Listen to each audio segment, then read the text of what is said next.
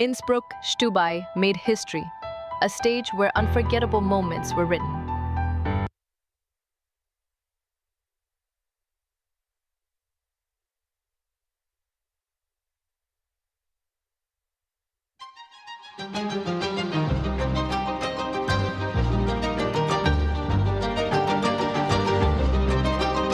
El Mundial de Canfranc es una gran oportunidad para que los sitios pequeños puedan organizar grandes eventos deportivos internacionales como este. Queremos reivindicar los Pirineos como una de las cordilleras a nivel mundial más atractivas y espectaculares para nuestro deporte. Un lugar irrepetible para este Mundial de Trail.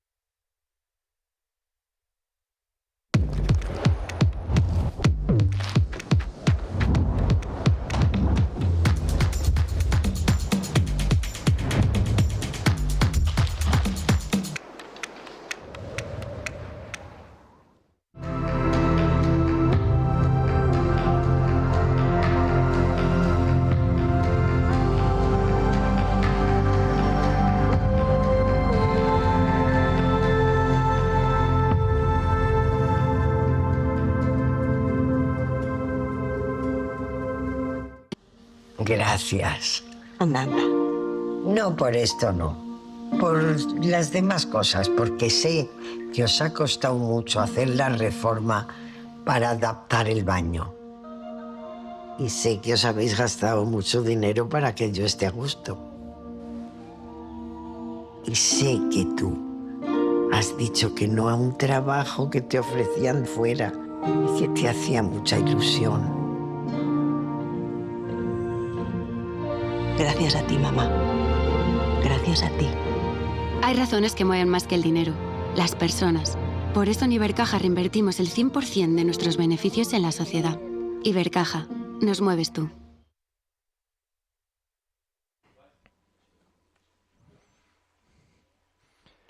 Well, good morning, everybody. Final day of action here in Canfranc. It's going to be fast and furious today. I'm here with my faithful companion, Martin Gaffuri. It's a pleasure to be back here again with you. Early starts, but we are absolutely excited for the action that's unfolding today and the first chance to see our junior runners show us what they can do.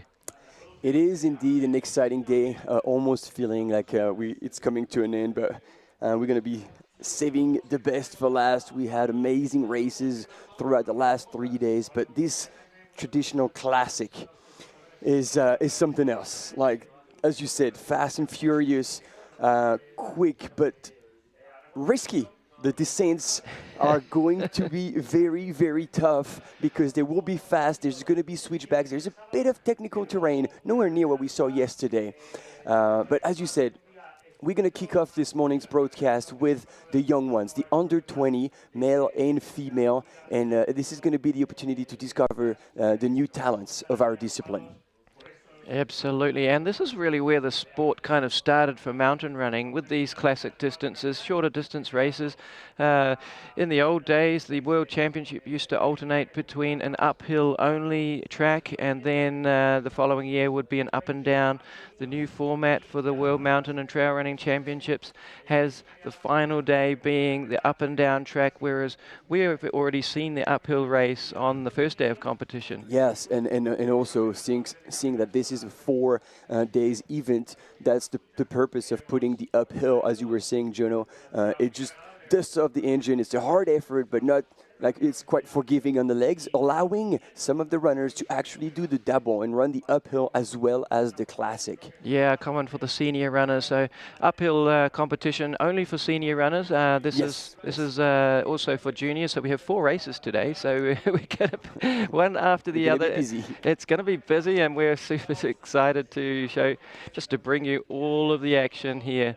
And look, we're going to kick off with the under-20 women's race. It's going to start in just a few minutes, 10 minutes time. They'll be underway. They're going through their final warm-ups. Beautiful images here, looking down onto the finish area, start and finish area. And let's go to a quick video right now.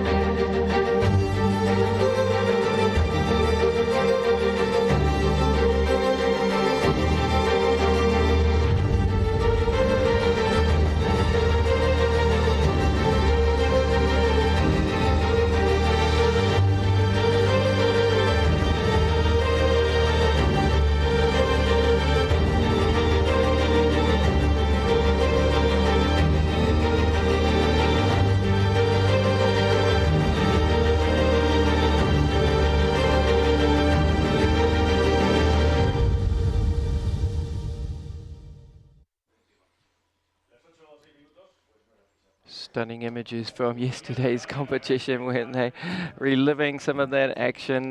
Jim Walmsley taking out the men's and Katie Scheid taking out the women's in the long trail yesterday. Two wins for the US. Exactly. 2 for 2 for Team USA, and we were talking about with Tove Alexanderson in the short trail, the highest ever ITRA score.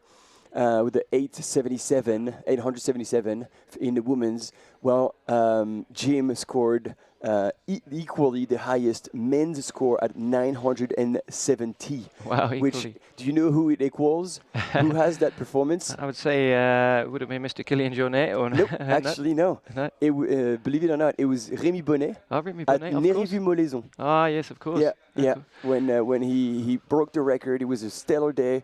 And yeah, it was quite exciting. Okay, runners taking the line. We're 9 minutes away from the start.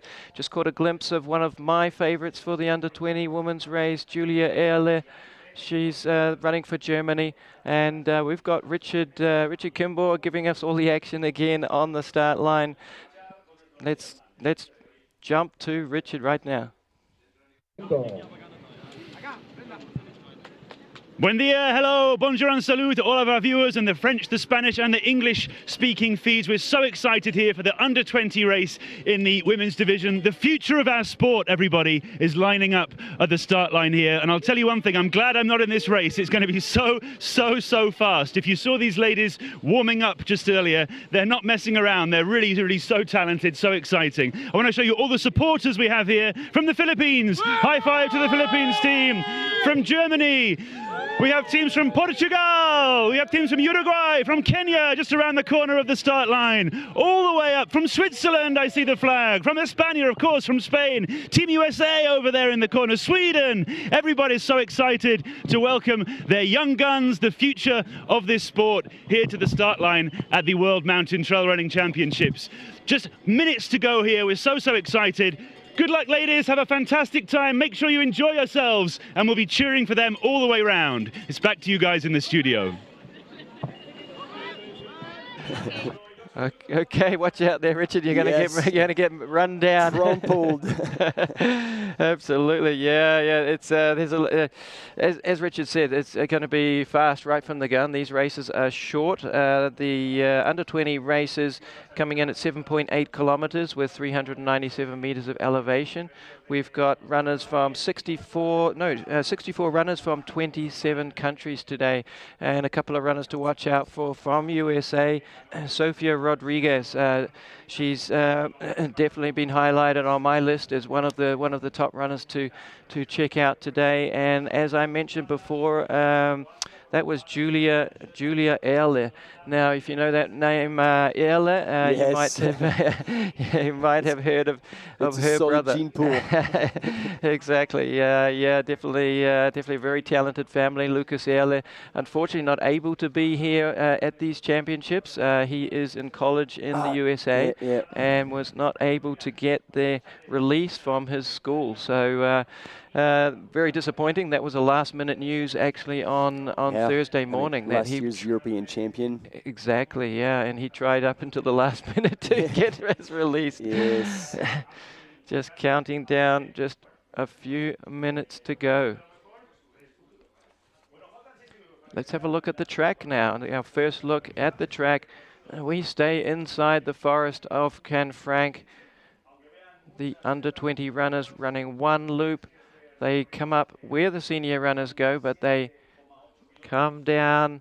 Now you can see some of those switchbacks. And that descent where they were going to be going up is that a bit of a technical section, and then straight back into the finish around the station and then into the finish line. Yeah, they come a lap on the flat, and they were going to.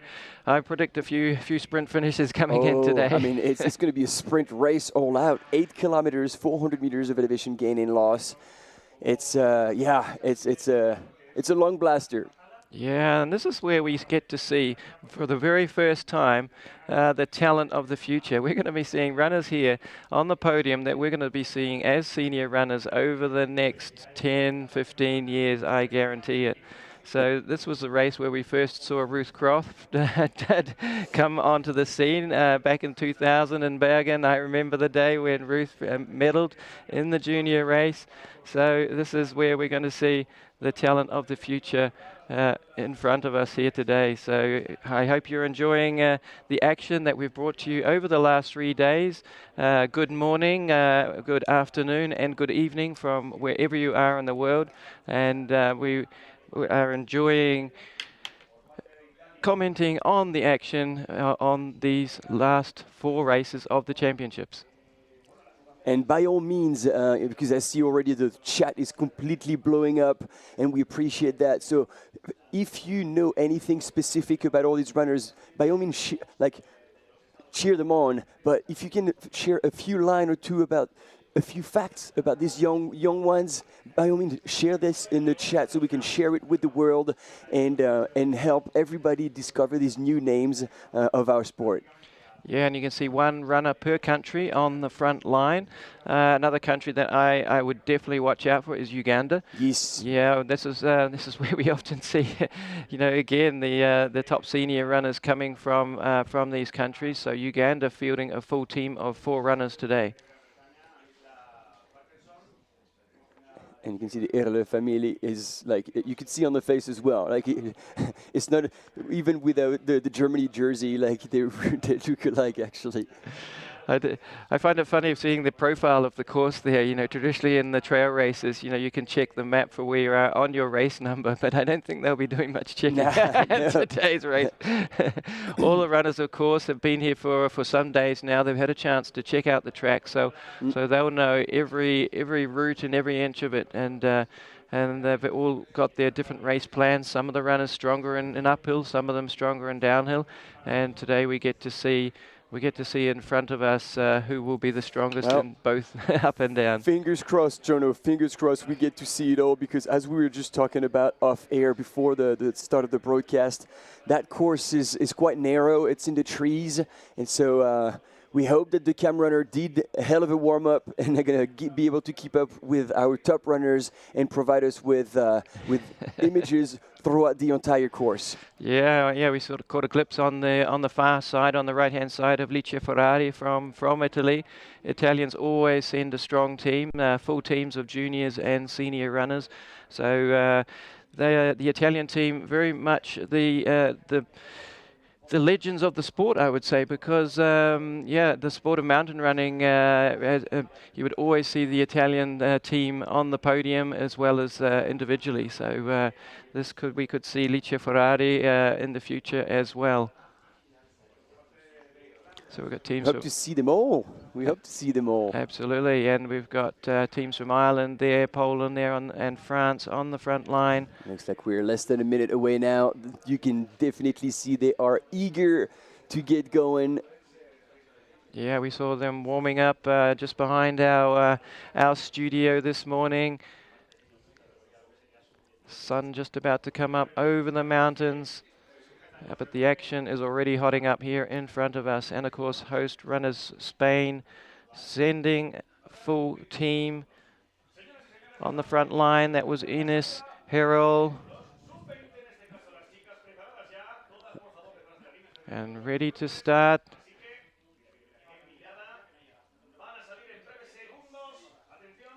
Two seconds.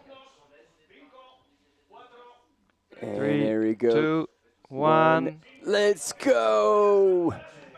All right. Yeah, jostling at the start there, but all the way cleanly. That's good. That's what we want to see. Like, we had to see a crash. Although it's a red carpet, so it wouldn't hurt as much.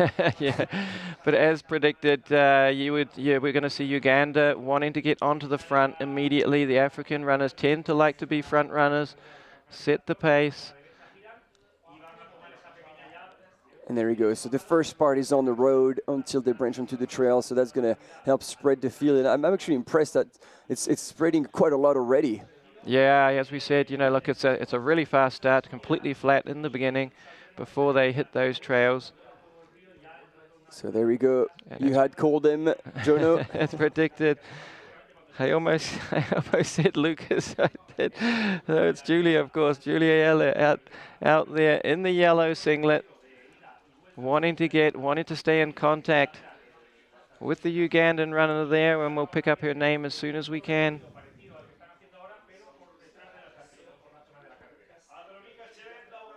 Oh, wow. Already pulling away. But again, as you said, it is an up-down, and it means that, you could have the big engine and get to the top of that loop in first position, but even though that's quite short, I mean, there's only 400 meters of elevation loss as well to get back to the finish.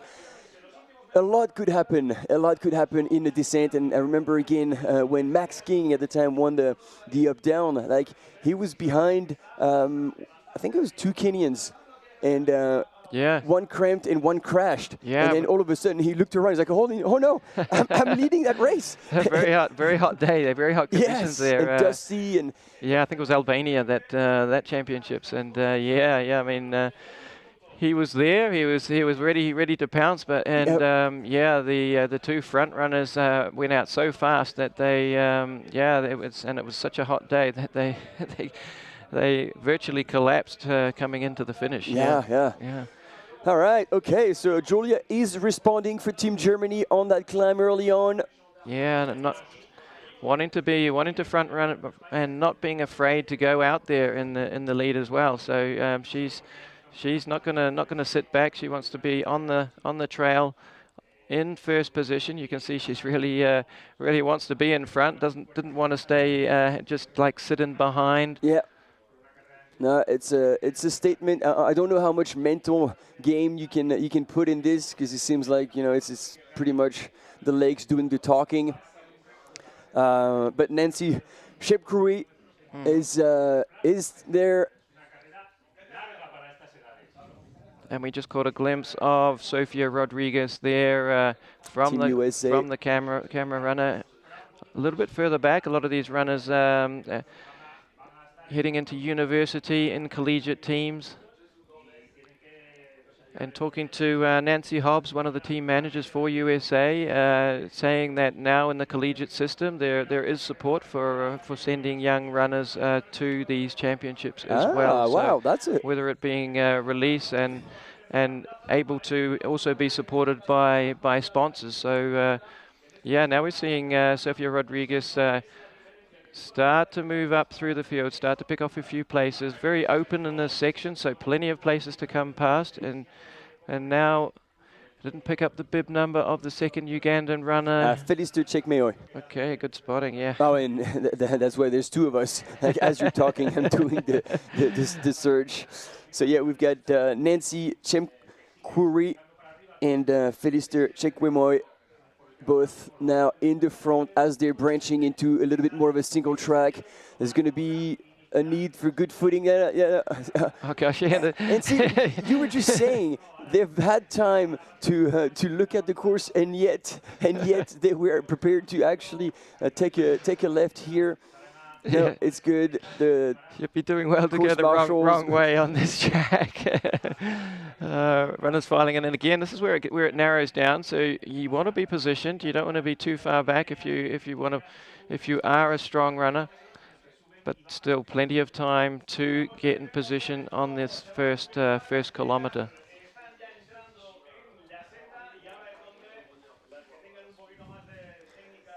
And plenty of team support there out on the track as they hit that first part of the uphill trail.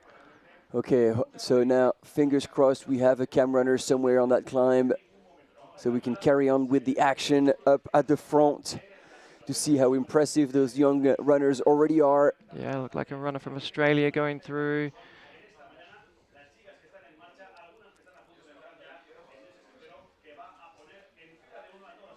Okay, all the runners now onto the single track section, almost all the runners. Yeah, I was like, all right, that's it. Nope.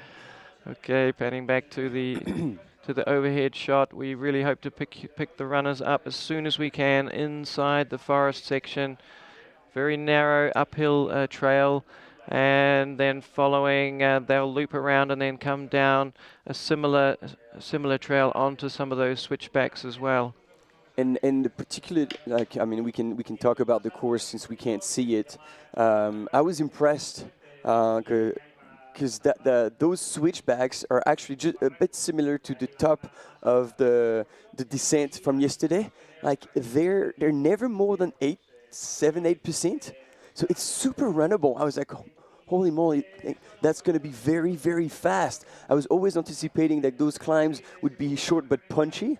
But that very specific course will definitely favor the fast runners who have just a bit of extra power for the climb, obviously. But only the last 2 or 3 switchbacks kind of get probably around 10%, and then they start dropping. So it's interesting because I don't know how early they knew about the nature of that course and the exact course profile, because you would prepare very differently for that, wouldn't you? Yeah, it's a fast, definitely a fast, one of the faster tracks that I've seen. Okay. The big, I think the big takeaway and the big comments is the narrowness of the descent. So it is single track for most of the way. So passing on that descent is going to be tough. And here we pick up our 2 leaders.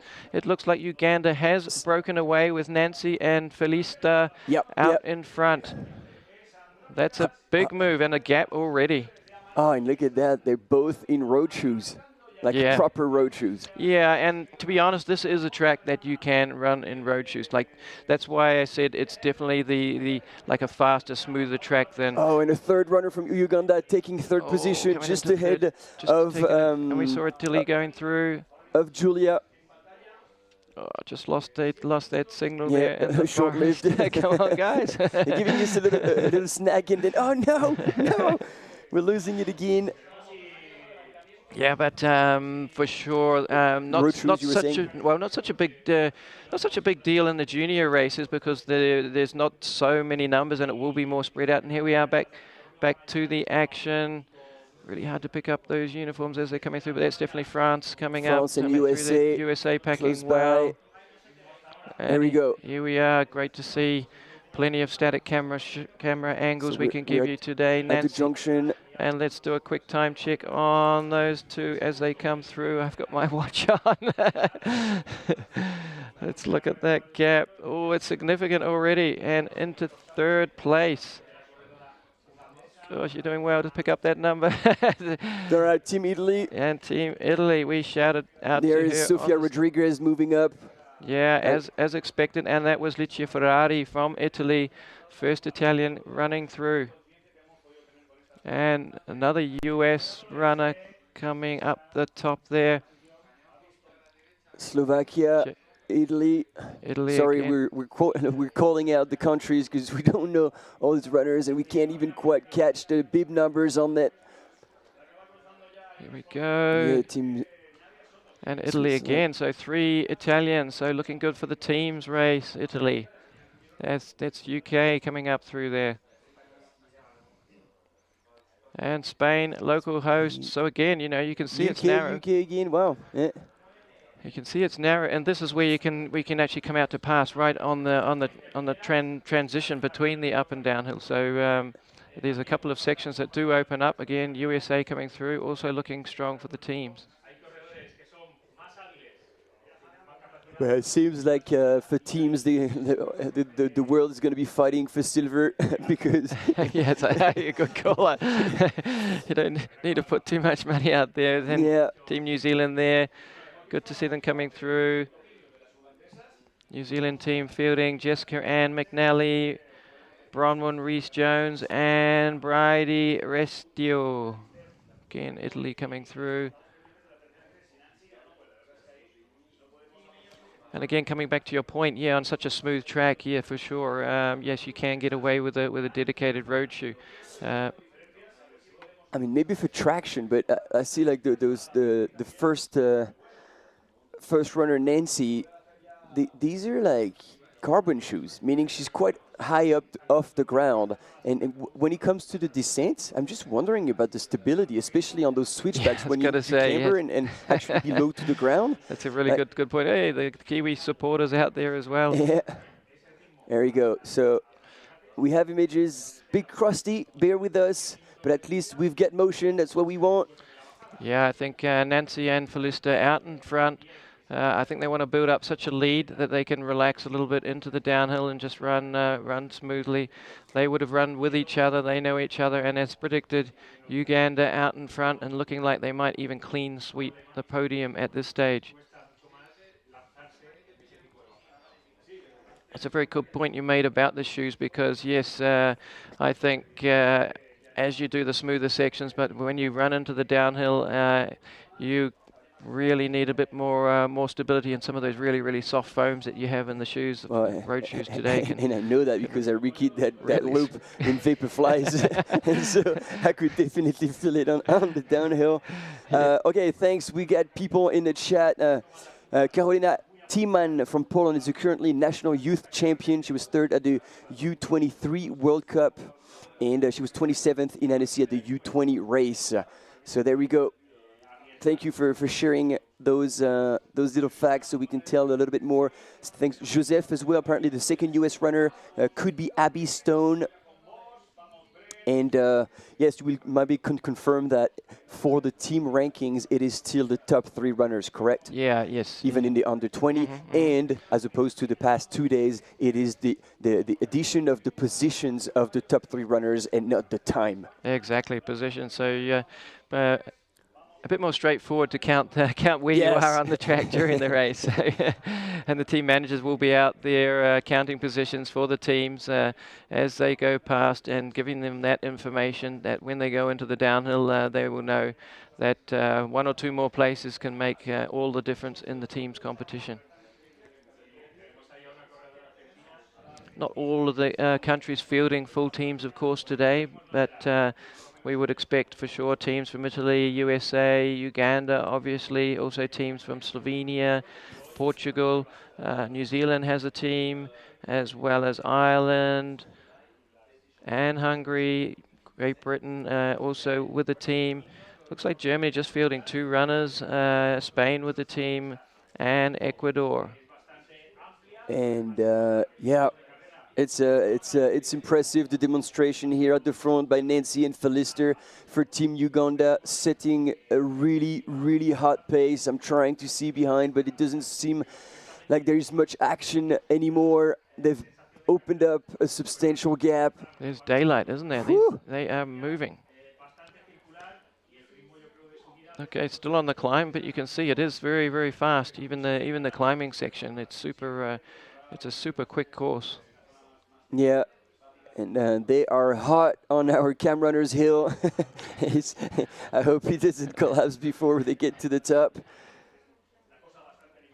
As you said, you know, the paces are just going to get It's going to get worse. It's going to get worse. I hope we have a good team so they can recover in between, because then we're going to send the men's under 20, the women in the classic, and then the men in the classic.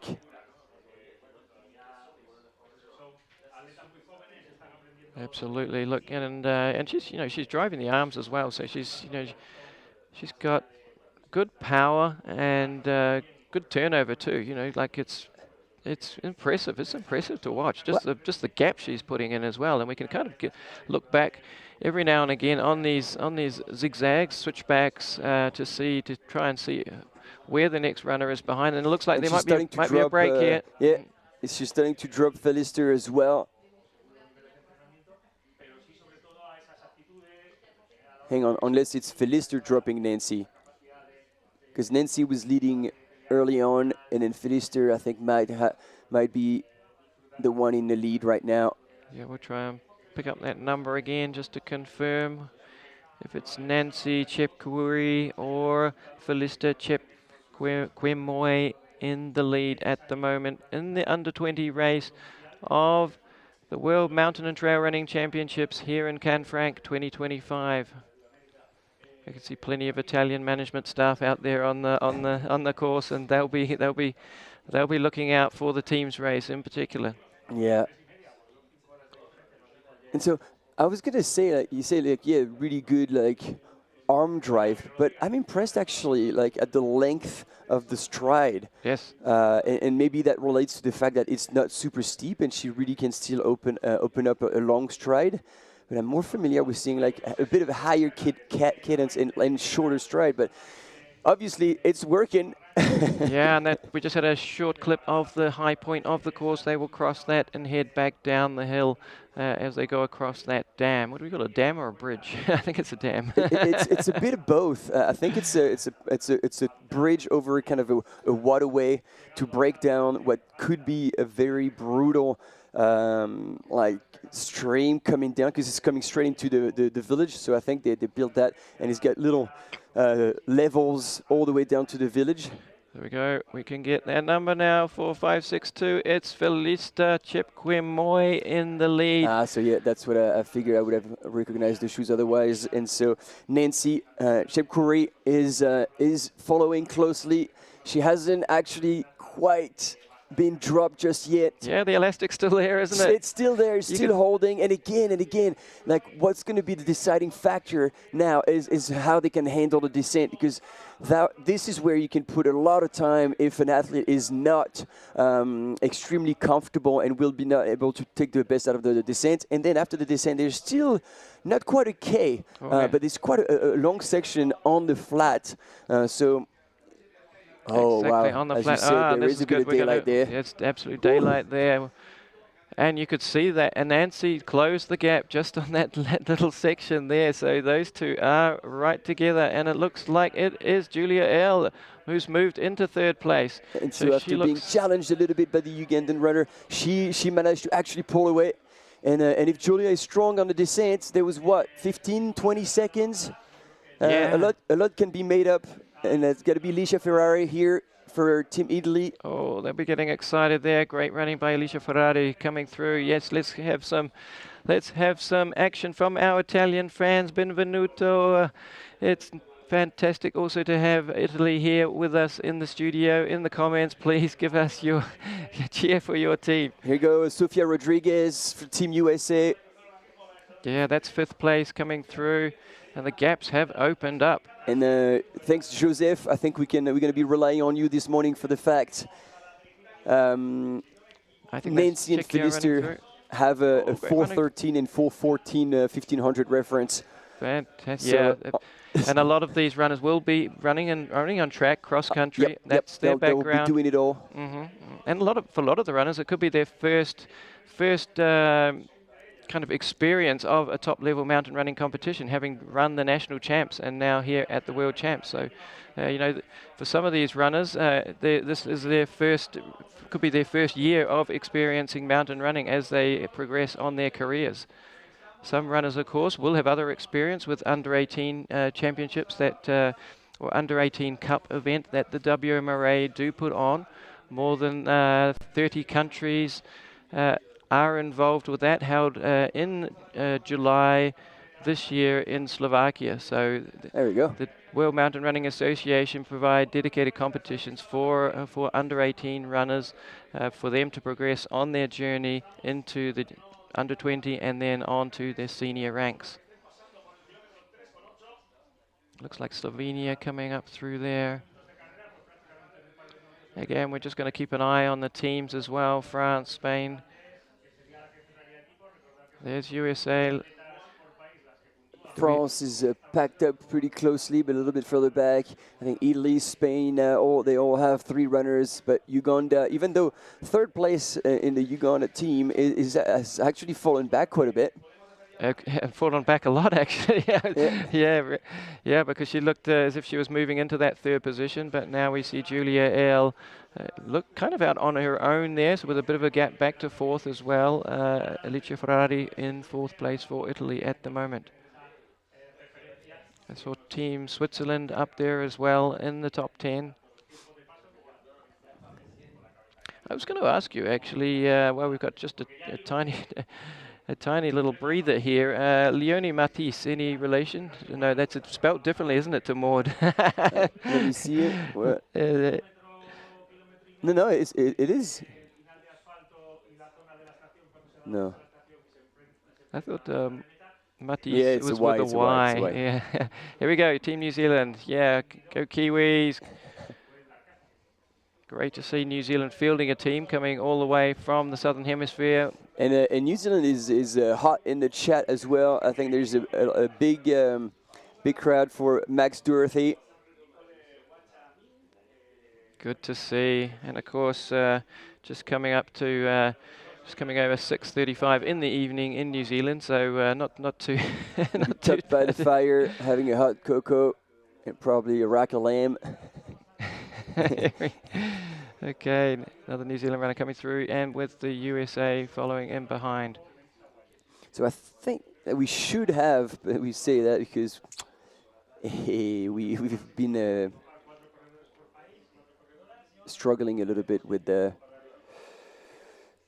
Hard to pick up some of the numbers coming through, but boy, have those gaps grown out. It's yeah. Coming back to the finish area, we expect them to be coming over the high point pretty soon. But so coming up to 21, just over 21 minutes of racing. And Juno, you confirmed there should be a checkpoint there, right? I'm expecting a checkpoint at the top, but it's not coming up on my... Oh, no, yes, neither. Pre-meta. Yes, there is a... There's one at 3.8. There's one at 3.8. And knowing that it's just under 8Ks, that is probably the high point. Mm-hmm. Yeah, so there will be a checkpoint there, and maybe I think just before, as just coming off the trails, I think there will be a checkpoint just before they get into the last stretch.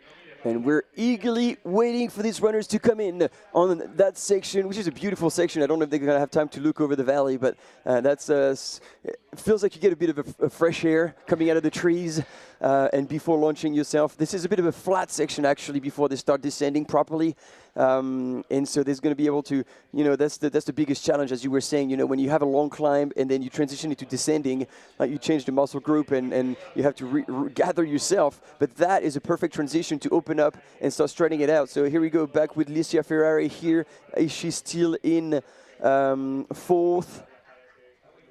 Yeah, we had her in 4th place, and you know, one of these courses where there we go. Oh no, come we across missed the top. We've got the first we two missed leaders. Nancy and Philister, but Julia Early is not out of the picture. No, she's creeping up on them, and I suspect if she's as strong as Luca on the down as well, that she could possibly get closer. And the good indication we had is that was on the flat section at the start, she was actually able to keep up with Nancy. And we do have the timing in front of us. Yeah, 13 seconds. 13 seconds. That's definitely closable. Here comes Alicia Ferrari. Oh, look at that stride. So Alicia Ferrari, 39 seconds back from our leaders. She's looking like she's 26 back from Julia Earle. So a bit of a gap there between 3rd and 4th. And yeah, we have people tuning in from everywhere, and Joseph is like, it's 1:30 a.m. in Texas. I'm glad today's the last day. We would definitely have reduced productivity at work during Thursday and Friday, and then during the weekend dug a little bit on everybody's sleep. But we appreciate all of you being there with us. Rahel Good coming through in 5th place. Great to see Switzerland up there. And big gaps forming. Look, oh yeah, 1 minute 17 from the leader is Rahel Good. Sofia Rodriguez. Oh, actually, Team Uganda has not dropped back too far, as a matter of fact. This is still within the top 10. Yep, Noel Chiruto in 7th. Ines Hero, first representative of the host country, Spain. So we've got our top 8 through the high point, now heading down into the descent. And could we imagine having a split screen here? We keep that drone shot and we have a follow cam in the descent to see how the fight is going to take place in that downhill. Rounding up the top 10, we have Zoe Crosby from Canada and another Uganda runner, Andronikas Shebet, Leonie Matisse from Switzerland, Martina Ghisalberti, Ruby Emails, and Agnes Josephson. Yeah, Sweden doing pretty well in these championships, haven't they, so far, with a win in the short trail 2 days ago. And here we have the downhill. Great to see. There we go. Shots picking up on the downhill. It's such a tease. Such a tease.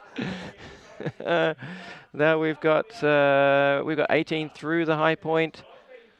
I'm just looking outside of Uganda for the team's competition. How's it looking? Italy looking strong. But that third runner from the Italian team, I saw it quite a way back, so it could be even Great Britain coming into the mix. USA. So here you go. You get your top positions there, Jono. Yeah, Klara Valipic from Slovenia in 17th place. She runs on the World Cup circuit already, so we've seen her before.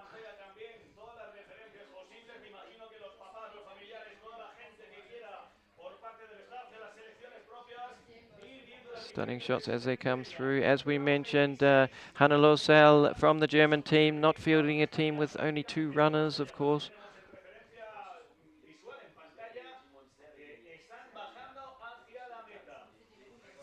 Now 26 runners through the high point and a field of 64, so almost half the runners up. Here we go. Oh, and this is what we are to. Actually, I thought that she had only passed 1, but now, ladies and gentlemen, from Germany, Julia Ehrle is leading. We were telling you the descent is where it's at. Felister Chepkemo is actually trying to keep up, but again, maybe those road shoes are not going to serve her too well. So it is now the time for Julia Ehrle to pull away as much as she can. Oh my God. What a comeback. And you can see the ease with which she went across that little stream. She's floating down there. She is not slowing down, and already our cam runner is following the top 2, which means that Felister has now, no, Felister is ahead, sorry. Nancy is back. Oh no! Don't worry, man. Oh, man, this is so exciting.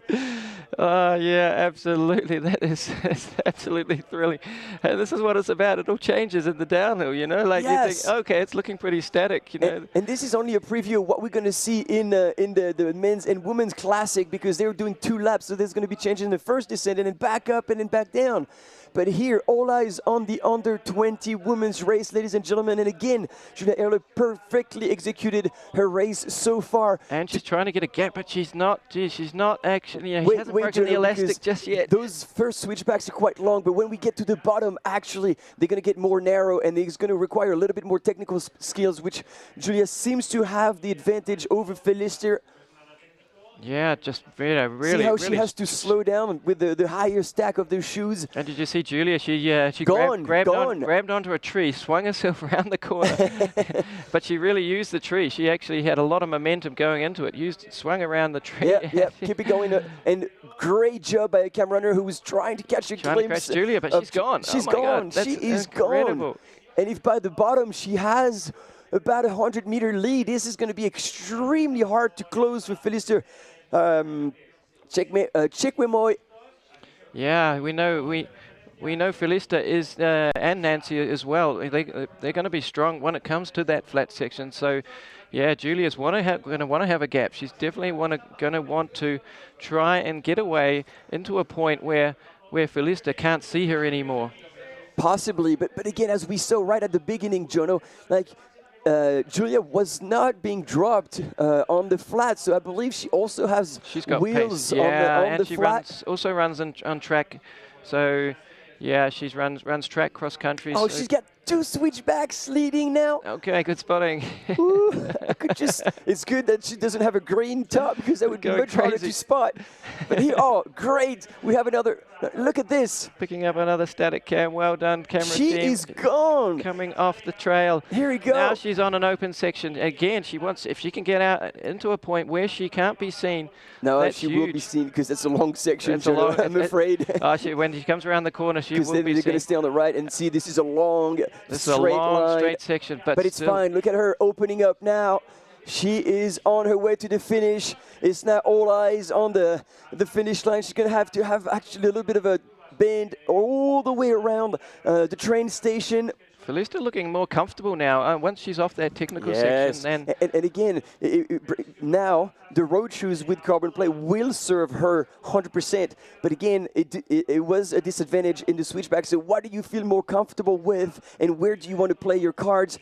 But look now, Julia Ehrlich opening up again. Yeah. Look at that stride. Yeah, but still, you know, like it's rocky enough where it's not like running on asphalt. So she's going to let those shoes unleash on the asphalt section. But I really like the way Julia runs, so smooth, and you can see she's really looking very relaxed. No sign of her looking behind at the moment on these long straights. Yeah, no, you want to be looking over your shoulder whenever there's going to be a big turn, which there's going to be quite a few when they're going to go down. There's actually a bit of a descent on the road, and then across the roundabout, and then on the backside of the station. Yes, careful.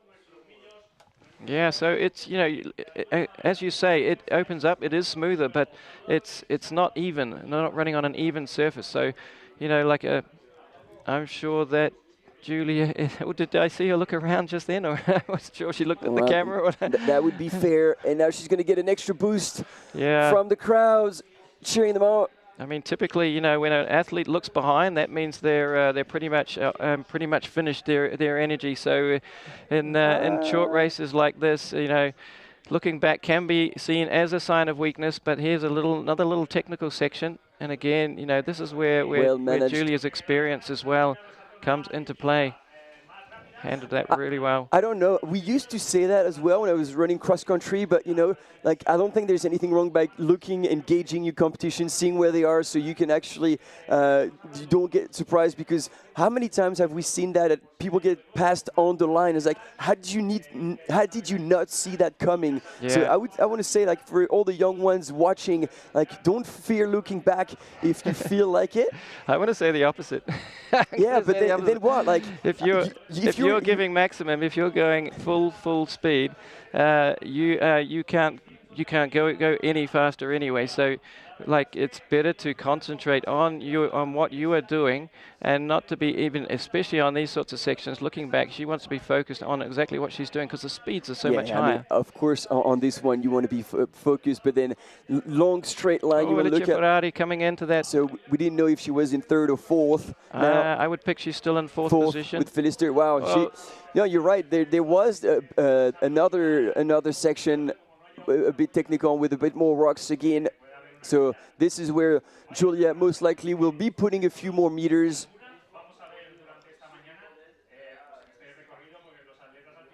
And again, you know, you can see, wow, great shot there, seeing our camera biker following her. Yeah. Yeah, and you can see that gives you an idea of the speed that she's going. You know, we're talking under 20 runners here, but they are moving fast. Ah, yeah, it's full throttle.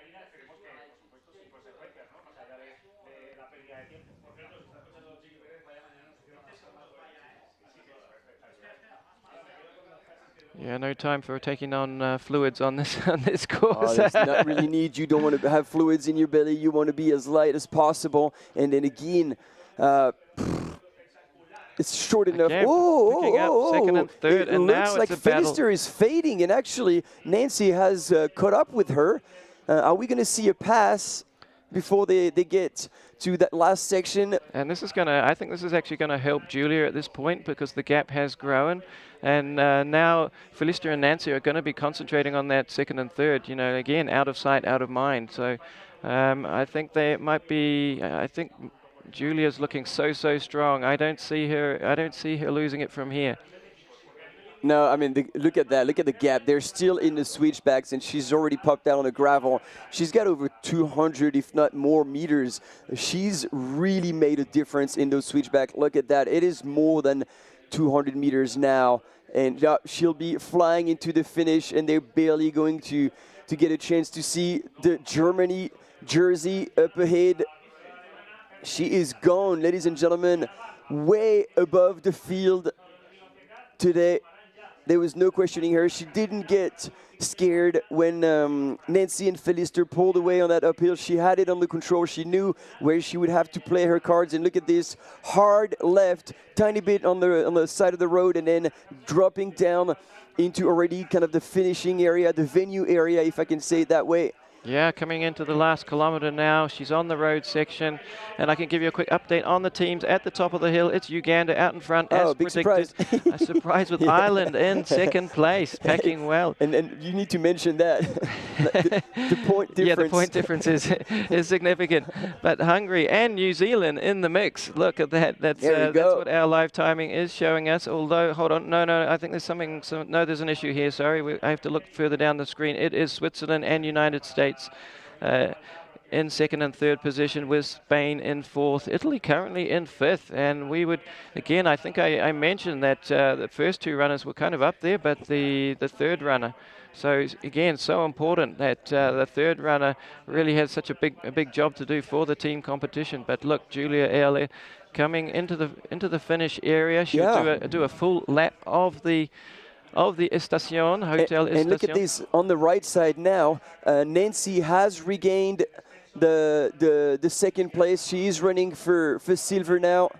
Yeah, bit of a straight line across the cones here. Yeah, run on the side of the cones. But Jono, imagine, they've gone hard up, then all out down, and now they have to find the wheels and the leg turnover to move on the flat to relaunch themselves into that section. And man, it must be extremely hard to be able to move swiftly after you've gained so much momentum on the descent. Now you have to fire the engines again. On the right-hand side of the screen with Giulia, you have the finish line, but it's on the back side, so she's going to go all the way around the station and then back into the finish line. But it is in the bag, ladies and gentlemen, for Giulia. I hope she realizes that, see, Jono, this is where you should look back so you can actually... Exactly. I agree. This is where you can look back. Yes, exactly, because you're coming into the finish area. And you realize, okay, this is it. And then I hope she's going to be able to, once she sees the red carpet, in about 300 meters or so, she will be able to relax a little bit and take in such an achievement today.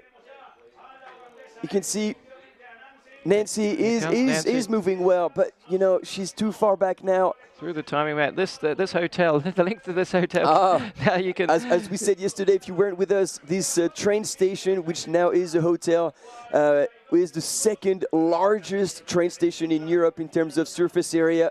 Yeah, 1 kilometer long, so we know exactly how far they have to go as they reach this train station. And this is it. This is the relief. Now This is the now she final looks turn. back. Smart move. Now she looks back. So now she needs to know Be in exactly control. where she is. Exactly. Yep. She's got a 42-second lead coming into the finish area.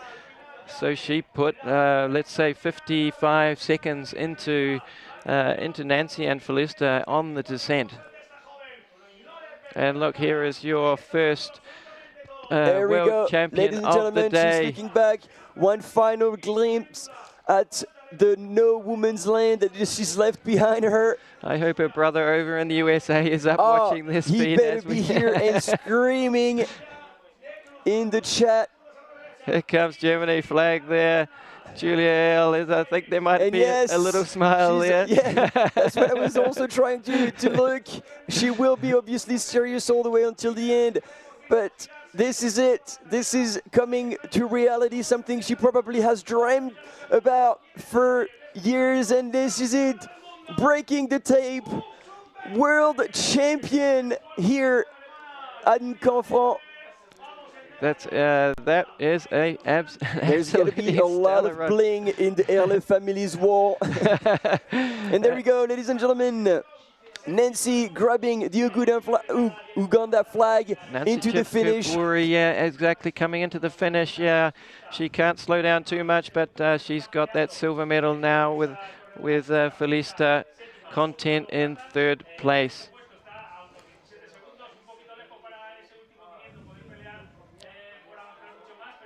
Flags in hand. I think a little bit of disappointment there, I'm going to say. Oh, we're down to a sprint finish, ladies and gentlemen, with Lucia Ferrari.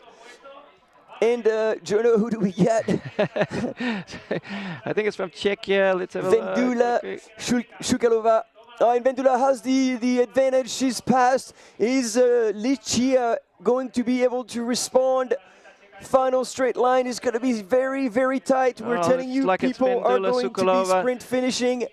Vendula Sukalova from Czechia. Great finish. Wow. And Licia Ferrari coming through into fifth position. And there we go. Rahel Good from Switzerland now coming in. Coming in to take out that sixth position. Beautiful. And yes, another runner with full-blown road shoes. You were saying, Jono, this is definitely an option here. Great to see the camera pan around and look back, but she's safe. She's safe indeed, yes. She's safe in that sixth position for Switzerland.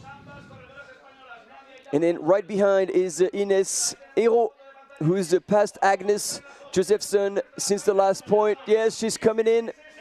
Ines is going to be taking seventh. Spanish getting excited this morning next to us in the commentary booth. Fantastic run by Ines Herol from Spain. Agnes Joffsson from Sweden coming through in eighth position. And Noel Cherutu, who was up there with the leaders, right? Early doors, fading to ninth place. And rounding out your top 10, it is Leonie Matisse. And there we go. There's your top three. There's your podium, ladies and gentlemen, with the pine sapling. And again, look at the shoes. 2 road carbon shoes. And what was actually Julia wearing? I was looking at Martina Ghisalberti, who just crossed the line in 12th place. Looking again for that team competition. Alice Mounier from France, 13th. Sofia Rodriguez in 14th, possibly expected a slightly higher position from her, so she is the first runner from the USA. Looking great for Spain here. Look at this, for a medal. Yes, you're right, Juno. That could very well turn into a medal here. I mean, obviously Uganda left very little chance to the rest of the field. Now it's all Uganda for the gold medal in the teams. Now we have Team Switzerland. Oh, actually, no, Team Switzerland would be ahead of Spain. Team Switzerland looking good as well. 2 runners from Switzerland crossed the line. Now all 3 runners from Spain are in the finish area with Laura Ordiales and Nadia Soto. Actually, have we, because I'm looking here at the Team USA, and have we missed Sofia Rodriguez? No, or? she crossed the line in She's crossed the 14th. line. Okay, thank you. Zoe Crosby from Canada in 19th, and to round out your top 20, let's look, it's Jessica Taylor from Great Britain, Northern Ireland, in 20th position. So again, we're going to have to do our calculations for the team, but I like the look of Spain with 3 runners already across the line. Oh, there we go. It seems to be official now. Spain has 14 points for Uganda and then 40 points for Spain. Yes, so that's a bit of a gap here. So officially now Spain with that silver medal in the team's competition. And again, you know, we don't know a lot about these runners just yet, but this is the time when we do our learning, isn't it? And we will be looking out for these runners in the future. Ines Rozan just crossing the line, 26th place for France.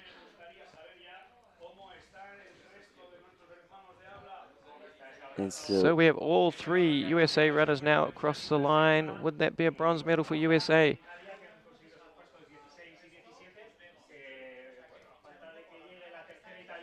Let's have a look. I've got Uganda, Switzerland, and USA. Tonin is struggling. He's like herding cats to try and have a photo with the Spanish team.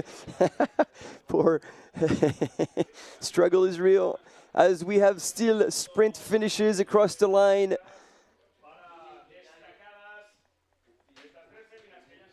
Okay, it is super tight for that team's competition for the silver and bronze medal. Oh, hang on a sec. Things are changing. I see Italy now in 2nd place for the team, 35 points, while Spain has 40 points. So we do have to wait a little bit. Sorry if we got everybody. No, we didn't get everybody excited because all the Spanish are listening to the Spanish channel anyway. So we're not going to have anyone here who would be disappointed by this early call, let's say. So let's wait until that gets finalized.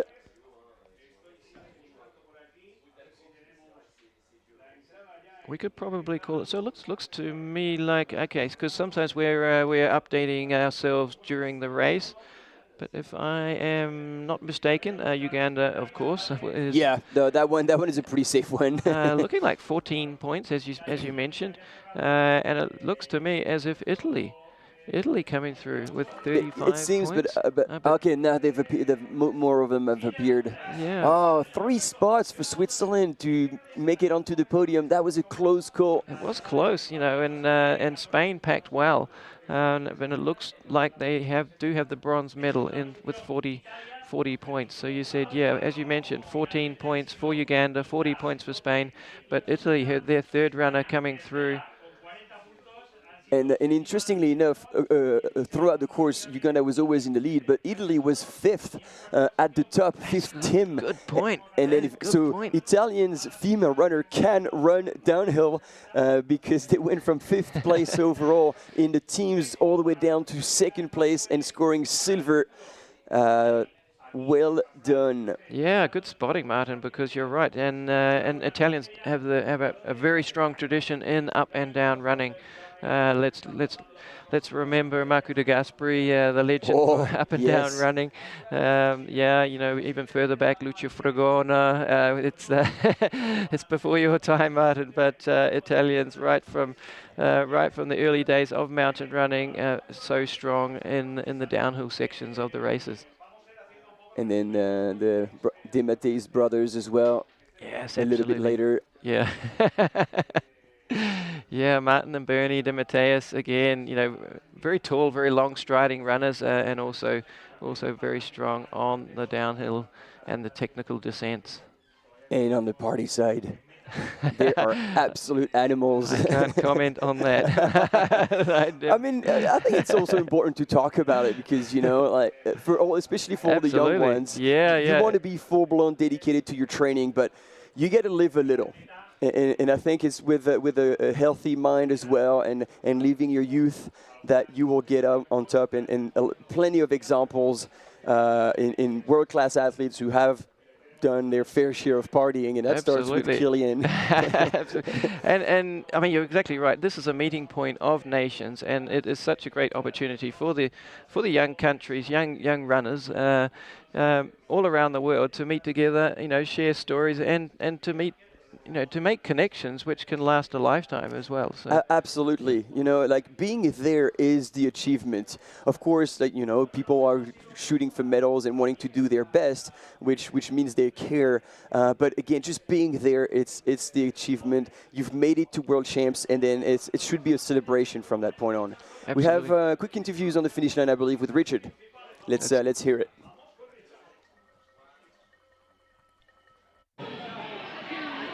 Hi everybody, we're down here at the finish line with our amazing superstar runner from the under-20s race, Julia Oehler. Amazing race today, Julia. How do you feel? Yeah, I can't believe it. I think I will believe it in 1 or 2 days. So that I'm now your world champion. World champion. Don't say European anymore, Julia. World champion. Say it again. So that I'm world champion now, it's amazing. I can't believe. And yeah, I wanted to go very fast, but the other guys, the other girls were also very fast, and yeah, I was on 4th and then on 3rd place, and then I went 2nd and then 1st, and then when I came to the finish line, it was wow.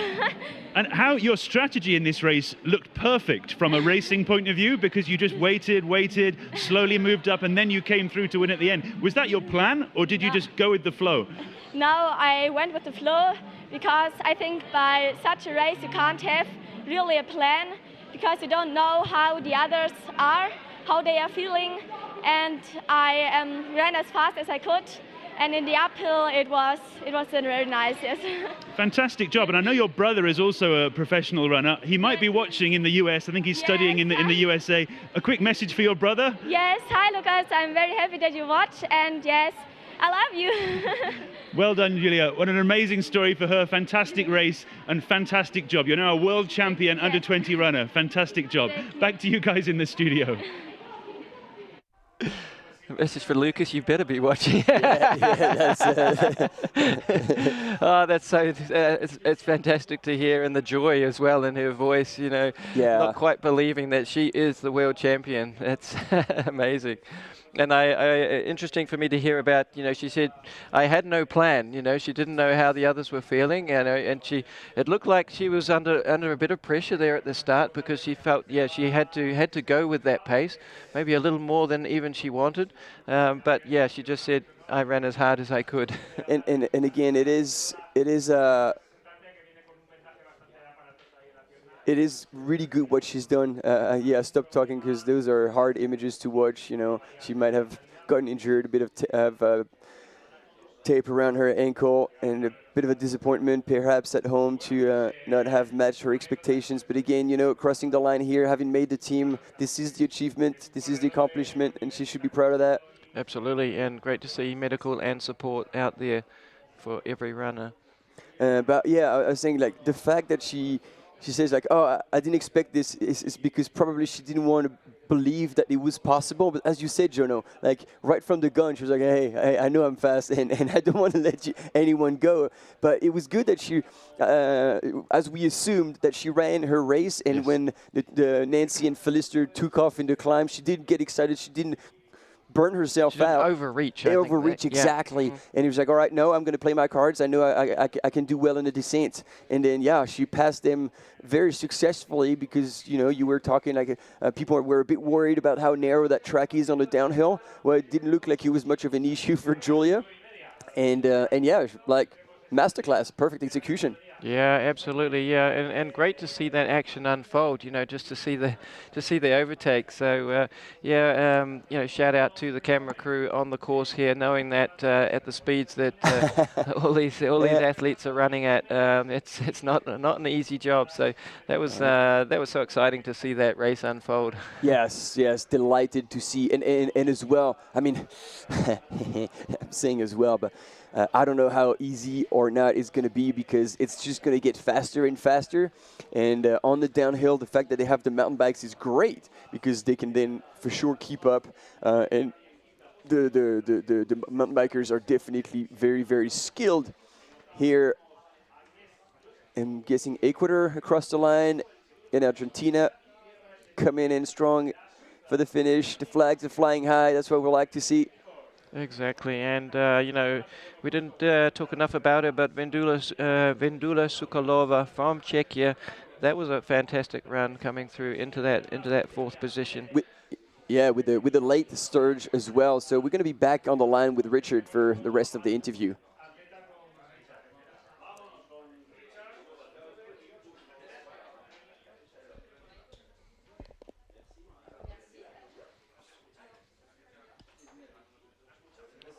Okay, give us the sound. As well, and Joshua Kibet, the team manager. Now, I want to explain to you that in Uganda there are more than 40 languages spoken around the country, so we're going to do this interview in the language of Sabini, which is where both Nancy and Felista are from, and Joshua is going to translate it for us, okay? It's very exciting. So first of all, Nancy, fantastic racing today. How do you feel? Tell us.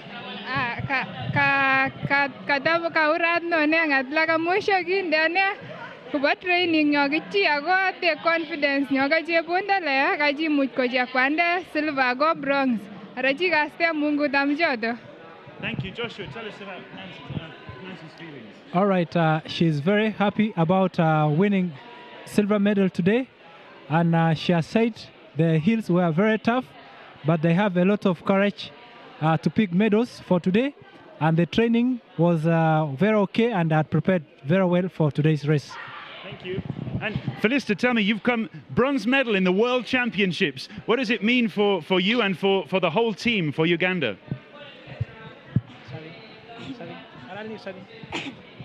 Mangole. Amiato nego simnade. Nego bet training nyoga chila ya galia ngat. Ako ba bisa den nyoga jebunde. Magasta mungu da gojodo. All right, she's saying for the whole team, it's really encouraging, and even the team which are coming to run the other juniors and the classic race, it's going to give them courage to fight for more medals for Team Uganda, and this makes people very happy at home there. Thank you. And we should explain, this is the first time that these two ladies have raced at a World Championship, so a fantastic result. And if I just ask you, Joshua, one final question. For Team Uganda, for these championships, how important is it for Uganda to have the opportunity to race at this world level in these kinds of races, just to show the world how strong the runners are? Yeah, of course, when you look at world trail running and mountaineership, it has attracted so many countries all over the world. And this also gives us the opportunity to be among the top list who are to compete in the World Classic World Trail Running Championships. So we are very proud as a nation that we are among the top countries who compete in these championships. So we are very happy. Thank you so much, and bravo once again to both the ladies and of course to Team Uganda. Fantastic job. We'll hand it back to you guys in the studio. Well, thank you, Richard, for those comments, and great to hear from our Ugandan runners. Second place, Nancy Chepkwiri, excuse me, and then third place, Felista Chekwemoi. Why am I struggling with that this morning? It's the fourth day of talking for hours in a microphone. This is also us getting a bit. Yeah, but I loved how. Jono, sorry, I'm cutting you. Look at this young man. He is the European champion, I believe, and he's got a sub 32 10K reference.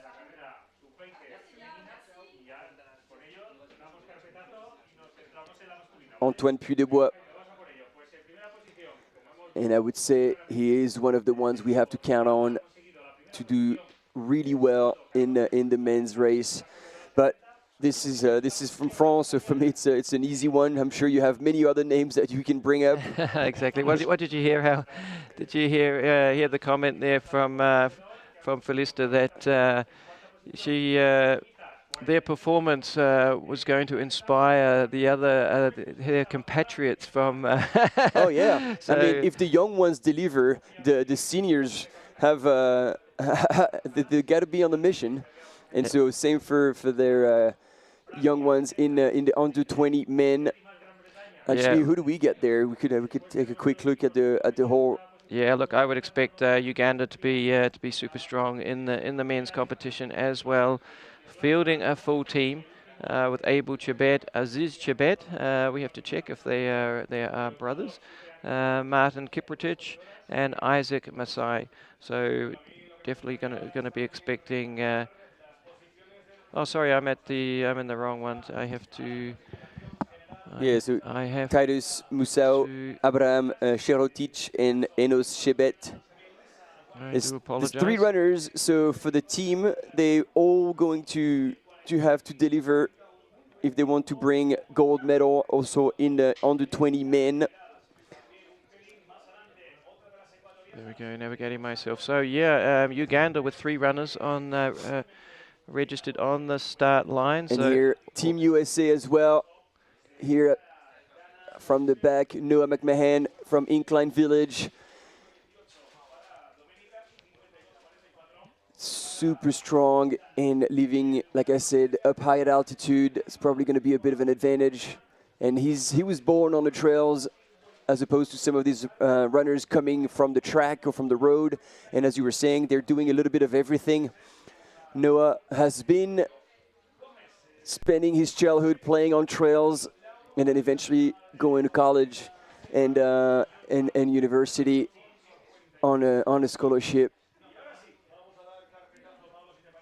Yeah, just seeing Caio Augusto Souza Martin from Brazil there, going through his final preparations, having a chat with the coach.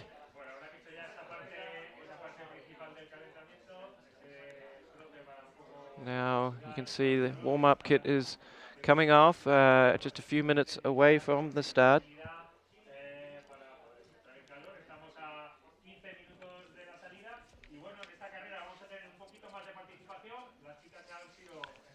Start for the under 20 men coming up at 9:20, so it's just 6 minutes away from the start. So there's no time to go and grab your coffee or to it's long gone. It's stay with us. We've got the next race, the next action, just a few minutes away.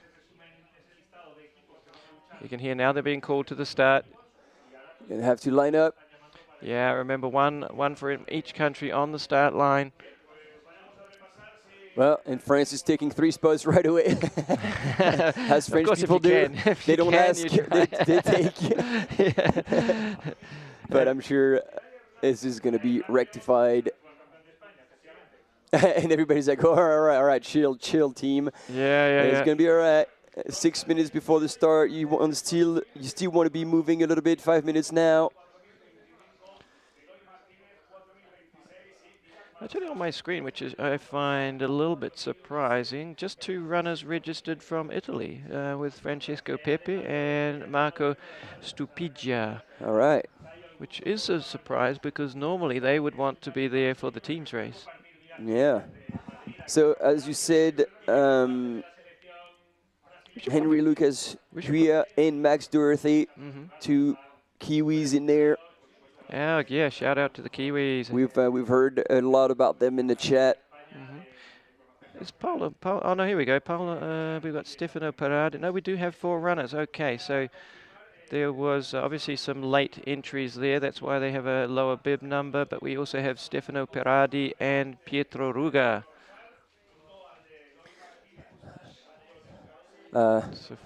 I felt you a little scared here, a little bit disappointed. It's like yeah, I was. Sorry to give heart attacks to our Italian listeners and viewers out there.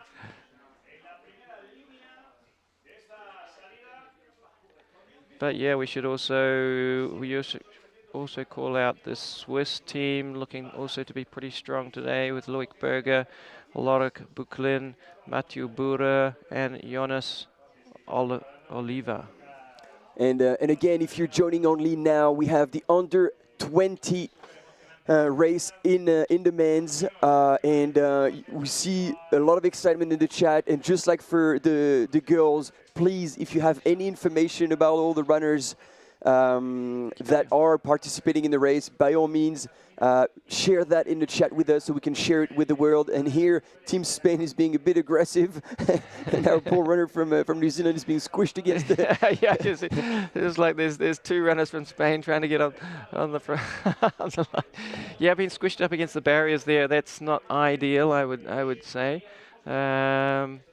And probably this race, in a way, junior men's is always a bit chaotic at the start. So yeah. I mean, it is proper cross-country style. That looked like Antoine looking focused there.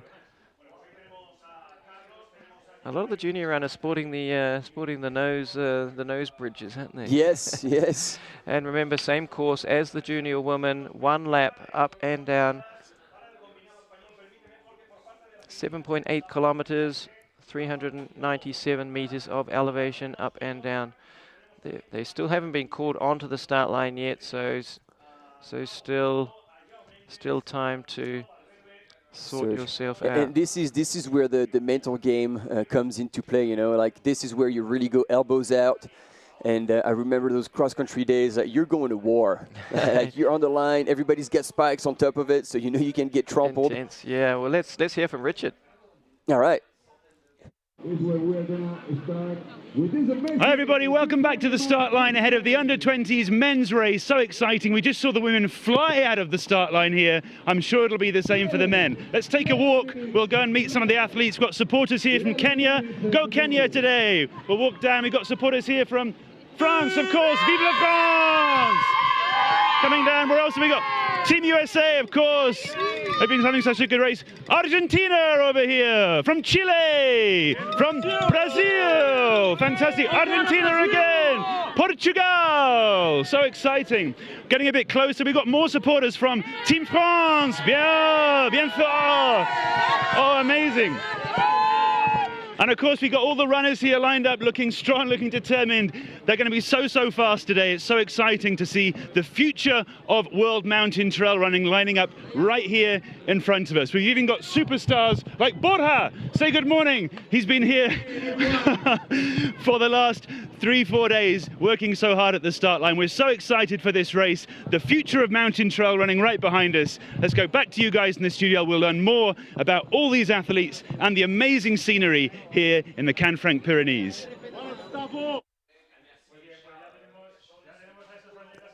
Wow, they're cutting it pretty late to bring them up on the actual start line. Yeah, due to start right now. They'll be a few seconds away yet. They'll bring them forward.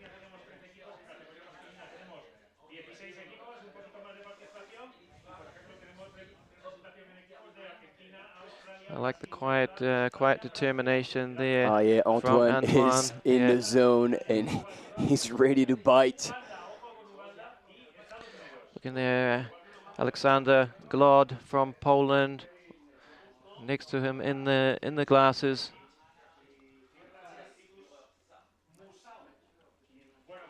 .403.5, Ewan Busfield from the UK. All right, we are running a bit late. And so now we have enough room to see the shoes as well. So there's various different choices from full-blown road shoes to trail shoes, lower profile. So again, choose your weapon if you want to have support on the faster rolling sections, or if you want to be lower to the ground with more traction on the descent. Yeah, look, and it is technical enough there that you can gain the definite advantage on the technical section to be confident. We saw it there. big time on the downhill with Julia. Absolutely. And I don't know, Team USA at the back, just having a little bit of a yarn. This is like, maybe they know something we don't. Has the start been postponed or something? Yeah, that's a very relaxed, relaxed starting positions for Team USA.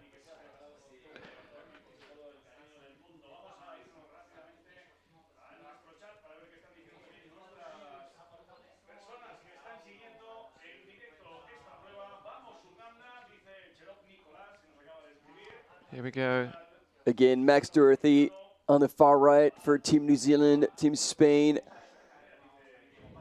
Antoine Puydebois. Yeah, we saw Stefano Pirardi there from Italy as well.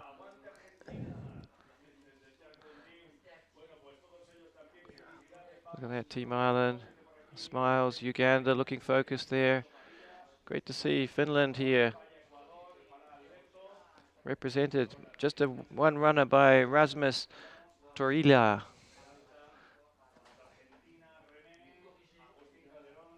And it was... And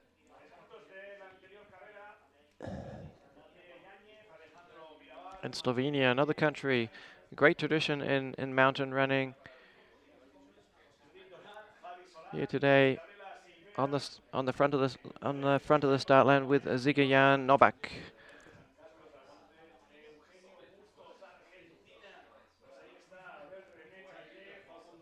And for Uganda, I don't know if you call him up, Enos Chebet. Yeah, Enos Chebet, 4083. Look out for him. Abraham Chiritic, 4085. And Titis Masao, 4086. And now Spain has finally managed to squeeze John Terrelly in front.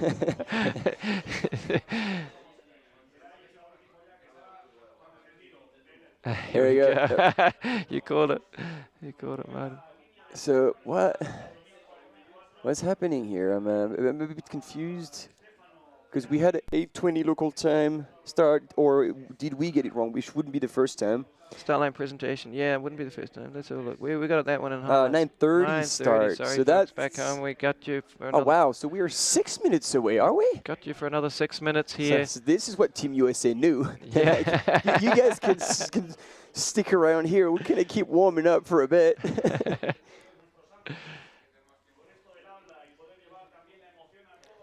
And then Team France is absolutely raging on the start of the line. They've done well again at these World Championships so far. Yeah, taking, as they traditionally do, plenty of medals in the trail running competitions. Every team member from France taking a medal, I believe, in the trail. That was the goal. I don't know if that's gonna be the final call. I lost count a little bit.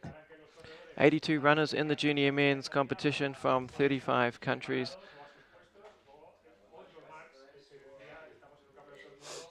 So 18 more starters than in the women's race. We always expect probably in the junior men's, even more so almost than the senior men's, the speed of starting. You know, again, because it is a shorter race for the juniors, so you know that positioning as well. You know, when it's a multiple lap up and down race, that changes the whole dynamics of the race. For sure, it's going to be a super fast start also in the men's race, but you do have to really consider the pacing element when you have multiple climbs. Whereas, as Julia said, you know, she didn't have a plan; she just went for it. Yeah, you run by feel within what you're capable of doing, and then we've seen that that last stretch on the flat is definitely long enough. So if you feel like you haven't emptied the tank entirely, you have that long 1,500 to 2Ks as the branch off the trail to really leave it all out there. So. Yeah, the pacing is going to be essential because, I think if you cook yourself on the uphill, then you can't really play your cards unless this is where your strength is, and then again you know that you're going to be losing ground on the descent, and so you want to do it all on the up or the flatter section. Yeah, slightly early call to get them lined up, I think, today. Yeah, I don't know. Like it kinda seemed caught like us out they've here put in the the tape and studio. then everybody just swarmed onto it just have a spot on the front line. But it is, it is important. Like the men did the right thing because like you need to be in position. Otherwise, trying to fight your way from the back to the front, as the USA tactic. Look at that! Yeah. This is it. They're raging. They're ready to go. This was predictable. Still 3 minutes away. So there is going to be a bit of jostling here and a bit of pushing from behind, as predicted in the junior men's. I think the junior women are much more. And I hope the start line, Brazil, Ireland. Okay. The elbows are out already, and now they're asking everybody to backtrack a little bit. Keep it clean, everybody. Yeah. Oh. Can you feel the tension? Absolutely.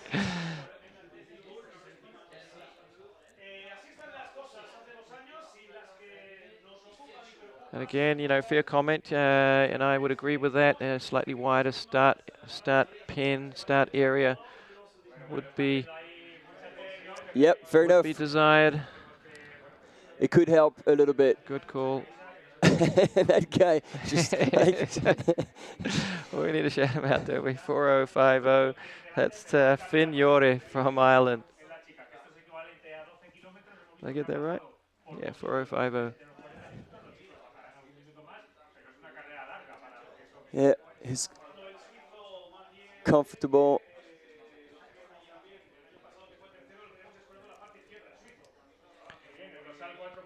Yeah, looking super focused. I like the concentration there. Oh yeah, Antoine. yeah.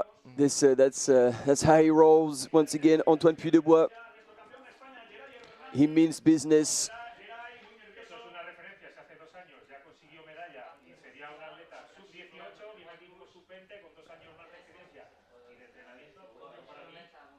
All right, we're about a minute before the start. Just under a minute away.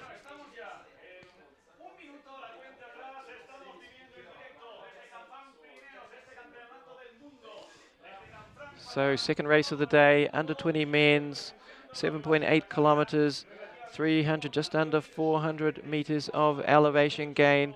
This is the second group of medals on the line for the day.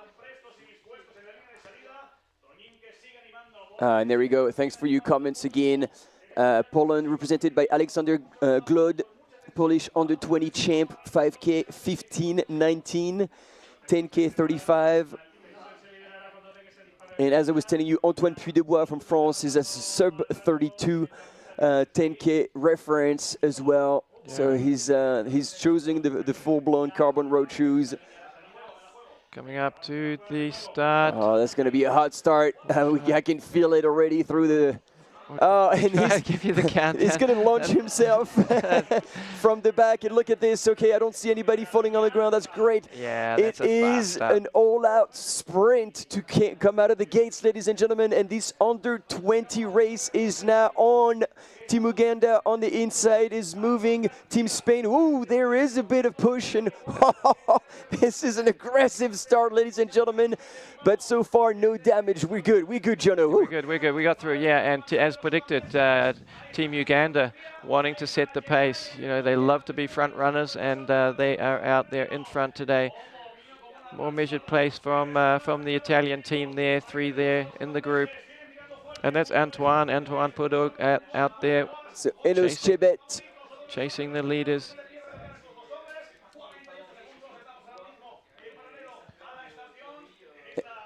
There you go. They're striding it out now. The 3 of them are together. As you said, Jono, as expected. So we've got Enos Chebet and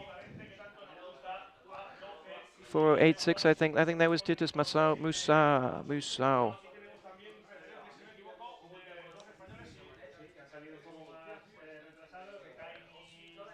Yeah, really hot start here, but the course designers making sure that there's enough space there for positioning in the first kilometer of the race.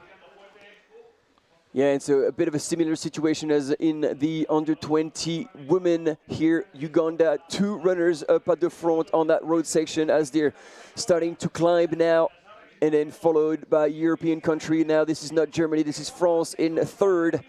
But the pack is slowly forming now. Yeah, Antoine Puy-Dubois. It's going to be a challenge for you, that one, Yeah,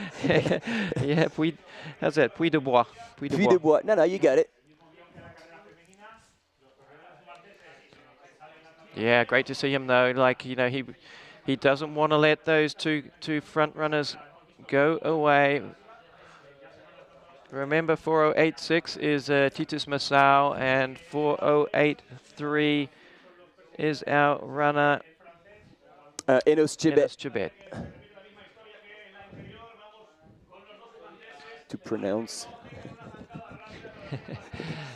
Just looking at if we can pick up the 3rd Uganda runner. I lost him in the pack there for a minute. Already thinking about the team race. Yeah. Indeed.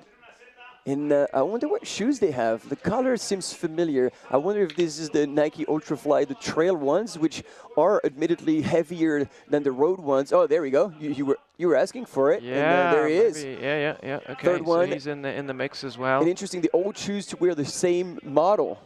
You know, this is something very personal, and it looks like Team Uganda.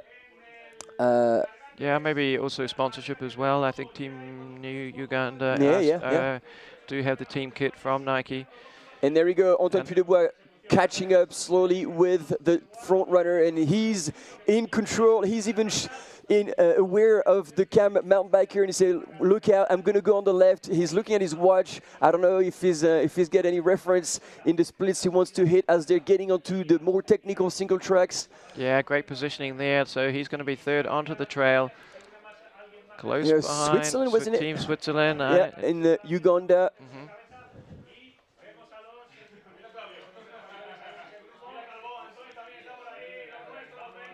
I feel like the pack is a bit more dense than in the women. There's a whole lot of runners that if they can actually pull it off either on the steeper section, although as we talked about, there's not much steep sections here on that course. Yeah, it certainly does ramp up a little bit once you get into the trail, but yeah, the switchbacks do limit the elevation, the gradient on the course. But as we can see, as we saw in the women's race, everything can change in the descent as well. But positioning, I think, is key.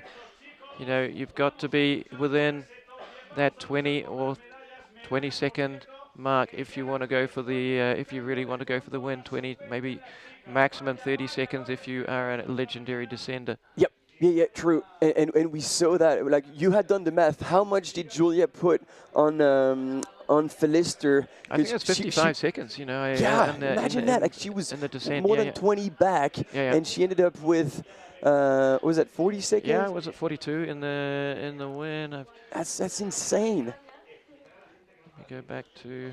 So basically, you need to be strong enough to not fall back too much. But essentially, the race was won on a downhill. Especially when you just have an up-down. It's going to be a different ball game with the Classic where you have an up-down, but then you have another up. And if you haven't actually paced yourself, you're going to completely blow out in the second up, and then this is game over because you're going to be bleeding seconds. Absolutely, looking down the valley. But yeah, Julia with the win by 37 seconds over Nancy Chip.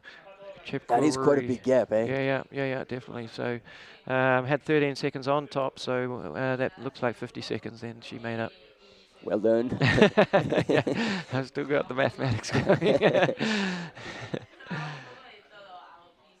So let's switch back to the men's competition. Oh, and Uganda is 3 for 3 now. How did that happen? How did that happen?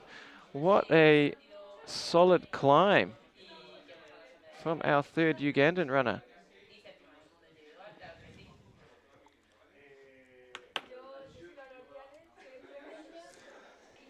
Here we go, Antoine Puy-Dubois followed Switzerland. It looks like it's funny, I'm going to use a very old reference, but it looks like a young, well, I'm losing it. Let's have a look at the, okay, Team USA coming through there, and Italy.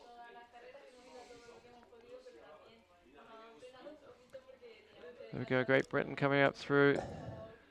Again, So Team Italy, Australia. Let us know, Team New Switzerland, who was or who still is in fourth or fifth place together with Antoine Puy-de-Bois. Okay, but we know out front, Enos Chebet, Abraham Cerotic, who has joined that lead group, and now Titus Musau also in that group. So they have a gap over Switzerland. Then Anton Puy-de-Bois coming up with USA. Well, that's not a bad coming through the pack. Oh, in Switzerland. Switzerland packing well. They are there. If they have a third runner, that's not too far back. All right, Team USA is also present here. We did predict that Switzerland might be strong, but here's USA again. And Italy coming through, so maybe that take from Team USA wasn't so bad. Two runners in Great Britain, another runner from Italy, but still not third. Spain is kicking off. Italy is packed up. There we go. Italy packing well. Max Doherty from New Zealand coming through. Team UK, Italy again, USA. Yeah, and this is where the position starts to really make a difference. So Switzerland only there. Switzerland, third runner, looking quite a way back. That's a bit more packed. Well, the team coaches from Switzerland will be out there. Ooh, they'll be screaming at the third runner from Switzerland. And there was our Irish runner on the front line, drifting back into the field. Finland just represented by one runner out here today. New Zealand, second runner there, Lucas Henry Huia.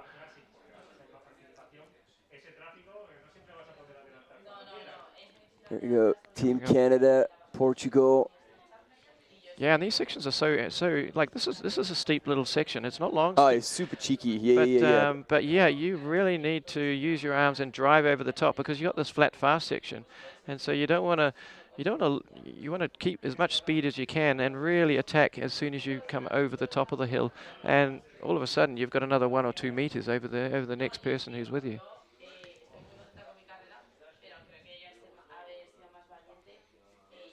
So 82 runners coming up through this steep section of the climb from 35 countries.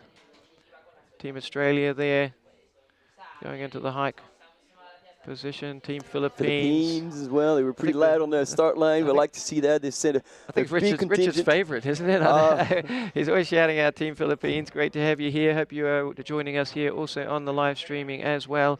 We will move the camera position up to the next checkpoint. Team staff there out there with their timers there, checking the live timing, checking the team scores, and giving the being dressed as a chicken, whichever role you have in the team. Important roles all around. Oh yes, there's no sub role. And looking now at the high point of the junior men's track. That's the 3.8 kilometer checkpoint at the Kargatis Dam. I'm calling it a dam, but it could be a bridge.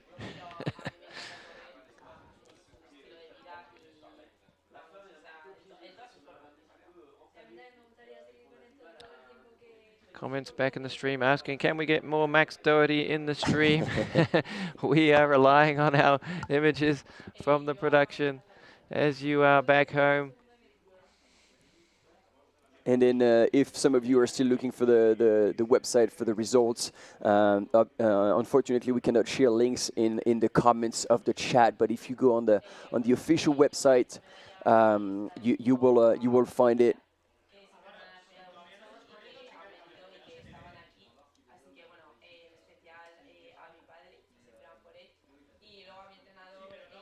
Expecting our men to come through pretty soon. They've now had 10 minutes of competition. Yeah, it's going to be a bit more because it's almost 4Ks. Yeah, so I was just checking the. I was just checking Felicity Chepkamoy came through in 22. So how much faster you reckon? Like just sub 20? Yeah, they were moving. They were flying. Yeah, close to the 20-minute mark. And I think probably a little under, yeah, as you say.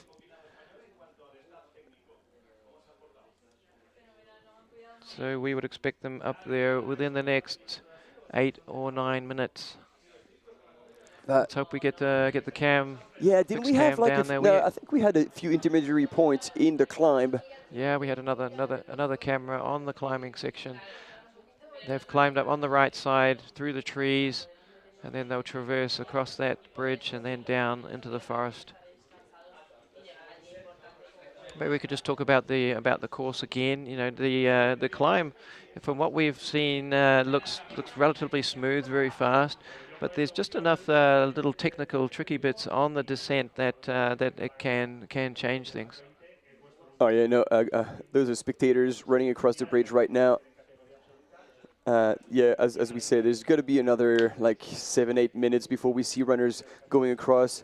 And so, yeah, as you said, Jono, that this is a course that, you know, like obviously up, down, but then on the down, there's switchbacks that are quite far apart, which means you can really stride it out. And then eventually they get closer to each other. And then there's going to be this section where they can really open up. And this is where Julia was trying to pull away on the gravel. And then they're branching into that section that they ran up.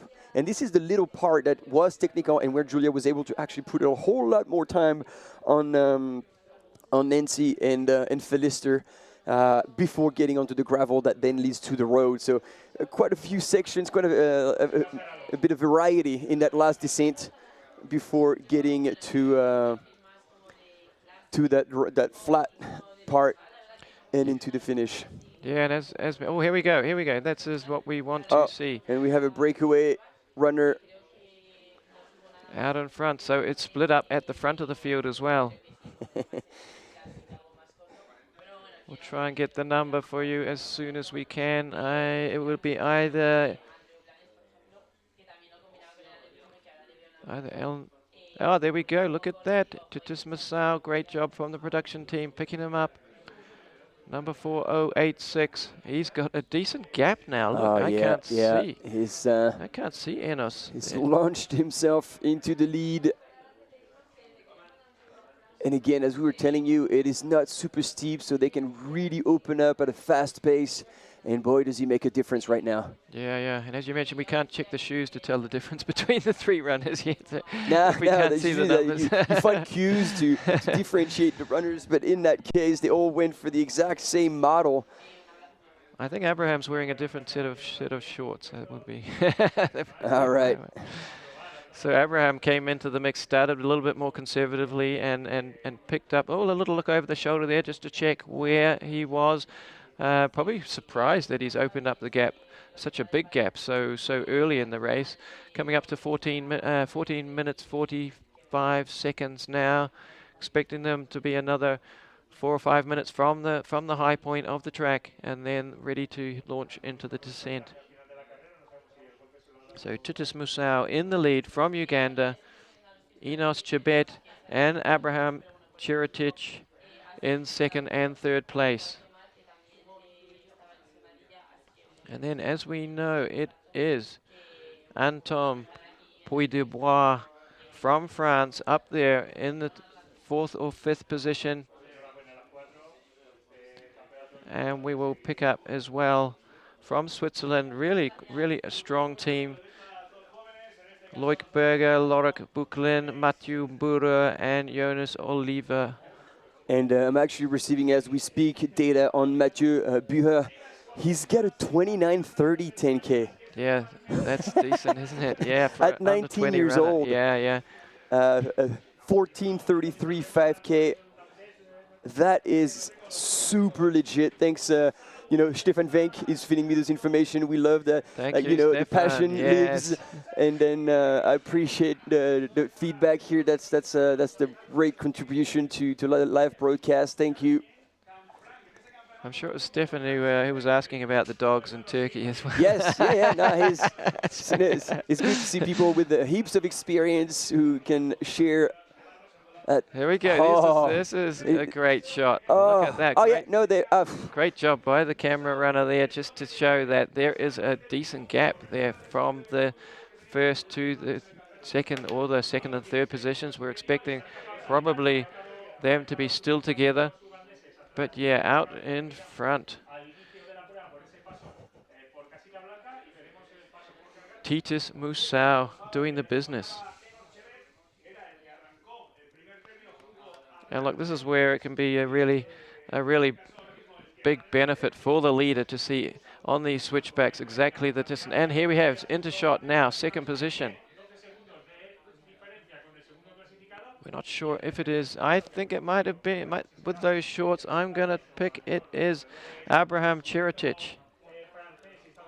With those, is that a certainty? With those tights that he's wearing.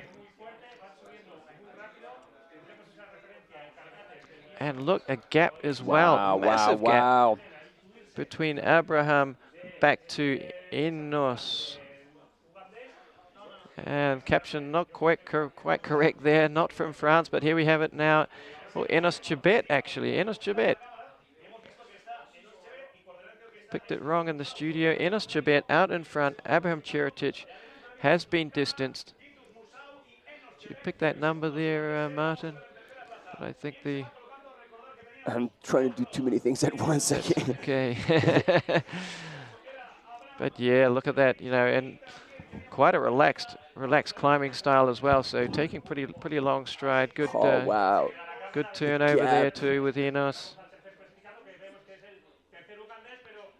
And looking like here we have Abraham Cheritic in third place. Obviously taking the inspiration from the women's race held just 1 hour earlier. Here we have Abraham Cheritic in third place. Still can't see who's coming up from behind in fourth. There's some big gaps. I'm guessing if the ranking remains the same, it will be Antoine Puydebois and or Mathieu Burin. And there we go. Here we go. They're across the bridge at the top. We're gonna get them up on the live timing.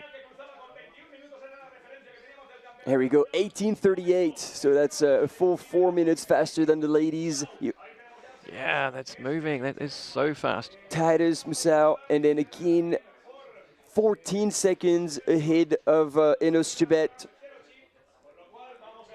followed by Abraham Cheritic.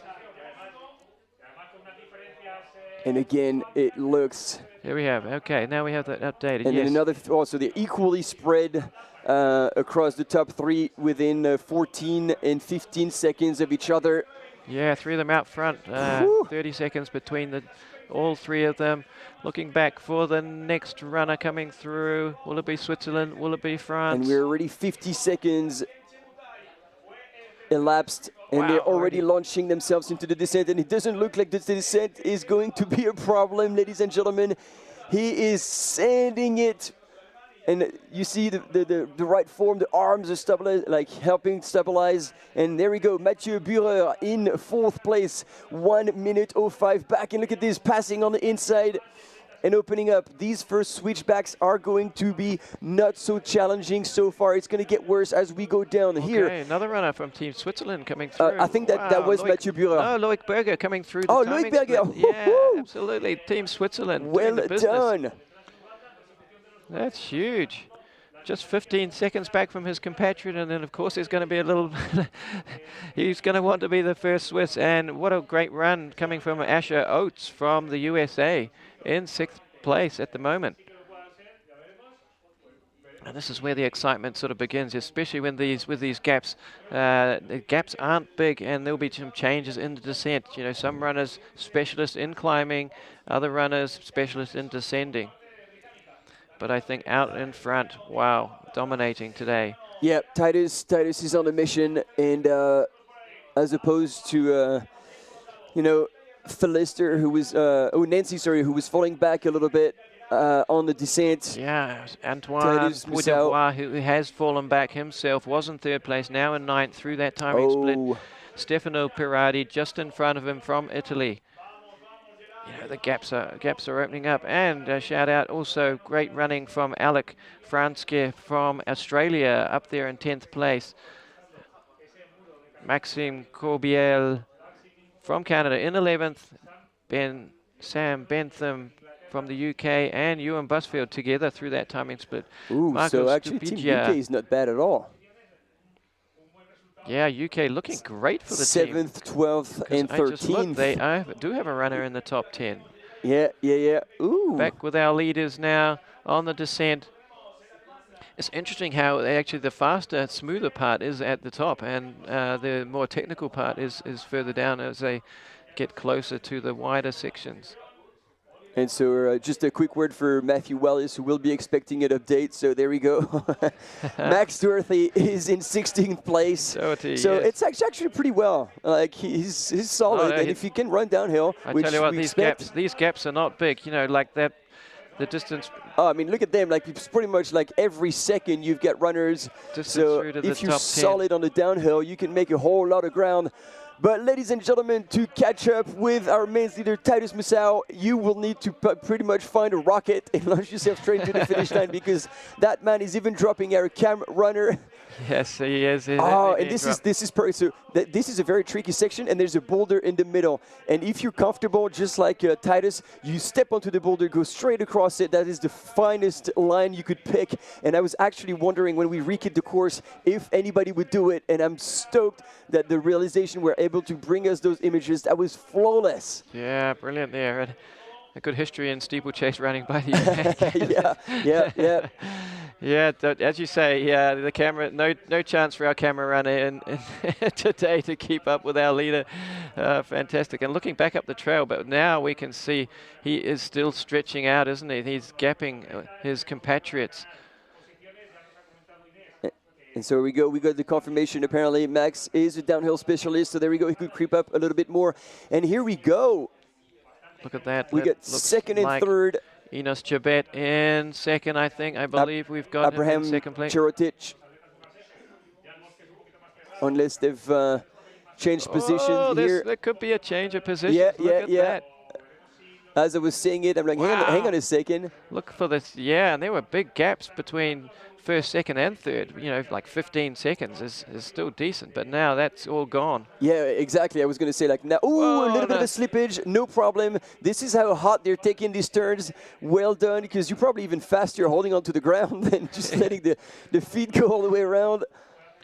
Yeah, leaning in, you know, trying to get your body weight in the inside as you turn. Oh, that tree is going to be troubled for the next few hours. Poor tree. We saw Julia early using that earlier in the under-20 women's race.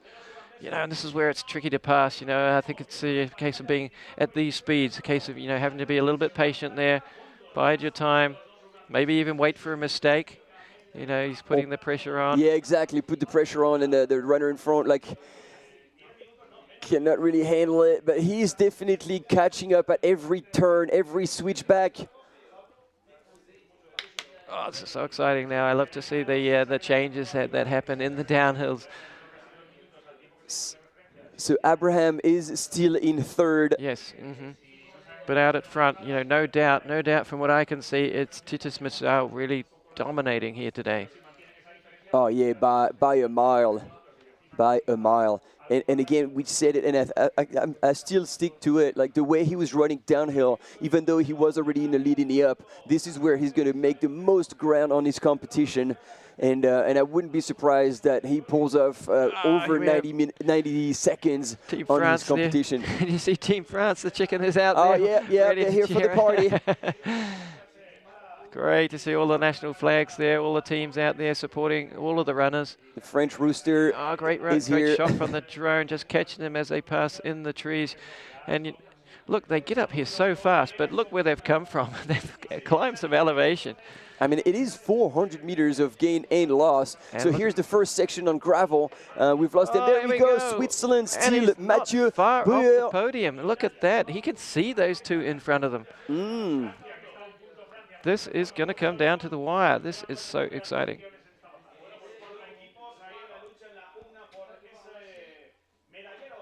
Yeah, let's see them as from the drone shot, passing in and out of the trees. Photographer there, off the side of the trail.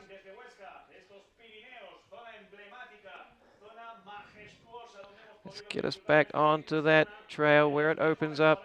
Please. Shout out to Marco Gilberti. I'm sure I've seen because him. we did have images of the woman in the section they're at right now, because they're in the gravel, and now they're probably transitioning into that section where they were going up. Here we go, picking them up as they come off the single track onto the gravel road again, and that's USA. Asher. That was Ash. And there we go.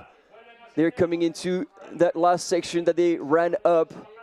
That's right, and they hit that also in the descent. And we just saw Stefano Pirardi come through. Team USA packing well. Oh, bit of, oh, yeah, you got to be careful. Also missed it. So there we go. I believe we have, I believe we have second and third, and I think 83 was, there we go. So Titus Misau here in the lead. Looking in control, coming back across the bridge that he climbed earlier on. Yeah, the gaps have opened out in the top. So we're waiting for position. Mathieu Burer from Switzerland. There we go, maybe some I believe. maybe some French flags. There no, he is. It's Mathieu coming through, yes. But here's our silver and what do you bronze think? 45 seconds. There you go, Mathieu launching himself into the descent, that technical part where he could possibly... Is it doable? Is it doable to bridge the gap and reach the podium for Mathieu? We know he's fast. We know he's super fast. Oh, sorry. So Mathieu had gone in. So it was Loic Berger and then...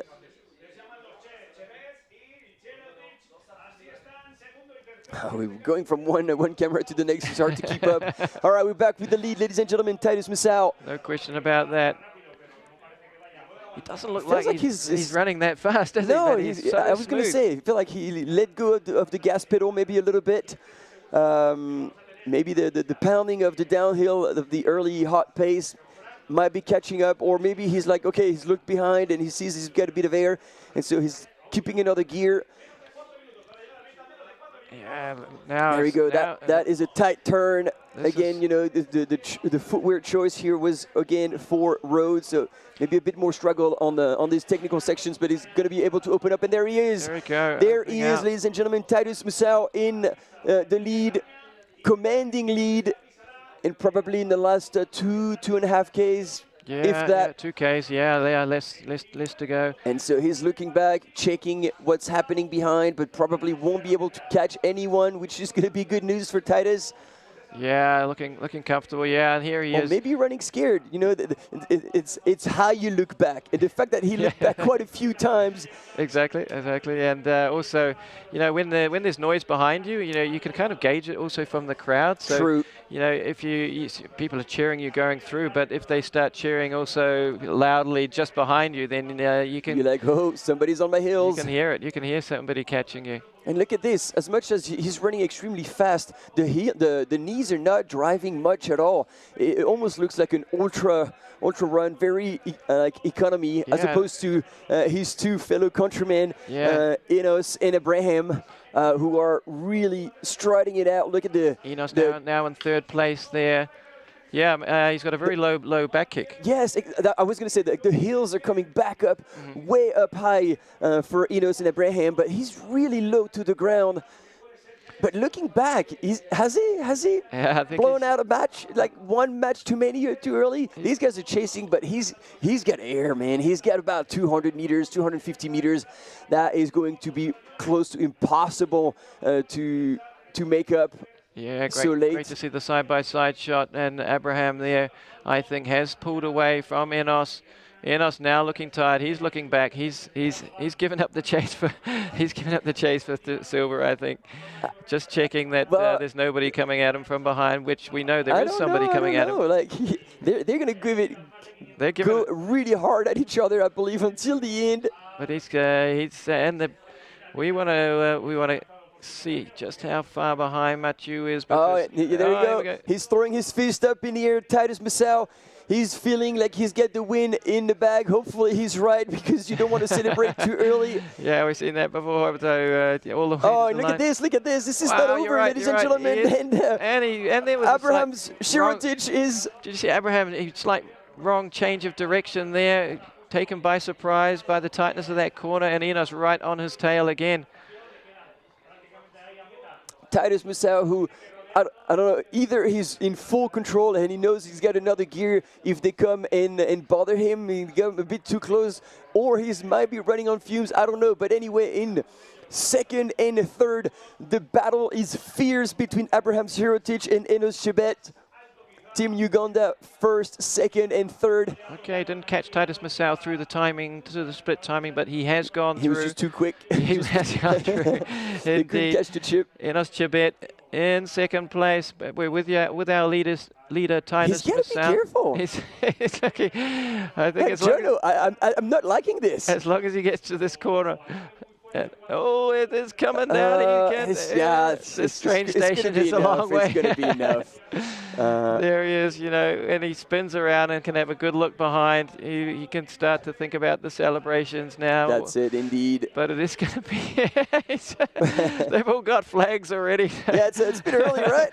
Yeah, I don't know. Like if... oh my gosh. I mean, they have it in the bag, that's for sure. But Enos put the hammer down. It's the wrong way to be carrying a flag. Yeah, exactly. Yeah, definitely. Then Abraham might think that silver medal is better than bronze. And there we go, ladies and gentlemen. Titus Massau, almost from end to end, led the under-20 race. Absolute domination there. And Loic Berger. Are they ready? Are they ready with the line? Come on. There it is. I got worried for a second. Yeah, Loic Berger though in fourth position, and Jack Sanderson from the UK moved up through the field on the descent. We know how strong the Great Britain runners are in descending, just like the Italians, and he's moved up into that fifth position. Okay, now and there we go, celebration from these athletes, first, second, and third. It is a party. Across the line. What a demonstration, as you say, what a domination by Uganda. And from Switzerland, ladies and gentlemen, Mathieu Burer across the line. Far back in fourth place, Mathieu Burer. Yes, and there we go, Loic Berger as well from Switzerland, packing two athletes into the top 5. So, outstanding. Yeah, I missed Mathieu through that last timing split, but it was Mathieu Burer through there. And now Loic coming into the finish, and we'll be checking those team results for you as soon as we can. Yeah. So it's Loic Buclin, who's a little bit further back, so he's going to have to give everything he can for the team. And is that Sander from the UK? What a finish. What a great finish. Jack Sanderson, indeed, coming into the top 10. Coming into the finish there. And there we go. So yeah, these are the Ultra Flies. So basically it's a trail shoe with a carbon plate. So pretty much the best of both worlds. Jack Sanderson in the finish, 6th place. Brilliant descender. Here we go. Team USA, I believe. Yeah, so for the last 2 medals, it'll come down between Switzerland, UK, and the USA. Let's go, Asher. Coming across the line. We'll pick him up. In the background, coming through, Asher. Well, Team Uganda is celebrating their full podium ownership. Asher Oates, cross the line, 7th place. And we should have Stefano. There we go. Yeah, from Italy, Berardi. First Italian across the line, Stefano Berardi, leading the team home. Antoine Puy-de-Bois. Nope, no, it is not Antoine, I think. It's another American runner who's squeezed in there. Came through the field, yeah, Cadel Ruthven. Solid work. Again, looking strong for the team. Is that another UK runner coming through? Let's check. It is Sam Bentham. Oh, and my result page has dropped the ball on me. I've got nothing, so I rely on you. Okay, I'll update you. Mathieu Desbouda from France in 11th. We've got Pietro Ruga from Italy coming across in 12th. Your top 10 has already landed, and now they're coming in thick and fast, and this is where that team that team result really comes into play. We've got 2 from Italy across the line, looking good. They've lifted everything on that red carpet for the team's competition. There we go. Marco Here comes Stupidja, Noah Francesco McMahon Pepe, crossing the line. Isaac Dropping, Maxim Corbel from Canada, Noah McMahon from the USA. I can hardly read them fast enough. And I've got nothing. Nothing's working for me. I apologize. And then Oscar Kransak. And Antoine Puy-de-Bois, imagine that in 22nd place. Oh dear, he hit that wall big time. Olivier Huban, 21st, Antoine Puy-de-Bois. In Spain, we have the actual name of the runner here, Yere Fernandez. And the Spanish commentators are going to absolutely blow out the house here. You're going to hear them through. And that's going to be... Sprint finish, passing Argentina there. And you can even pick up another place. There might be another one. Is that Team Switzerland, actually? That could be so important for Switzerland, getting them across the line. Oh, we're watching them come through on the overhead cam. Max Doherty in 30th position. And so Yere Fernandez. Yeah, Alec Frank. Oh, so obviously a good descent from Max there from New Zealand. Still coming through. Let's see if I can... they're going to have to update the results because I can't remember. I think it was Inos Chebet who didn't clock through. So... let's see if... I've got the live timing on the finish. You've got it. Only on the finish. It just updated for me to 6 points for Uganda. It doesn't get any better than that. Of course not. Yeah, absolutely. Yeah. That is the absolute minimum amount of points you can score first, second, and third. And yeah, we got to wait for those numbers to update because Switzerland is still not in the mix, but I can guarantee you they're going to be somewhere up there. Come on, it's carnage on the line. Teams. I've lost the team tab on my line. They've left it all out there. There we go. So far, Switzerland is in third. So this is a medal. This is bronze so far with 34 points. It's 1 point away from United States and Italy. We knew it was close. We can't give you the confirmed results just yet, but that's how it's looking. Team GB, Germany across for the silver.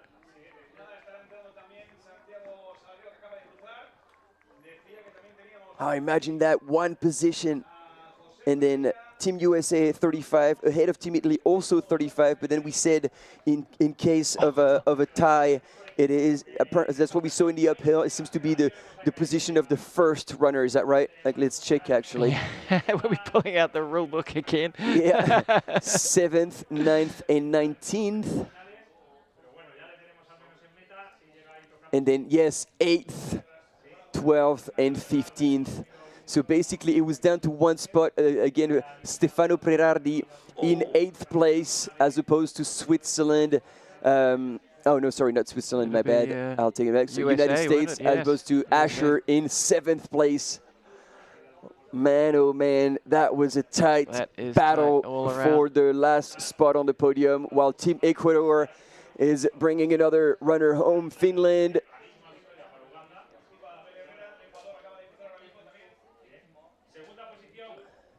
Yeah, I missed the New Zealander crossing the line on the timing screen. I was looking down for him, trying to shout him out, but but we do have Rasmus Toririla from Finland, our only runner from Finland who crossed the line. Wrong way. Shout out to Fabian. Oh, and we're sprinting on the line for Austria and Portugal. Austria. Also from Austria, yeah. 2 runners from Austria there. Argentina. Oh, sorry, we've stopped looking at the chat a little bit, but... Good point. On the finish line, carnage here on the finish line. And I think when it comes to fan club, and they're gonna sprint each other out on the line. Yeah, from Slovenia. They give each other a bit of a smile before launching the sprint. Yeah, Luka Rodman and Matthias Milikcic. And I gotta say, like in the chat, Max's fan club is winning by a long shot.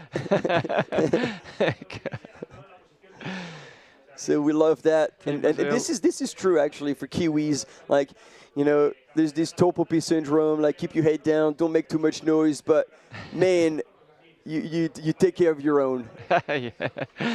Yeah, you know, you come a long way. You know, you put a lot into it. You know, as all the runners here today have, and it's great to see the fans shouting that back home. Yeah. Again, the medical team right on hand to sort out any problems there on the finish line. Haven't seen any crashes actually, which can often happen. You know, when you're running that fast. Hey, Jono, let's not be hasty. We're gonna get some in the classic on that second descent where the legs turn to jello and you still have to push as far as you can. Yeah, you called it, because that's absolutely right. It's the second climb. You know, you need to be well positioned in that first up and down, but then the second climb really sorts out.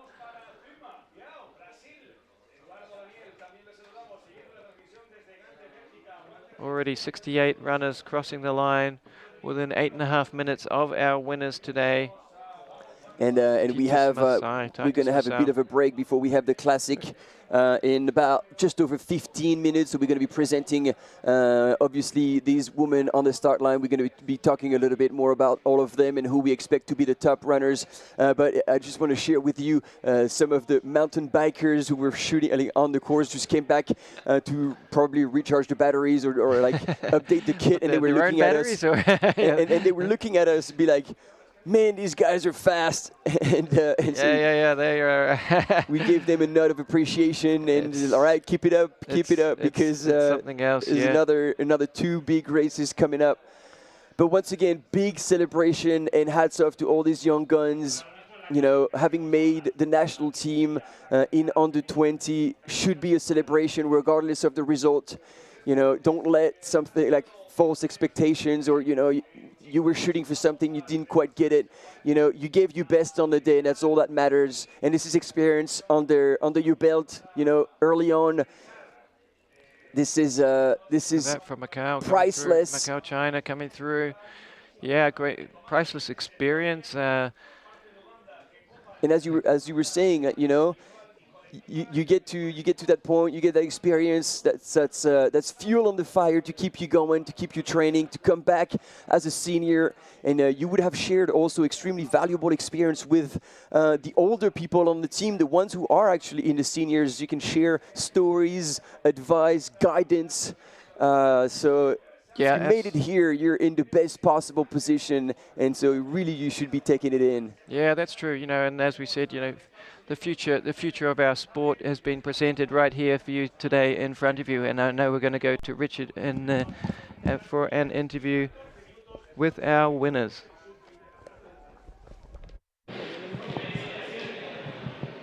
Hi everybody, welcome to the finish line. So exciting to be here with the entire podium from the men's under 20 race. We have, of course, in first place Titus, in second place Enos, in third place Abraham, in fourth place the coach, and in 100th place it's me. We'll go through and celebrate the amazing race. So Titus, first of all, how was the race for you? Tell us about your race. And Sabini, okay? Katapuan kapsa retis dana uya kamian la kamet kapsa alla sirkal ya ta mungut pa tala awangu agosto mungut ni o ara mana amnya ka awangu ma tiju agosto mungut ni hikwar wa ga binili kata agosto mba coach je bonda ga mba coach fep je bonda ga yu ko coach polo ago ata coaches for Jami Ganda like coach Peter ago coach boto and agala kyo jogo lyoga agosto mungut aga iganda jogi kwerwani ko mu ke kwerwani itiu agasta jang bas angwajile tago namba ko be ogala kata wai kembali tili aga anga dan bala mite my teammates in Uganda are celebrating and ago Uganda to go celebrating and about us.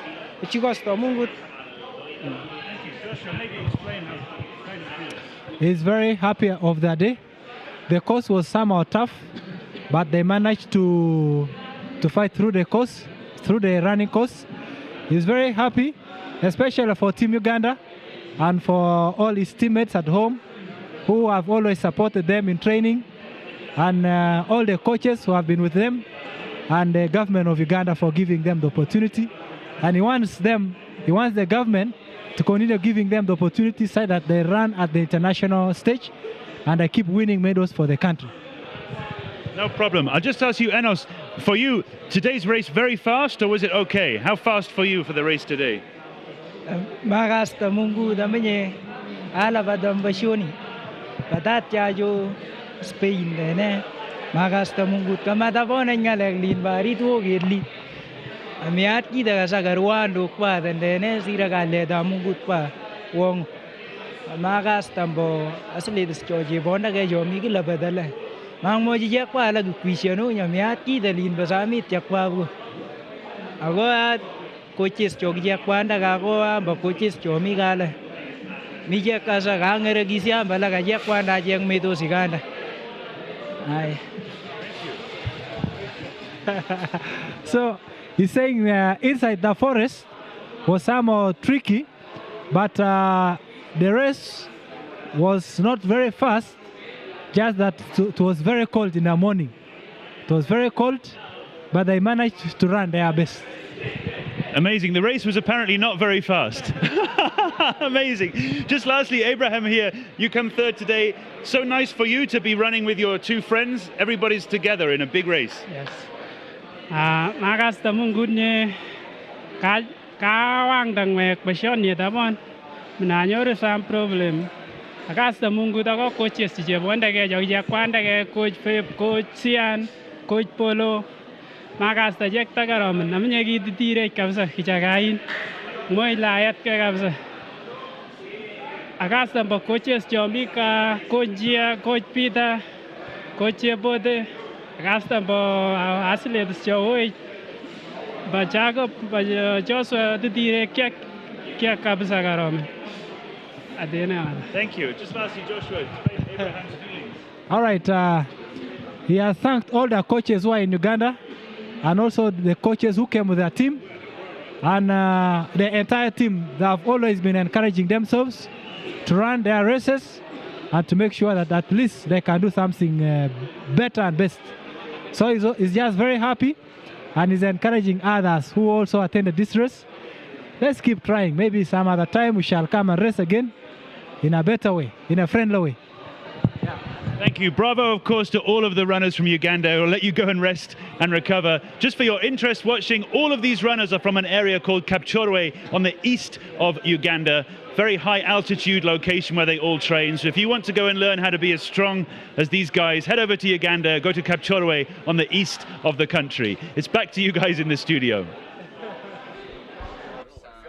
Oh, great to hear those comments out there from our winners today in the men under-20 competition. We've heard from our podium there, we've heard from the world champion, and interesting comment that the race, yeah, the comment was the race that wasn't fast, but it was cold. It was cold. The biggest challenge is not the hill for these gentlemen, it's the weather. Yeah, looking at now we will move on to our women's competition shortly, heading towards the start line. Just caught a glimpse of Scout Adkin there on the left. And just a late-minute information from Finland. Susanna Sapunki actually is DNS, did not start. Yeah, that's sad to hear. After she had such a strong competition in the uphill, of course. Uphill. So Ali McLaughlin here for Team USA. Yeah, Ali McLaughlin, USA, Nina. Scout Adkin. There's Nina Engelhard there. She's our European champion. And from Spain, so I just got a blank, Julia Font from Spain there. From France, here Noémie Clément as well. Yeah, absolutely. Young talent. Young star coming up through. Yeah, we saw her for the first time at the French Championships and a Vauban mountain trail competition at the WMRA World Cup. Also a French selection race. Well, and she was just 8th in the uphill as well, which was not her forte, because she's definitely a strong downhill runner. So we expect her to possibly do even better than that today. Exactly, yes, yes. So a lot of these runners will have can do the double. It's perfectly doable. And looks like we're just heading to another...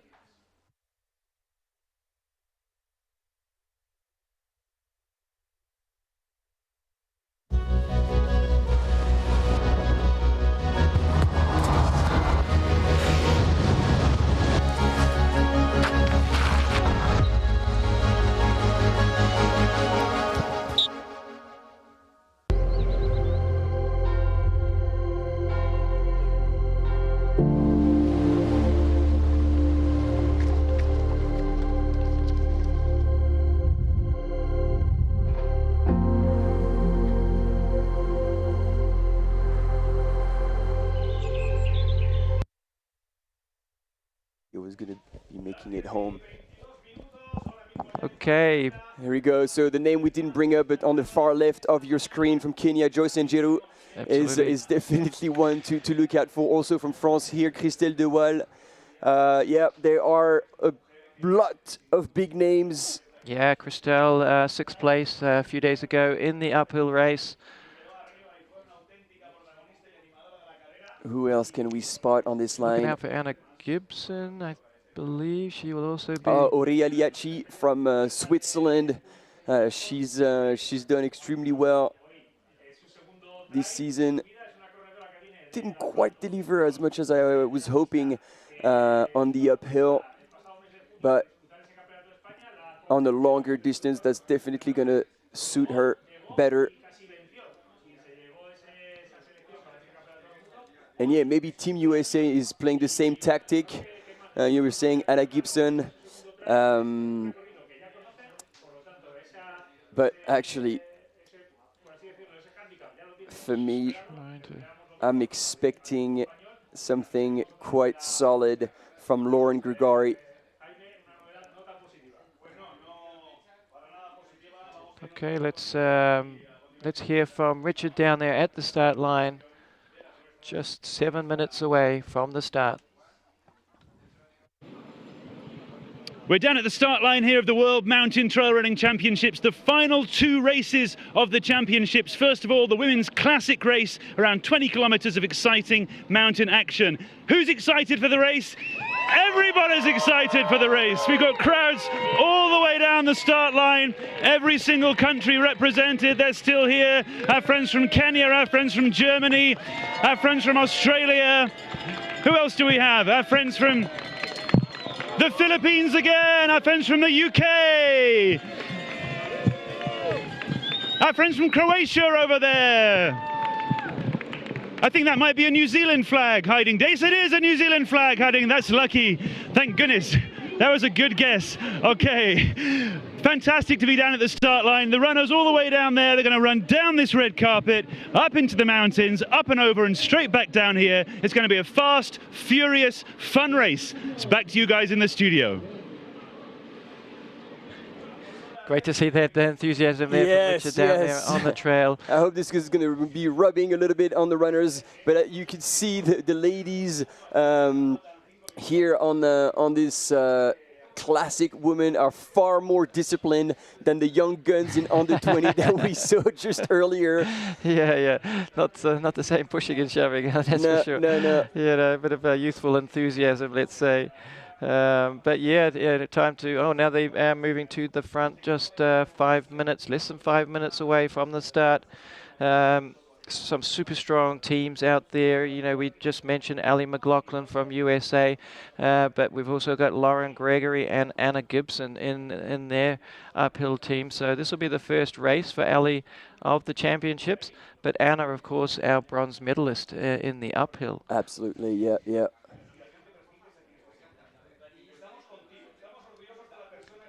And Ali was in Thailand. She had 2 medals, if I remember correctly. I wouldn't be able to actually say which one she got for which. She won gold for uphill and... Yeah, she won both.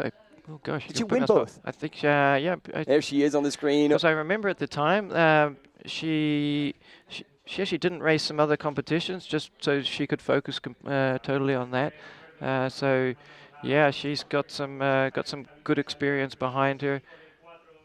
There's Scout Adkin coming off quite a brutal injury.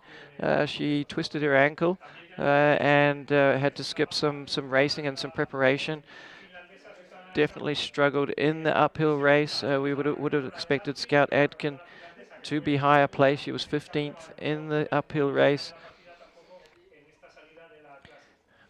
And she said she's going to be trying it today, but she wasn't sure how it would go, but she really wanted to give it a go. Behind her, her compatriot Sarah Wilholt in the bandana there. We can see Christelle Deval just also on the second line.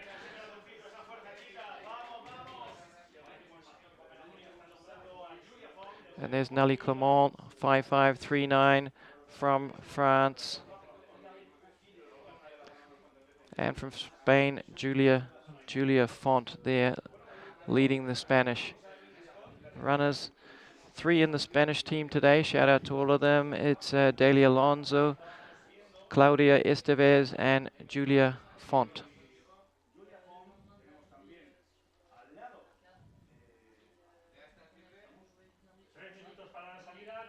Looks like 3 minutes countdown is started. Just 3 minutes before the start. A field of 120 runners in the women's race to decide the final women's race of the championships here in Cannes-Franck for 2025. The women's classic up and downhill over a distance of 14.3 kilometers with 775 meters of elevation. 2 laps of the course. We've already alluded to it before, how that can really change it. The junior races flat out pretty much, and but they're a bit more of a measured race in the classic up and down on 2 laps. Yeah, that's where experience will come into play, and how to know how hard you can go without crossing that line, without overreaching in that first lap, staying in control.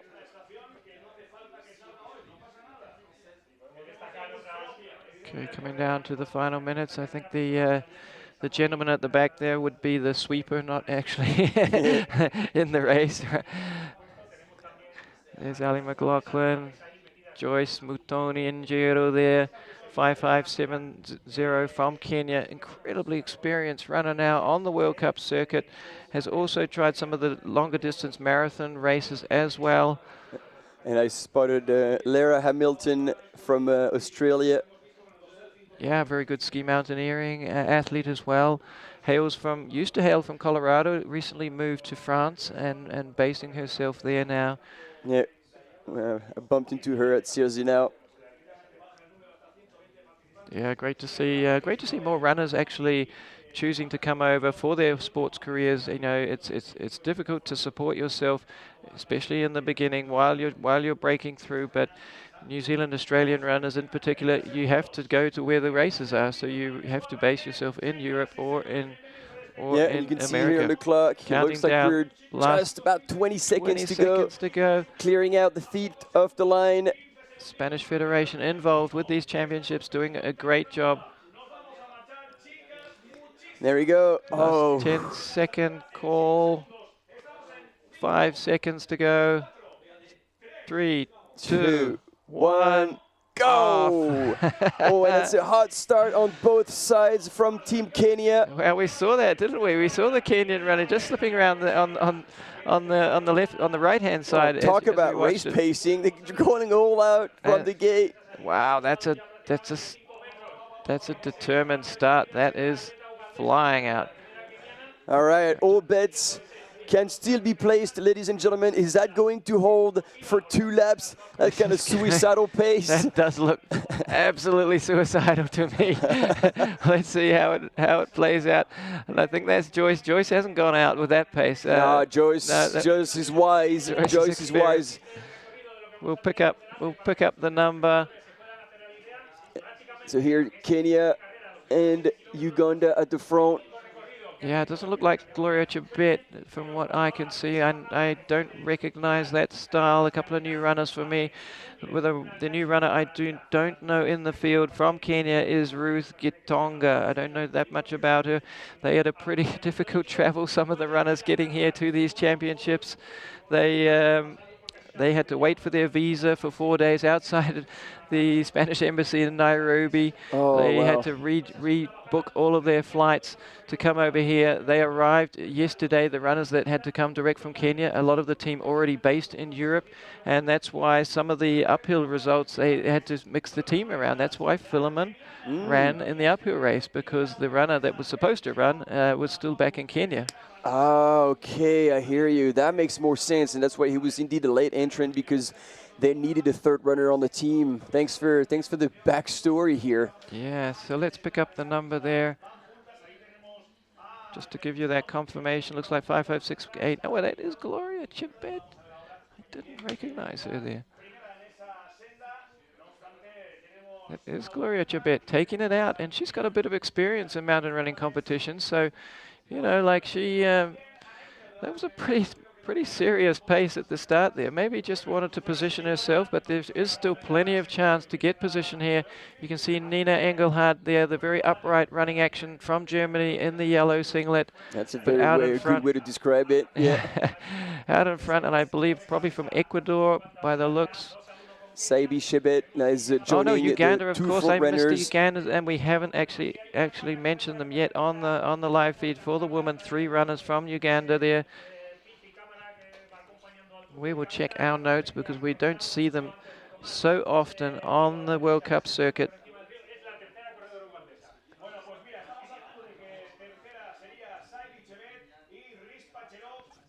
All 3 of them now joining our lead Kenyan, Gloria Chebet. There's a lot of Chebets.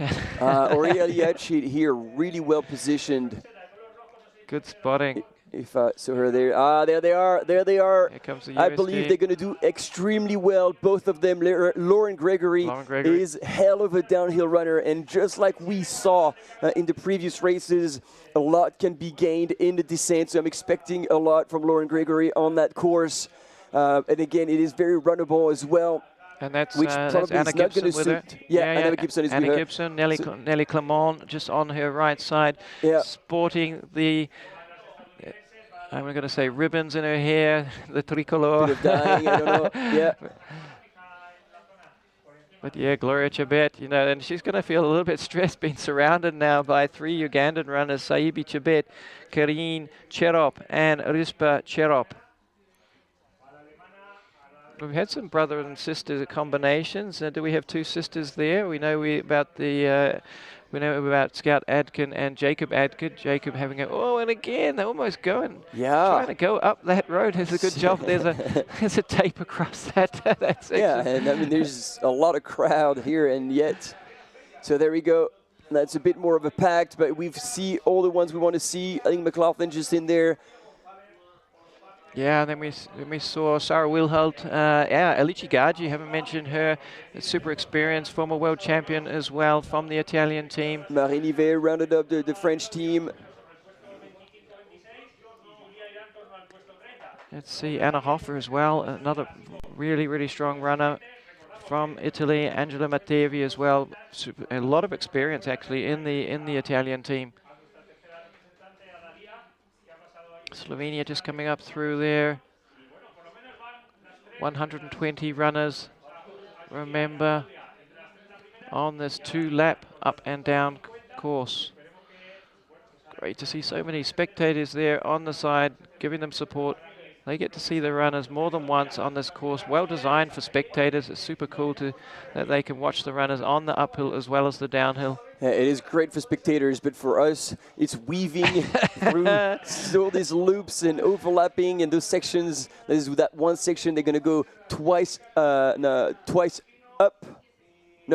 up and 3 times down, or something like this. During the Riki, I really struggled. But yeah, I like this very short section that they're going into now on the trails uphill is a bit of a challenge. See you coming across that bridge. And then back onto a bit of gravel section, but that section, when they take it down after the first lap and at the end of the second lap, that will be a deciding factor for sure for whoever is a very strong runner on technical terrain. Yeah, we'll pick them up soon on the static cam as they cross the bridge, and you also recognize that bridge from the downhill, up and downhill in the under 20 races.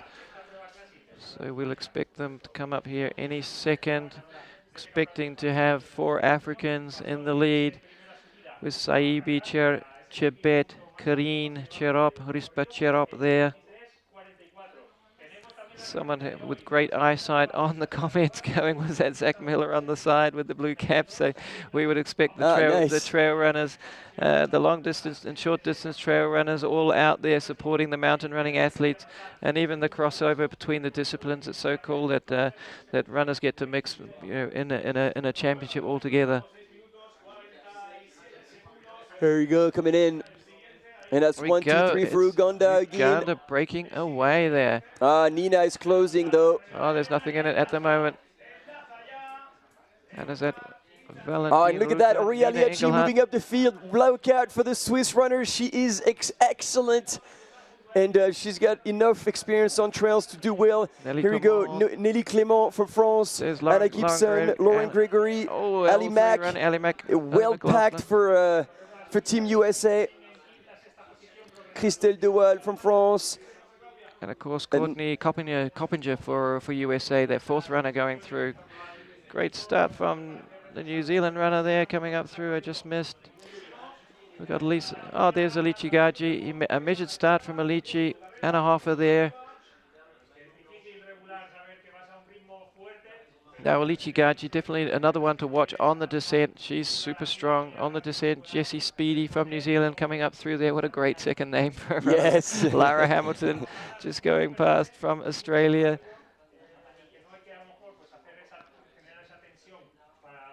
It looked like, I'm not sure if that was Maya Flint going past also from New Zealand. But here we are, back to the front here. Popping out. First, Uganda's just popped over the top there. So we would have missed... There's Gloria Jabet. She's dropped down the field just a little bit. Was that Joyce Mutoni Ninjiro just going through? Nelly Scout Atkin back there. These 4 runners, I think, are going to be moving up here. Ali Mack. Ali McLaughlin, yeah, and Crystal Dewal there too. Yeah.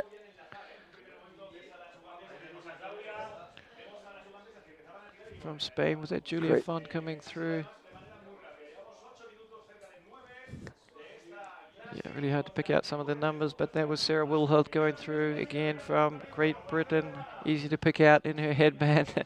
And tall. Let's have more runners. So look at this. Nina is creeping up now into Engelhardt. The front. So lightly raced over the last 2 years since her victory in the European Championship. Had struggled with injury last year. Really races very, very few times. And you know, I wasn't expecting her to do that well today, but after her gold medal on Thursday, and the way she was running on those switchbacks, the way she can move on the non-very steep stuff, knowing the nature of that course, I was like, holy moly, she will do something outstanding. Could she take the double and go 2 gold medals in the uphill and the classic? We're about an hour away from finding out. That's right, that's right. Just 9 minutes and 38 seconds into the race. Still actually early more than days. an hour away. I'm getting excited. Still early days Yes. on the uphill. But look, there's Nina. She's such a strong climber. That is definitely her strength. You know, let's see how it plays out on the downhill. But yeah, she wants to play to her strength. So she knows if she wants a shot at a medal, she is going to have to go out hard. And possibly also challenge the Ugandan mentally and force them to go out of their own pace. And there we go. That looks like there could be Joyce moving into the 4th position there. I'm looking for the other Ugandan. Is she still up in front? Or that's a very good question. But no, apparently, look on the screen, the realization, the camera would have communicated that Nina is indeed in the lead now. Dina Engelhardt out front for Germany. Saibi Chebet from Uganda in 2nd, and Rispa Chirop from Uganda in 3rd place.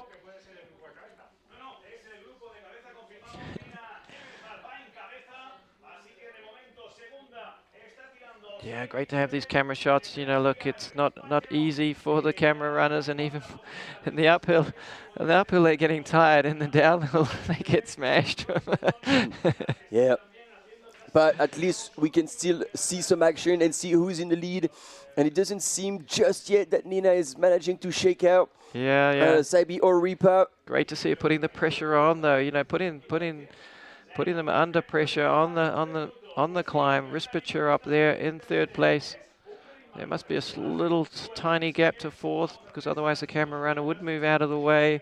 But here we're going to see on the switchback. There's definitely motion there. Couldn't quite catch what color of jersey we had. There's no gaps at the moment. You know, no big gaps. That's for sure. Oh, what does it look like? Rispacher up. She can see Nina. Nina's made a break, so she had to make the move there. She had to get in front to close down that little gap up to Nina. So now Ripa is in second and Saibi in third. Yeah, is it Rispa or Rispa? Oh, am I missing a letter Is there here? an S there? Rispacher.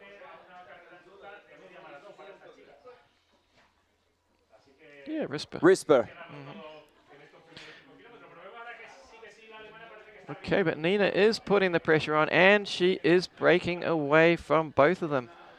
Yeah, which then shows that they're going to have to reach out to close the gap. They're going to be outside of their comfort zone if they choose to try and keep up.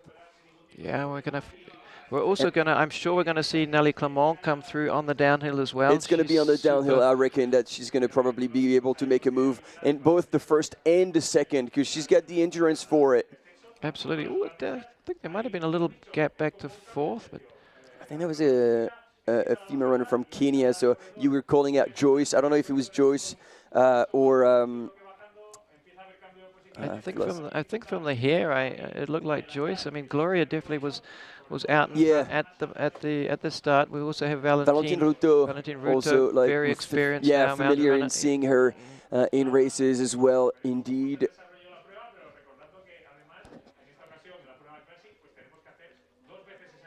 Yeah, but that gap is just enough to worry. But I think she's closing that down just a little bit from getting slight motion sickness here. I was going to say, if you have epilepsy at home, just don't look for too long.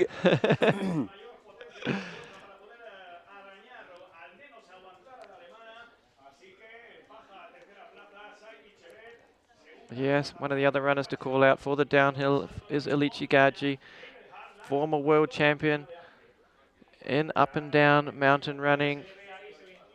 Can't quite remember the year, but it was going back a few years. Just like the image, everything is coming to a blur.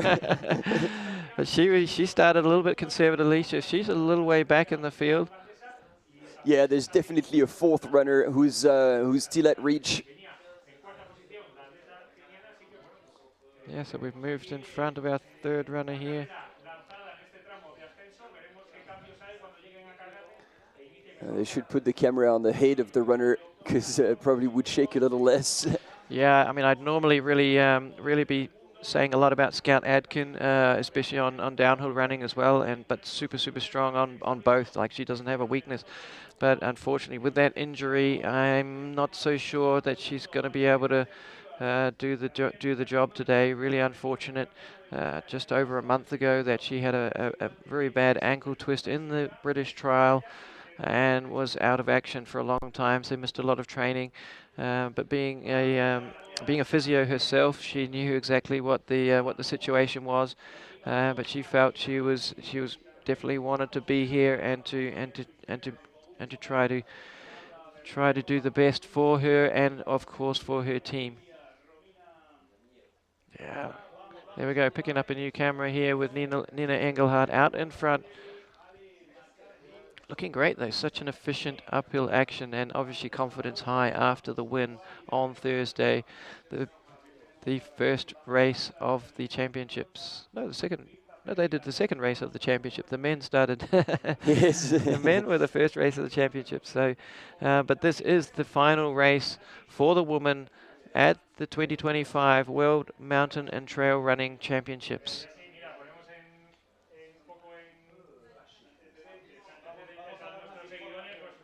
now well into that first part of the climb. Almost 16 minutes gone on the clock. Oh, and now she's definitely pulled away. And look, it's all in control. It doesn't even look like she's overreaching. That's the now familiar stride, low to the ground, super efficient. Oh, look exactly. at that. It's about a 50-meter gap. There's gonna be 20+ seconds by the time she gets to that bridge right there. Yeah, makes it look pretty easy too, doesn't she? She looks so much in control there, you know, so relaxed. And as you said, such an efficient style, you know. There's no wasted energy with Nina. No, it's Could we see in the women's today, Germany doing the double? I mean, it looks. I don't know Nina when it comes to the downhill. Yeah, that's my question. I'm that's sure, the big question mark right now. You know, and that's how we like it. We like to have a bit of mystery in the competition, and that's why we love up and downhill mountain running, because everything changes on the descents.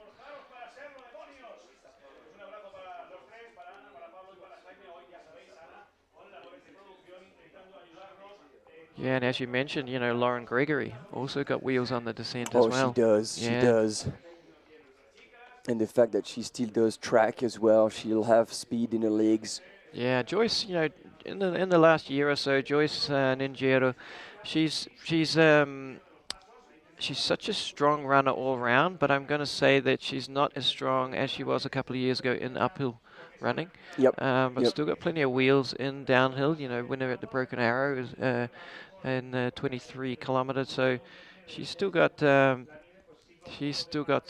you know, plenty of opportunity to close the gap and to come into the top position. So, you know, I was impressed that it does look like it is Joyce there, positioned herself well inside that top 10, which I think is absolutely puts her in the mix. A quick temperature update as well, just 5 degrees, very little wind. Couldn't get better conditions for the runners out there today. Well, except for the Ugandans. It's a bit too chilly. They would appreciate it 30 degrees and scorching hot. Exactly. Yeah, we love to hear the comments, you know, just the feelings, you know, and I mentioned it on the first day with the men's race in the uphill. They were the first race to kick off the action. There was frost on the ground. There had been snow just a couple of days before, the day before. They weren't happy. And it was more the warming up, you know, like you have to warm up longer when it's colder. And so, yeah, warming up in really freezing conditions, you know, makes it a little bit more unpleasant. Personally, I preferred the colder to the hotter, but that was just me. And I think that's probably 90% of people. Yeah, the runner's ready to cross the bridge, and we will be able to update you through that timing checkpoint as well. And so, interestingly enough, it's been 19 minutes elapsed, meaning that the under 20 men. Yeah, we're already 18. faster than our ladies. Yeah, we would expect that because 2 laps as well. So they're going to pace themselves. True. And Julia and the lead Ugandan, which was either Nancy or I think it was Nancy through that top checkpoint. It was around 22:45, I think, through that checkpoint. So that could be a good kind of reference for us here. The under 20 woman. Coming through that checkpoint in just over 22 minutes.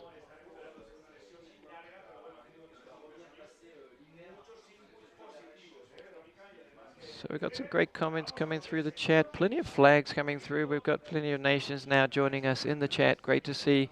Great to have you with us today, watching the action.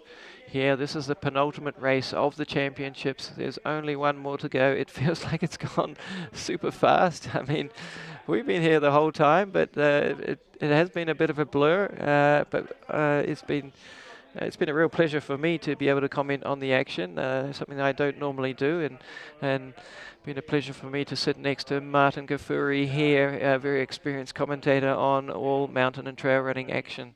Thanks, Jono. And to be fair, like it was perfect combination, the two of us, because you do have far more understanding and experience, and even personal experiences as an athlete, obviously, in the mountain like special mountain running races, the uphill and the classic. And so, yeah, it was a perfect combination. Really enjoyed that. And again, let's not talk in the past because it's not over yet. There's plenty of fun to be had. And join us. There we go. It is indeed Joyce and Scout right next to her. Scout might make a move actually right in front. I believe that's the ponytail of Lauren Gregory. Well spotted. Blonde hair, ponytail. Absolutely. Oh, that's great to see in the mix. So Joyce doing a normal thing. You know, she looks like she's working hard. And so we might have actually Nelly Clément ahead. And there we go, ladies and gentlemen, your first woman coming through, Nina Angerhalt, and we'll have, so she went in 21:17. Hopefully the live results do not fail us. I don't know why your one's updating more than mine. I'm on that, I'm on the blue screen. We'll get and there. There we go. We'll get there. We've got another runner coming through now. We're going to get an update. Ooh, and Kenya is actually catching up.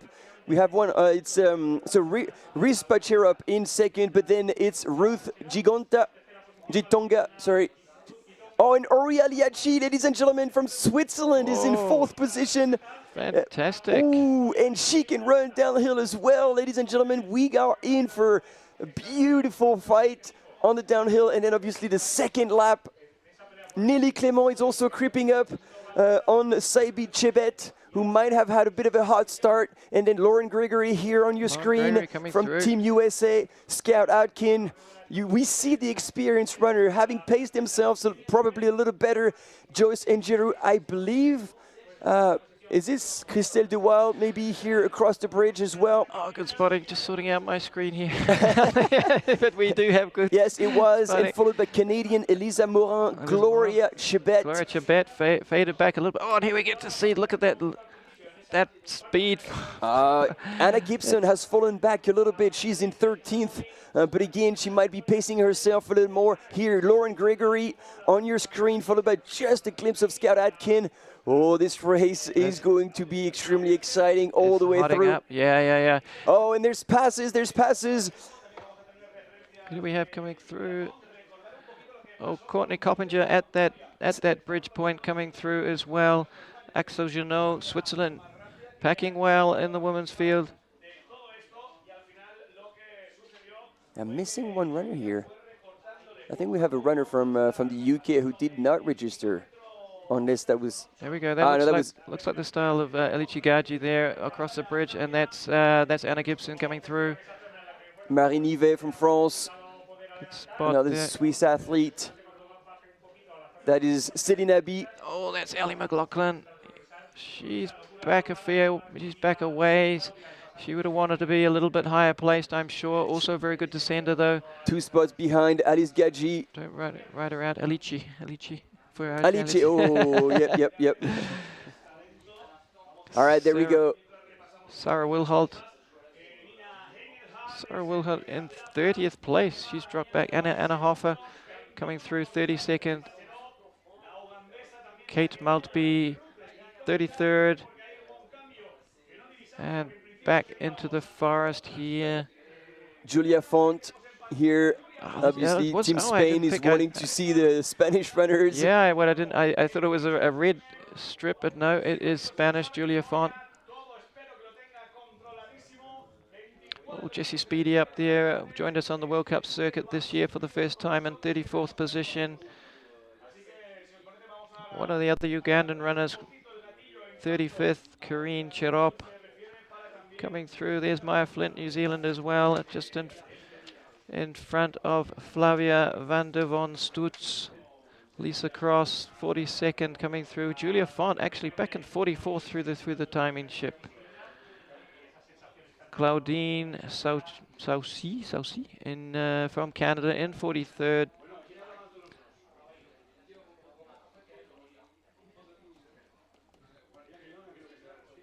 And running through this section. Also, wow, way further back than I was expecting. Valentine Ruto back in 48th position. Yeah. That's a surprise for me. Beatrice Bianchi, the Italian team, in 52nd, coming through that timing point across the bridge. And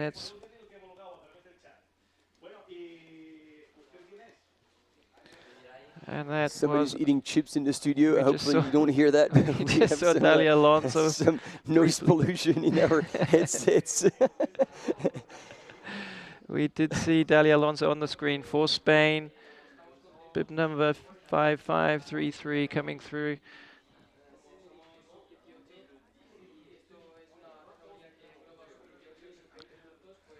Drone shot panning back, showing a bit of the traversing along the side as they continue on.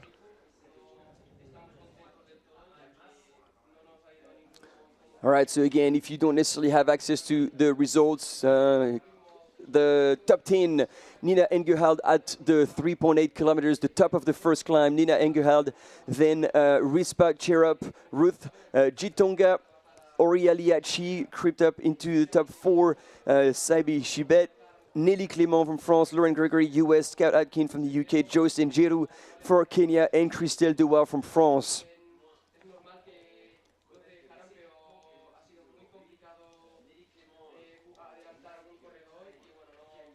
Trying to update my screen as well with results. We have the live coming through, but it scrolls down pretty quickly. So in a short race like this, the runners come across thick and fast. Already 63 runners though through that high point of the track. In a total field of 120 runners. Great to see plenty of Germans in the comment now. Go Nina Engelhardt out in front. Los geht. And then still Poland supporting Martina Młynarczyk.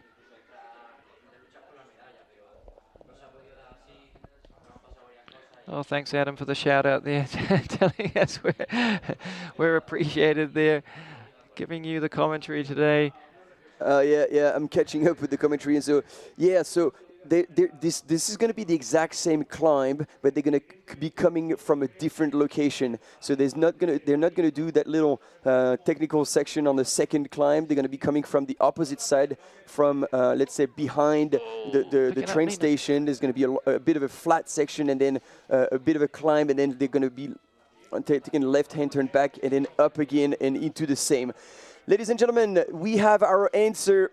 Nina Engelhardt can run downhill fast. Yeah, that's Look right. at her fly, and as you were saying, very upright position. The arms are swinging, but she's all in control and at high speed on this runnable section. She is moving extremely well, and that looks smooth as well. This is what we need to look, because too much pounding is going to really compromise the next climb. So as smooth as you can run, the better it's going to be for the second lap. But she looks good. I love the way she's looking for the smoothest part of the road. It's a relatively wide road, but there's a smooth line there that she picked up, and this is where your course recce's spending a bit of time doing a couple of laps, even practicing some of the descents at higher speed in the training, just a little short section, just so that you have the experience in your legs, and you can read the terrain as well as you can. Yeah, I'm glad you mentioned it, because it's both indeed the physical conditioning, but the ability to see the ground, move under your feet extremely quickly, and find the right footing, the right trajectory. And look at this, people are starting to line up big time. Yeah, look at that shot. Dive into that section, which is going to be far more technical again, and probably holding on to that tree or that pole. There we go. Great move by a camera mountain biker. These guys have skills as well. Yeah, well, she's out on her own at the moment, so we don't have eyes on second place at the moment. But just by the way she's running, she's not losing. She will be. I don't think she's losing putting a whole lot of ground. Yeah. See, it's controlled. She's got the arm on the inside, and right after, it reminds me a little bit of Ali McLaughlin running down, like very lightweight and basically no momentum to be pulled out. Actually quite a bit still. You've got to watch that side of that bridge there, because you can leave a few ribs there. Yeah, that's and that's the speed of that she's running. She is doing fantastic. Relaxed, love the way she's using her arms for balance as well.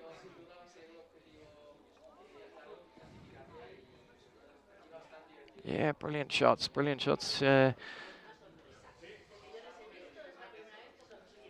And again, you know, it feels like, you know, as fast as she's moving, it looks like she's still under control. She doesn't look like she's overreaching too much. She's super light on her feet, which definitely leads me to believe that she's going to be able to still put a really good effort on a second climb. And if that's the case, it's probably kissing goodbye to gold for everybody else. Well, and it's not. Yeah, we can't count the chickens too soon. We've seen some chickens out on the track. Well, we saw one on the trail, the big rooster inflatable in the French team. We only counted one though, so let's Nina be hoping that she can take that position at the finish line with the first with another gold. Wouldn't that be something to take home back to Germany? That would be fantastic and well earned as well. And so here again, we're talking about footwear. She's got the, I don't remember I think it's the Skyfire from Merrill, and they're like uber light. That's insanely light. So you don't have much protection on the foot, and those shoes fall apart after quite a short distance, but you know, for a one shot, they look very, very good on that kind of terrain. We got to check our liability insurance here in the studio. I've lost that ability to get insured for that kind of stuff. We've got Nina though now being cheered down on the wider section again. Oh, look at that! So she's going to take a really hard left turn onto a single track. That's there right, we go. And this is where it differs from that junior race. How comfortable she is. Yeah. Wow, it's just lined out there, lined with spectators. It's I don't know if this is the best spot to be on the outside of that turn, but with that downhill, you're going to have a runner ending up right on your shoulder. Great to see all of the team athletes and supporters out there on the track. You can see giving so much respect. Yeah. Making sure that there's plenty of room for Nina to pass through. And so there's a bit of a kick, a bit of an uphill here that you have to grind through, and then it's going to be somehow flat for a bit on that straight line. Shout out to Charlotte Cotton there from Belgium on the course. All right, shouting. It looks like we have a timing point. There we go, coming through the drink station. No drinks taken there. We saw the team management there from the UK, Angela Mudge and Anne Buckley there, ready to support their runners coming through. And there we go. First checkpoint at the 7 kilometer mark, ladies and gentlemen. Nina Engelhardt is going through in the lead in 32:53. And we have so far a 27, 28, 29 seconds gap and no sign. There we go. 30 seconds gap with Ruth Gitonga. Okay. Ruth has moved one spot and has passed Rispa Chirap from Uganda. So Kenya moving into the second position. 30 seconds behind, and this is the point where Ruth will be able to see Nina. So this is a long, flat section. There we go. Before they join the trail again. And as you were saying, Jono, that is another section of the course that, you know, if you have wheels, you will be able to take advantage of it. However, I hope all of them have rekeyed the course, because after that long section, you don't want to overreach too much, because the climb and the kick that you have to go through before you go back into the second loop is brutal. Yeah, look who's moved into the bronze medal position for Switzerland. And I am not surprised. Fantastic. I am not surprised at all. 54 seconds back. Aureliachi, ladies and gentlemen, has passed. Oh, so no, it is actually Saibi Chebet who's fading, because Joyce Njiru as well has passed her. Joyce is in third and fourth. Looks like, Gloria Chebet, 5th place for Kenya. Rispa Chirop in 7th. Lauren Gregory in 8th in the top 10. Nelly Clement in 9th position. Maybe didn't make quite the impact we thought coming on the descent. Maybe but she's going conservative. We will see. We will see. Yep. Anyone in that top 10 is still in touch. Great running by Elisa Morin for Canada, rounding up the top 10. So yeah, pretty much like 4th to 10th within a minute. And Ruth Gitonga here looking extremely smooth as well. She might be gaining a tiny bit on Nina, but it doesn't matter. Nina just needed to cover that ground, because as soon as she's going to be climbing, she will have the upper hand. Yeah, now 2.5 minutes since that checkpoint. Only 10 runners gone through. Now we have some more runners coming through with Scout Atkin in 11th place, moving up slightly. Courtney Coppinger, a measured race by her, moving into the 12th position. So she had a good descent. Axel Janot for Switzerland again, 13th. Here's that cheeky climb that announced the second lap. And that one, after that long stretch, is brutal, physically and mentally. You're like, oh, that is a big oomph. Like when we did the Ricky with Thibaut Barognon, if you know him, infamous French athlete who's doing the commentary. And we were looking at each other like, oh my God, this is going to be a really hard one. But Nina is going through it smoothly.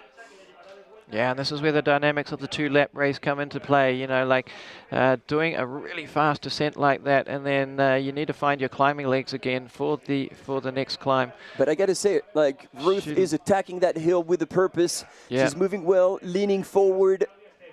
She is on a mission. Yeah. She came for gold, and she will give Nina a run for her money for sure. Yeah, definitely looking better on that little steep section. Nina looking good on the climb, you know, when it flattened out as well. You did see her stretch out. But Nina now she's really using the arms more than she was on the first climb. So she's digging in and going to have to dig deep. She'll know. She'll get some splits as well up there on the course. She'll know what her advantage is, and she'll want to use her strength, which is always the climbing, to her advantage. I mean, yes and no, because the way she was running down, I got to say, she's also super legit. Yeah. So a well-rounded runner, Nina Engelhard from Germany. Absolutely, yeah, and pulling out from the actual. I was going to go to the top and see what her advantage at the top of the hill, but yeah, I think she, as we said, she didn't lose anything on that descent. And always a chance to kind of look back and check when the course turns back on itself, to check who's coming up from behind. And I like that, like people on the chat are like timing things, and it looks, there we go on the screen, 25 seconds. So Ruth has made 5 seconds on Nina. And what we were seeing was right. Sometimes we get a bit misled, but she was attacking the hill extremely hard, and she's made 5 seconds, whether that was on the flat section or on the climb. We shall see very soon, because if she made 5 seconds within that distance, she could get very close by the time we get to the top of the second lap. Yeah, and again, Valentine Ruto, we had her in close to 50th, but she moved up on the downhill to 37th place from Kenya. There we go. Expecting her to be higher. I mean, she might have got blocked. She might have started too conservatively, and then on the first climb, not been able to get through people. So we'll keep an eye on her as the race unfolds. Jessie Speedy coming through for New Zealand, 35th position. Great running there. She'll want to get it into the top 30 if possible. And Maya Flint, 44th for New Zealand, coming up through there.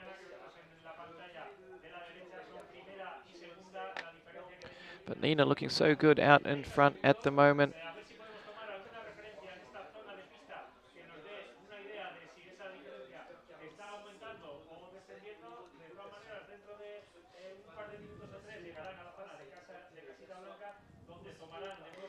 So looking at these two athletes on your screen, left-hand side, Nina in the lead and still moving really well. Again, like the knee drive is very, very low. The foot are close to the ground. There's a bit more bounce on the side of Ruth Gitonga. Hard to tell, but I still have the feeling like she's moving just a bit faster, Ruth. So we'll see. Yeah. When it comes down to another split. Can't quite see Nina up ahead, though. No, there's still a bit of air in between these two ladies. Oh, we're in for a treat. Oh, and yes, please, people, get out of the way. We do not want to have any blockage for these runners. There's plenty of room to be. Yeah, plenty of room on this section of the track. So. Oh, and there we go. This time I got confused because we're seeing 33 seconds now between Nina and Ruth. Nina is pulling away as soon as we're climbing, as we originally anticipated. Wow. She looks so smooth that it almost feels like she's slower, but the numbers are talking, and better than us, better than me actually. I'll take full responsibility for that. And the efficiency as well of her movement as well. You know, it doesn't make her look like she's moving fast. A bit more upper body movement by Ruth as she's coming up. Oh yeah. Nina Engelhardt looking fantastic there. It almost looks like a skimo move. The feet are close to the ground, but the hamstrings and the glutes are working hard.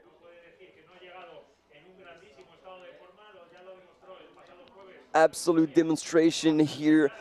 She dominated the uphill a couple of days ago, and she is on her way. 33 seconds lead so far.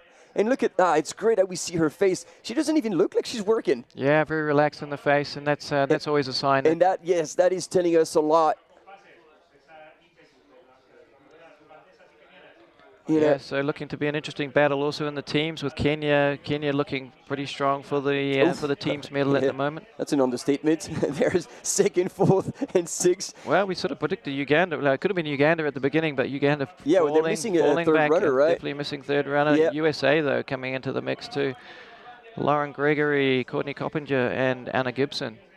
Packing well for USA, all inside the top 15. And then, because we've had so many Polish flags in the chat, let's talk about Weronika Matuszak.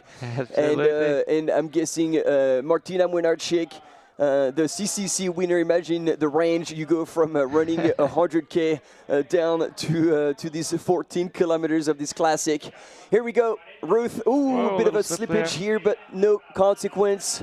And yes, here we go, third place, Aurelia Liecki from Switzerland. Head down, what a race she's producing, and she's moved up one position in the descent, which means that we can expect her to also possibly close a little bit of the gap. We'll look at the time difference, but Aurelia Liecki also looking extremely strong. And ex-triathlete, she's got the muscle, she's got the power, she still strains a lot on the bike and a little bit on the pole. Yeah, I mean, she came through at the bottom there about 25 seconds back from Ruth. Maybe lost a tiny bit there on that second climb. Looking like Sabi Chebet coming through. I didn't see Joyce Mutoni there. Yeah, true. Before the flat, Joyce was in fourth. But we're up the front here now, picked up by the camera runner with Nina Engelhardt, your leader. The Italian team there on the side, unmistakable in their uniform. Yep. And yeah, team at home, if you're a bit seasick, you might want to look away for a bit. Yeah, exactly.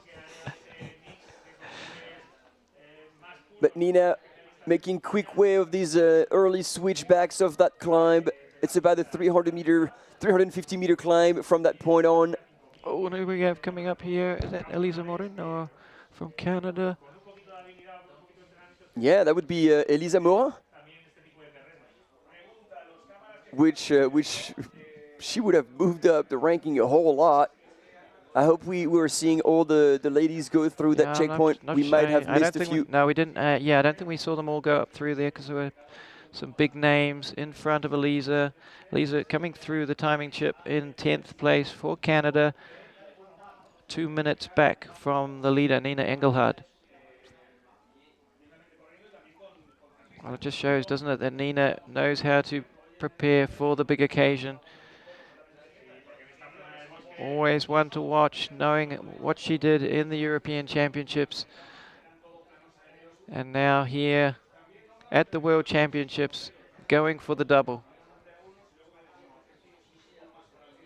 And so far in perfect position to claim it indeed. Second gold medal. Hearing that Nina has 43 seconds now. 43. Now that.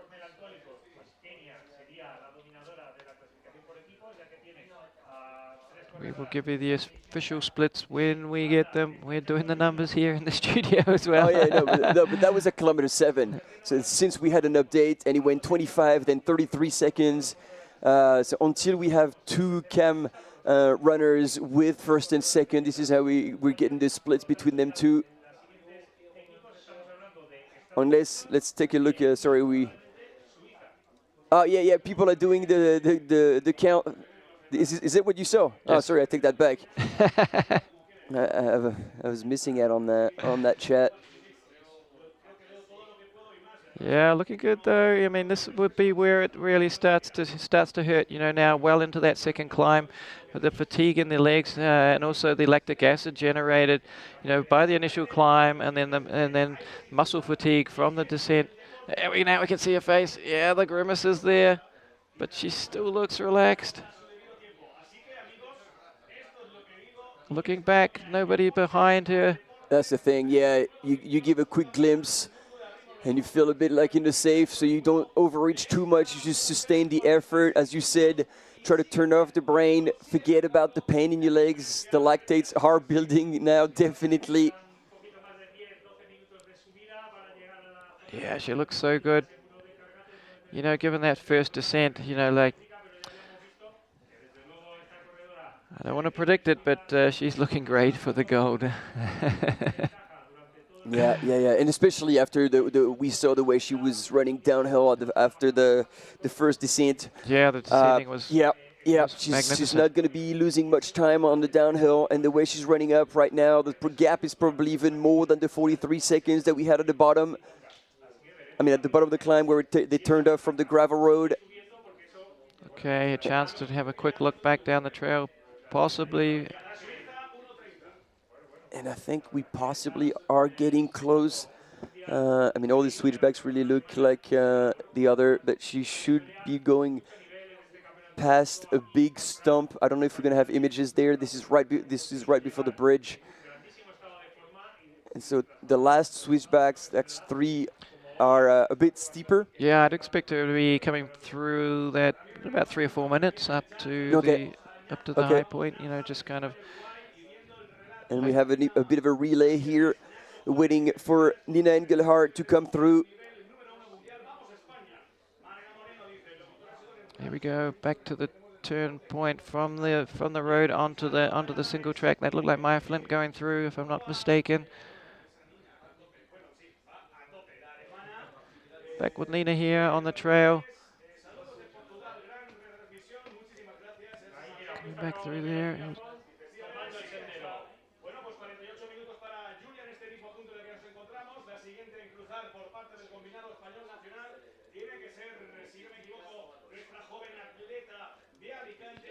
There we go.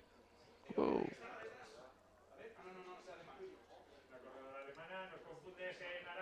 Yeah, and at this point of the race as well, it's you know, you're this is where it really starts to hurt, because you know you've done that descent, you've got you've generated a lot of lactic acid, and to be able to, you know, Stian Angermut there just coming down. French team coming down watching. With the flags. Yeah, you've got so much, you know, you got so much anaerobic in your legs. You know, it's a matter of trying to stay as relaxed as you can and still keep the power in the legs for the climbing. And that's the difference between you and I, Jono. You said, oh, this is where the leg starts to hurt. For me, the legs would start to hurt at the very first climb at the very first lap. Yeah, but I got a feeling when you get to the top and you know you're still in the lead, you know. Oh, yeah. Oh, and it's getting hard for a cam runner. You can see now the arm swing with the camera is becoming increasingly big.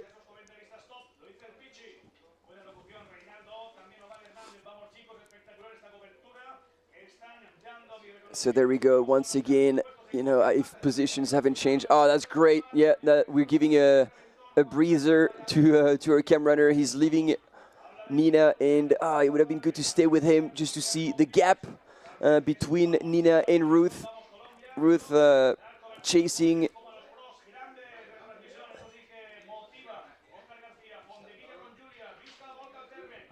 There we go, transitioning back. Coming back. Look.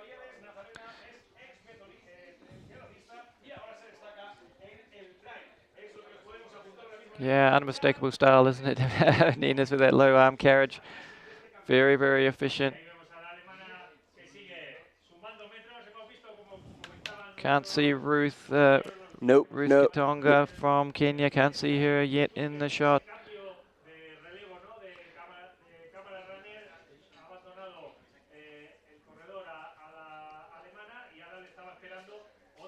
So as we have it at the, as they came through earlier at the bottom of the climb, still Nina Engelhardt, we know that, out in front. Ruth Gitonga, Muwaki in second place from Kenya. Oria Liachi from Switzerland in third place, having a fantastic run. Joyce Mutoni Ninjero in fourth. And then from Uganda, Saibi Chebet in fifth place. Gloria Chebet, one of our earlier leaders, in sixth place at the bottom of the climb, but things will have changed, of course, by the time we get to this point. That is our high point on the track, and they will cross that bridge or that dam, we haven't decided, and go through the timing chip and start their way down to the finish line, and we will see who our champions will be. And of course, pretty much, Jono, from there it's all downhill. It is, and I'm just again kind of checking on the team competition, looking for that third Ugandan runner. Yeah, still could be tight. USA, Uganda.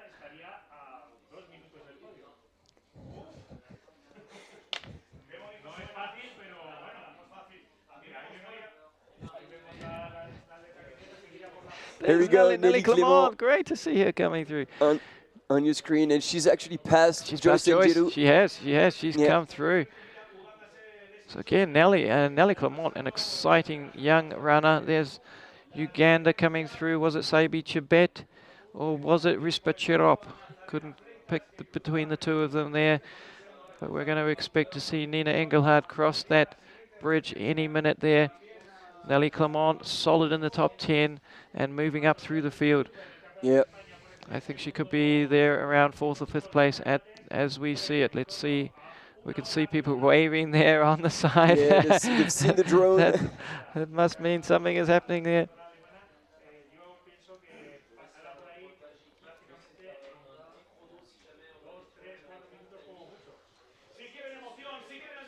Definitely expecting though to see Nina come through. We've got 53 minutes just ticked over on the clock. Oh, yeah. And there we go, further down, Marie Nivet, Scout Adkin. Adkin there, solid. Looks like Team Switzerland coming through. Yeah. Switching back to the bridge.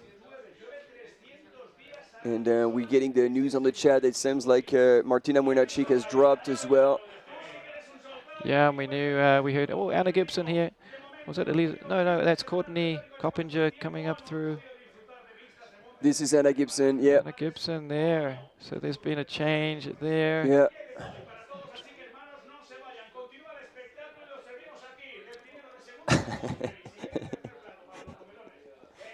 Was it Angela Matavi, I think, coming up through? I haven't seen Alici Gargi, didn't see her after the...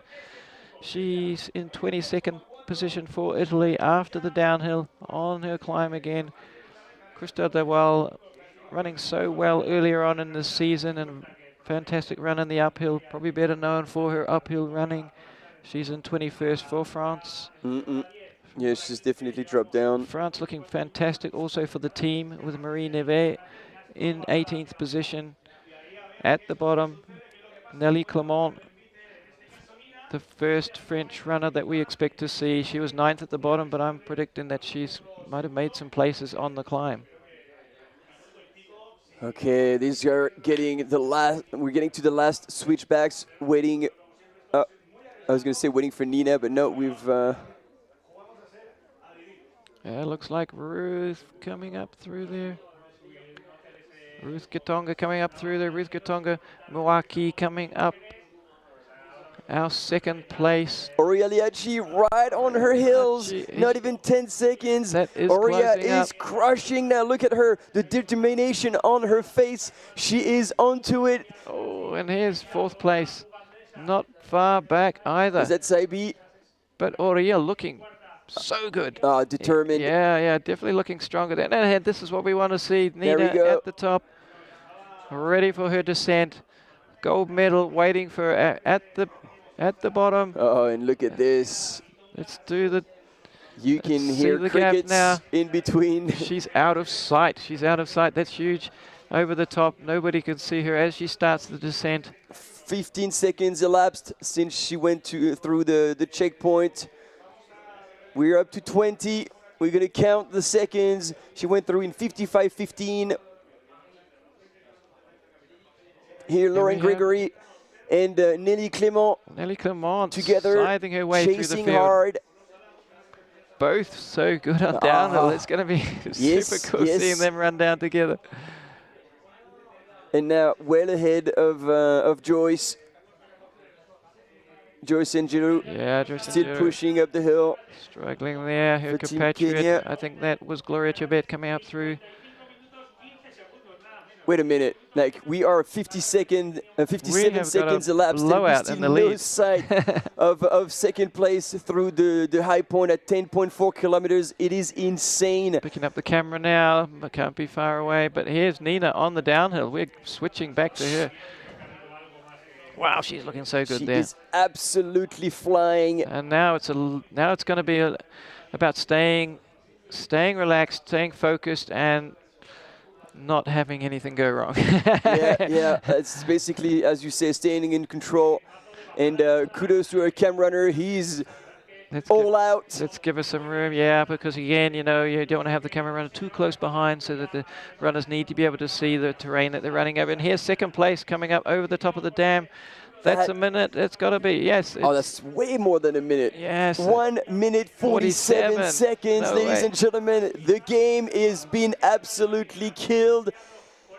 Oh, what a performance for Nina Engelhardt. I'm already talking about gold. This is it. This is Yeah, for sure. If nothing goes wrong, However, she's got it. But for silver, Orioliachi. Jono, silver is not done yet at all. 11 seconds between Ruth Gitonga and Orioliachi. Rispa Cherop, another 14 seconds back. Yeah, I think that silver medal is definitely looking good for Oria there. But out in front, watch look at the this. technique. Oh, a little Launching herself slip. forward. Yeah. What a statement this week. Nina Engelhardt, as we were saying, already took gold home in the uphill on Thursday. Yeah, she's not taking anything for granted at the moment. Nelly Clément, I recognize that. And she's pulled away. She's pulled away now from Lauren Gregory. She did, yeah. She had a really solid climb there.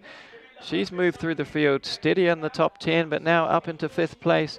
Looks like Lauren Gregory coming across in 6th place. Oh, and indeed people she does. are ducking to the sides as Nina is coming in.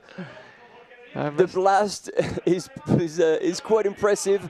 And yeah, there's 40 seconds to be made for Nelly Clément if she really wants to gain one spot. It's going to be a tough one, and especially holding off Lauren Gregory as well. Lauren is an excellent downhill runner, as we've already mentioned, and she was only 6 seconds back.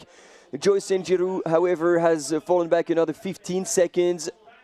But you said it actually, Jono. Joyce is also a very strong downhill runner. So Nelly, Lauren, and Joyce will really be going all out on that descent. Yeah. But look at that! Look at that! It's. I want to say that's the perfect combination of power and weight ratio, because she doesn't carry momentum on the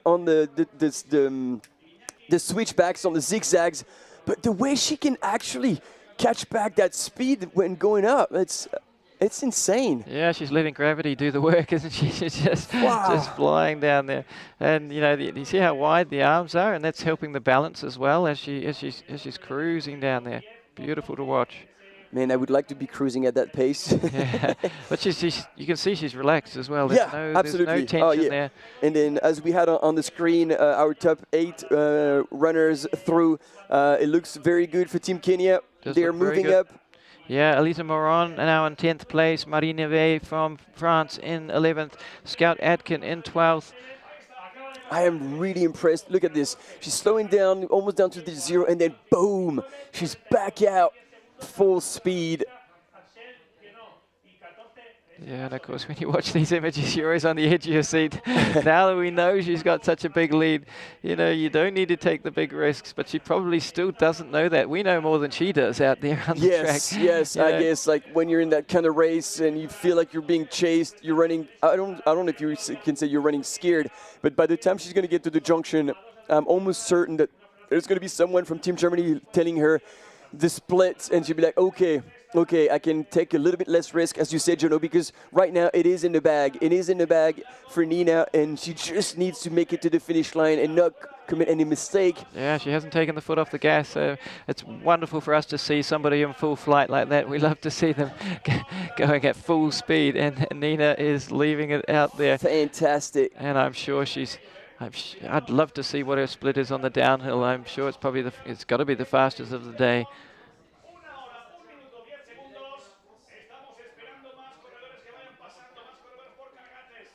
Fantastic there, Nina Engelhardt leaving it for Germany.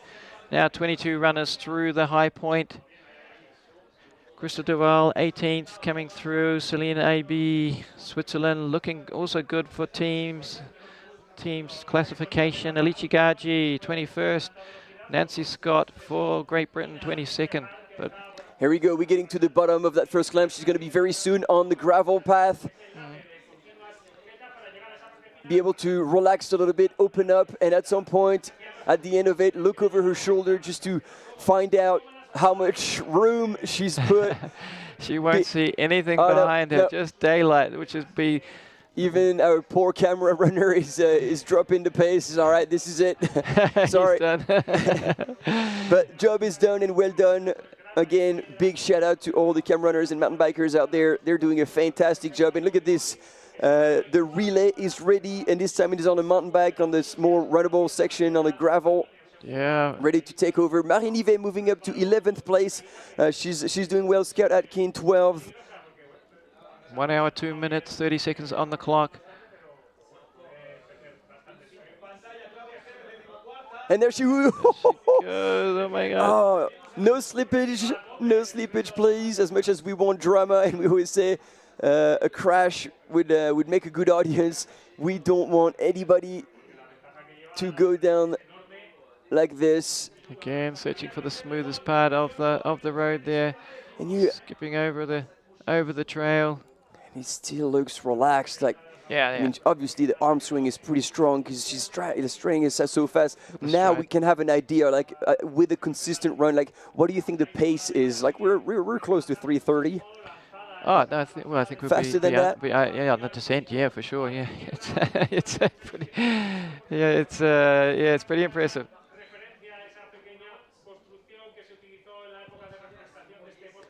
Here we go. Andreu Blanes for Team Spain, and everybody's like, okay, make room.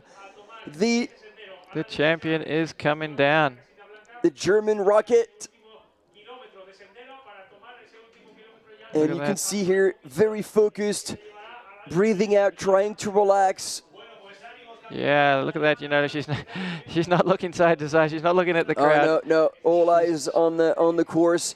This is going to be the last technical section, a few switchbacks that are a bit challenging with a few loose rocks.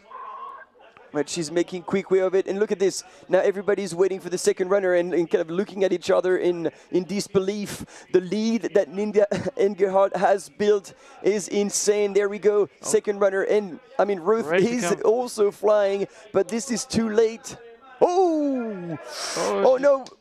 She would have. Oh, look at that! She smiled. She's like, you see the little smile on her face as well. Jonah, what happened there? Is that a cramp? Because she didn't look like she fell. I think she hit. She might have hit herself. I think she might have taken a little knock somewhere. I just saw a little, whether it was a grimace or a smile, just to say, okay, maybe laughing I'm at okay. Herself, like, all right, I'm going to be a bit too hot here. Don't go. Yeah.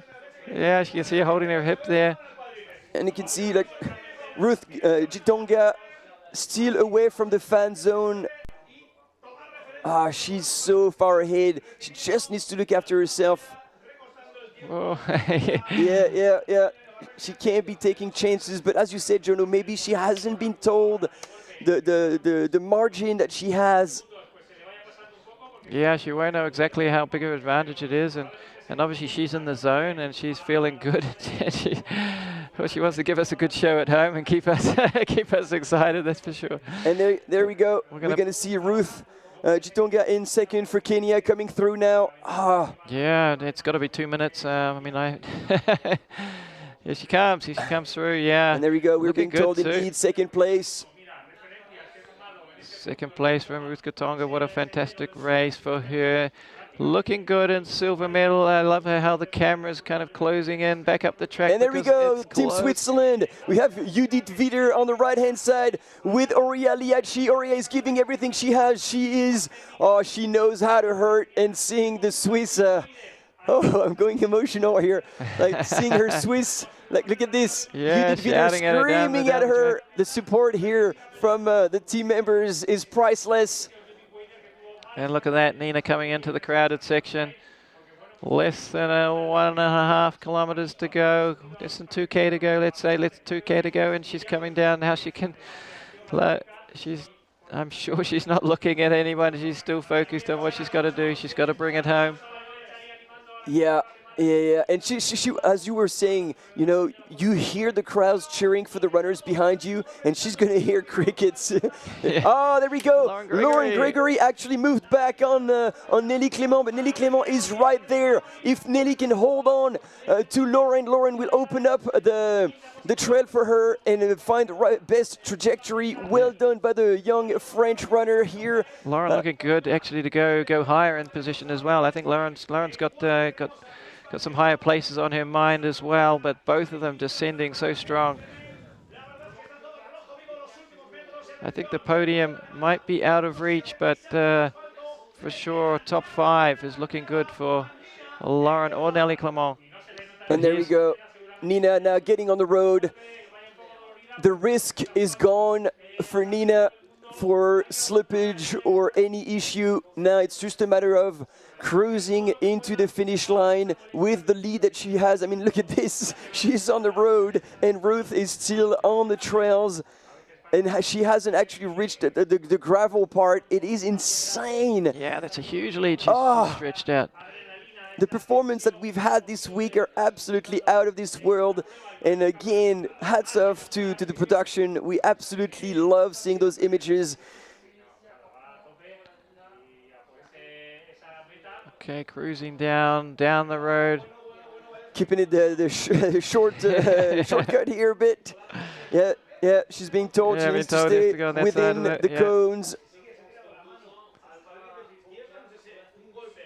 Typically 5 meters either side if there's a single flag. I'm not sure if a cone counts as a flag. I'm not going to get into that debate, but yeah, she's going to bring it home. She's still got 1 kilometer to go. And she's probably 1 kilometer ahead. So she could literally moonwalk into the finish line at that point, and that would still be gold for Nina Engelhardt from Germany. Looking down over the podium ceremony location, so we'd love to see everybody, if you're anywhere near Cannes Frank, 7 o'clock tonight to celebrate our medalists. 6 o'clock, is it 6 o'clock or 7 o'clock? I have to check. And there we go, as Nina is now next to the Confront train station. Ruth Gitonga is on the road. Wow, so many people out there. The chickens landed. There's Nina. Look, now she knows. She's high-fiving as well. She's still got another 800 meters to go, but she's nobody's going to catch her at this point. Oh, yeah. There is a world between Nina and Ruth. Ruth Gitonga now on the road section. She'll be thinking about trying to keep that silver medal. Yeah, come on, Germany. We want to see you in the chat. Blow out the chat with the German flags and this massive celebration for Nina Engelhardt. 2 gold medals in the uphill and the classic. Yeah, we still have to decide our performance of the championship. So Nina's making it tough for us here today. It's a fantastic effort. There we go. Looks over her shoulders, sees no one. Double gold. I mean, you can't do better than that, can you, at a championship? That is. And now she is letting go. High five to Daniela Omus. who did the long trail or short trail? No, short trail, I think. And there we go. You see Team Germany on the sidelines starting to clap for Nina, and she's let go of the gas pedal. She's rolling into the finish as she should, because again, it is positions for the team, so time doesn't matter. She's taking it in, and she's absolutely right to do so. Now we see the flags here, and actually the steins of beer as well. The celebration is full swing on the chat, and look at her coming into the finish line, finally smiling. Yeah. Jono, what a performance she's pulled off. Absolutely, absolutely. Double gold medalist. That's job done. Germany takes 2 golds. And you know someone who might be really regretting not being here is Lucas. Yeah, I'm sure he would love to be there. You know, seeing his sister and then his compatriot take out gold. Yeah, and himself race for something pretty solid, seeing what he's done at European Champs last year, taking gold. Like, he could have had a shot, but again. And now it's Ruth Katonga. It looks like she's like, Aurea is not far behind. Ladies and gentlemen, this is going to come down to a sprint. I just saw the white T-shirt of Aurea Liachi from Switzerland, and I know she can close hard. She made both the qualifications on the road for half marathon and 10K earlier this season. So if she can take out the wheels, full swing, there is still 600 meters. Is Ruth going to look over her shoulder to realize that Aurea is creeping up on her? Yeah, let's see if she looks back. Oh, she didn't look back. Running in red in the Swiss colors. Aurea Liachi. Yeah. Could she close her down? That's going to be it. It looks like it's in the bag for Ruth Kitonga.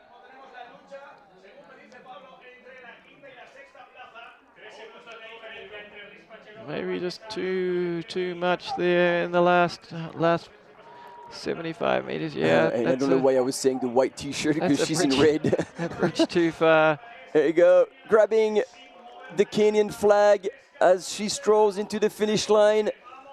Well done, Ruth. Ruth Katonga brings it home for Kenya. Come on, give us a smile. You've done extremely well here. Let's celebrate. Our silver medalist in the final women's competition at the World Mountain and Trail Running Championships, Nina dashing across to probably to grab a hug. There we go. And Aurea Liachi now in third.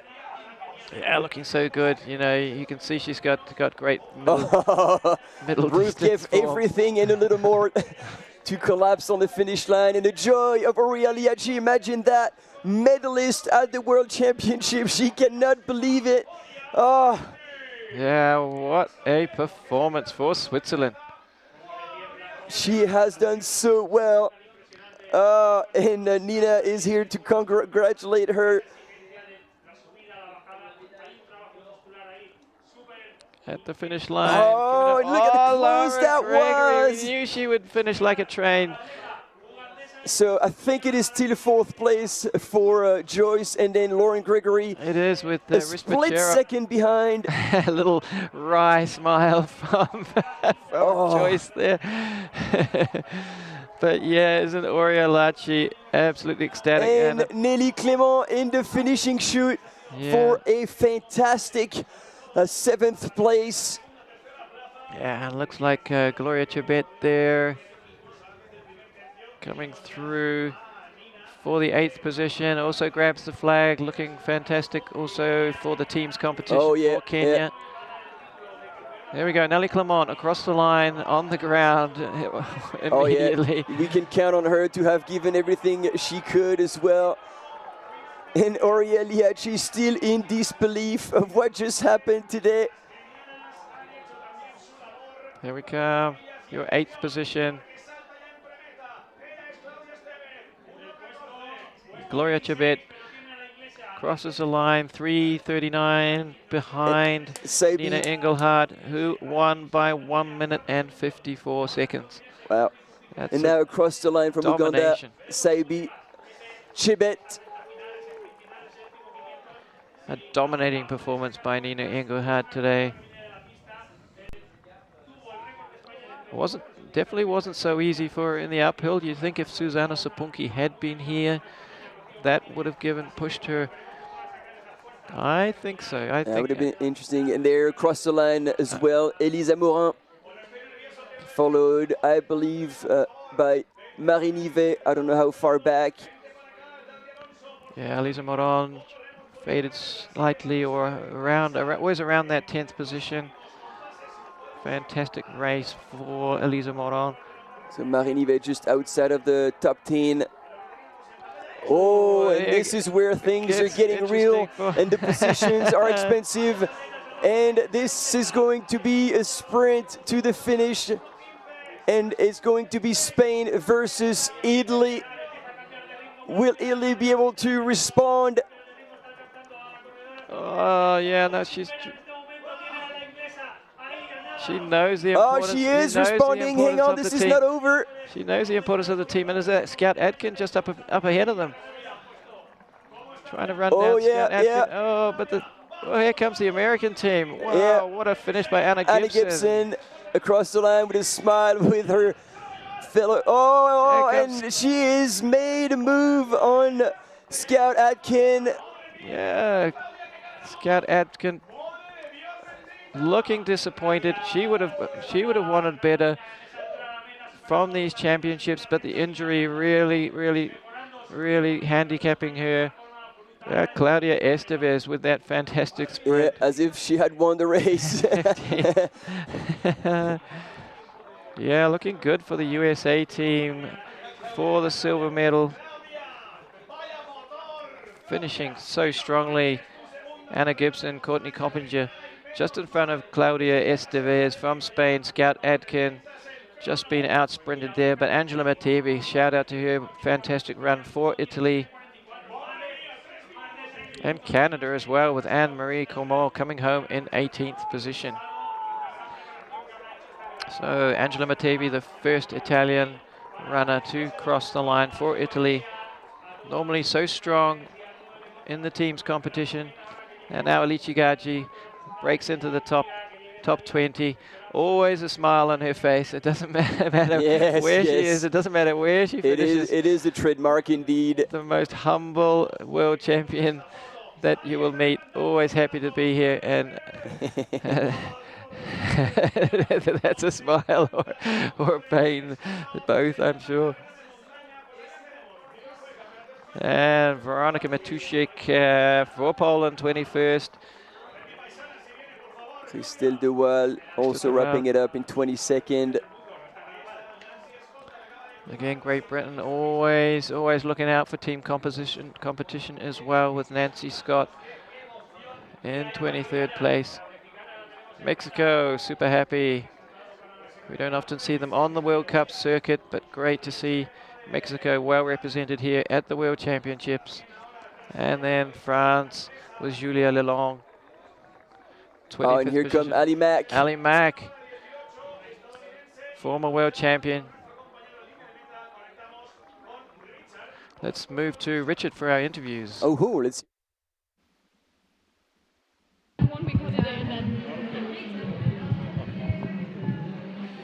Welcome back to the finish line. We're here at the World Mountain Trail Running Championships after the classic race for the ladies.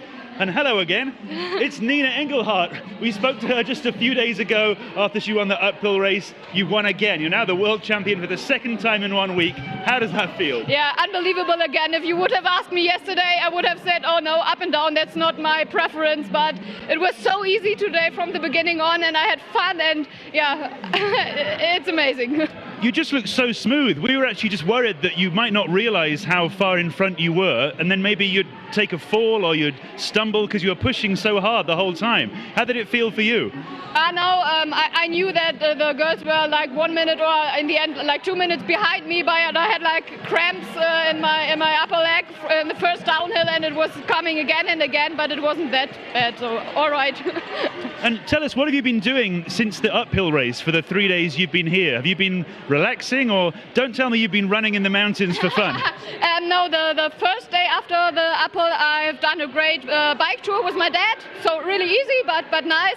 And yesterday we went for a little hike, and in the afternoon I was like doing 30 minutes of jogging, and yeah. Then So you haven't actually been resting then? no, not the whole day. Doing lots of ice bath in the hotel pool and in the river. Yeah. Amazing. And just to help people understand your life outside of these events, I believe you're also full-time working in environmental engineering. Just tell us a little bit about how do you balance your running training with your work and still achieve such amazing results? Yeah, well, it's tough. So my days start really early because I'm training before work and after work. But fortunately, I'm an early bird, so it doesn't matter for me. But it's hard. That you can't deny that. Unbelievable. I'm an early bird too, but I haven't just won 2 world championships. So amazing job, Nina. We're so proud of you. Fantastic result. Second time in a week, a new world champion. Back to you guys in the studio. Yeah, isn't that fantastic to hear from Nina? You know, the excitement and joy in her voice. And isn't it interesting how everything felt easy, you know, and when you have your day, you know, yes, and it doesn't happen very often, but... yeah, exactly. When the lead-up has been strong and you're peaking at the right time, it's very special. Like everything aligns. Yeah, and as we watch Sarah Wilheld across the line there. And yeah, environmental engineer, balances work and life as well as her sport. Yeah, fits the training around. What's my excuse? Yeah, and like, when you see you get a full-time job and the dedication still to train like this. Yeah, Maya Flint just crossing the line. First New Zealander, she'll be super happy. Jessie Speedy in 28th position in the top 30. She'll be stoked with that. But I loved her recovery routine. Yes, yeah. Nina Engelhardt, I mean, spinning bike the legs, like, that's something we talked about, like flushing everything out of the legs. Well, non-weight bearing as well, you know. And we talked about how, you know, it's absolutely possible to do both races. You know, you have you don't have the same muscle damage after doing an uphill competition, and that's why the uphill race is before the up and downhill race. I think she'll have some muscle fatigue. Oh yeah, I mean, and it was interesting, like, because we saw her catch her IT bands on the second downhill, but the fact that she said she already was cramping on the first one. Yes, and we didn't pick that, did we? No, and absolutely. so it couldn't have been too damaging, and as she said, it didn't bother her too much, but this is probably why she was laughing about it. She's like, all right, well, it's coming, but I can still run it, so let's go. Yeah, gosh, and that's, you know, that can be a little scary when you're racing and you know you're in the lead. You're kind of like, you know, you're kind of praying like, no, make sure my legs stay together, you know, especially when you know it is a big lead. Fantastic to hear her thoughts though, and just watching now, almost the top 50 crossing the line. Coming through, we've got Hungary with Kitty Postos, Terfaba. All right, looks like we're going to be back out on the line with Richard.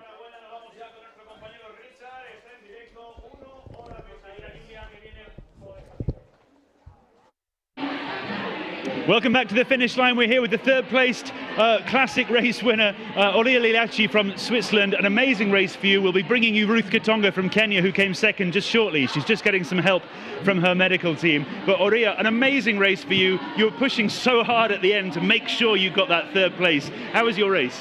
Yeah, it was so hard. I had to push a lot, but I tried to stay calm in the first uphill, and yeah, I was thinking about the second loop and try to do my best and pushing a lot on the flat part because I know that's where my strength is. And your strength is also from triathlon background. Do you think that somehow helps when the race is a little bit tough, up and down, up and down? I don't know, maybe. But I came from track and field first, then triathlon, and now I do some road race, and I think the road helped for the speed on very runnable races like today. And do you think you might ever transition into bigger mountain races with steeper climbs as well? Because you've got so much talent, it's clear that you could probably do anything you like. Maybe, but in the future now I want to to develop my speed and see where I can go with some short races and runnable trails. Thank you. And just one final word. Obviously, you're in Switzerland, probably a very famous place for mountain running and amazing scenery. But how do you find running here in the Spanish Pyrenees? Oh yeah, it's beautiful. Honestly, I didn't expect it, such beautiful landscapes like here, and I really like. I hope maybe for training camp I can go back and enjoy a little bit more than what we can run the few days. Fantastic. Well, if you do come back here for training, you might find that you're a famous face, so people will be asking you for pictures all the time. But we'll hand back to the studio now. Aurelia Achia, third-placed female in the classic race here at the World Mountain Trail Running Championships. Yeah, she looked a little bit out of it, like she had given everything on the line, but again, fantastic performance again for Aurelia Achia, and yes, she will definitely keep crushing on the short distance. I think she still has unfinished business as much as she did the qualification for European champs on the 10K and the half marathon. She didn't deliver the way she wanted. I'm not too sure, but I think she got sick before. But yeah, the talent is immense. She's well taken care of as well by her coach. And so it's fantastic to see her shine. Not so long ago, before she got picked up by the Brooks team, she was still working in a bar. She's got a fantastic life story. She's a great human. Yeah, great to see, and just the joy as well. Maybe not completely expected, obviously, you never know how it's going to play out, but so happy to see her come through for Switzerland with that bronze medal. So would there be 2 medals for Switzerland now? Is that in the individual? I'm going to say with Remy, who we hoped to have in the studio yesterday, didn't we? Yeah, he ghosted us. That's probably very Swiss. Like, it's like, oh, yeah, I'll come, and then gone. But he probably has a lot going on in it. I hope he was out there cheering for Aurea. I would have asked him if he was thinking of doing the double, We thought about this again, but we had the conversation with Thibaut, who knows Remy very well. And Remy's coach, Simon Gosselin, would have gone full focus on the uphill and probably would have done the downhill work, the ankle preparation. For the rehabilitation. Yes. So they would have focused on pure power. And again, Remy's goals were this uphill on Thursday and trying to break the world record on the vertical kilometer. Here we go, Ecuador across the line. Yes, that's the spirit. Great job. And we just saw Jessica Ronan from Australia there. That was Miriam Esperanza Puyin from Ecuador coming through, super happy in the top 60. So still more, just under half of the runners, or just over half of the runners have finished today's race. So still plenty out there on the track and still fighting for team positions as well, because it's not just about the medals, anyone who's running in a team, give it everything all the way to the end. Every place counts, because whether it's a 4th, 5th, 6th, 7th, 8th position, it means something having a team performance as well. There we go, Argentina happy.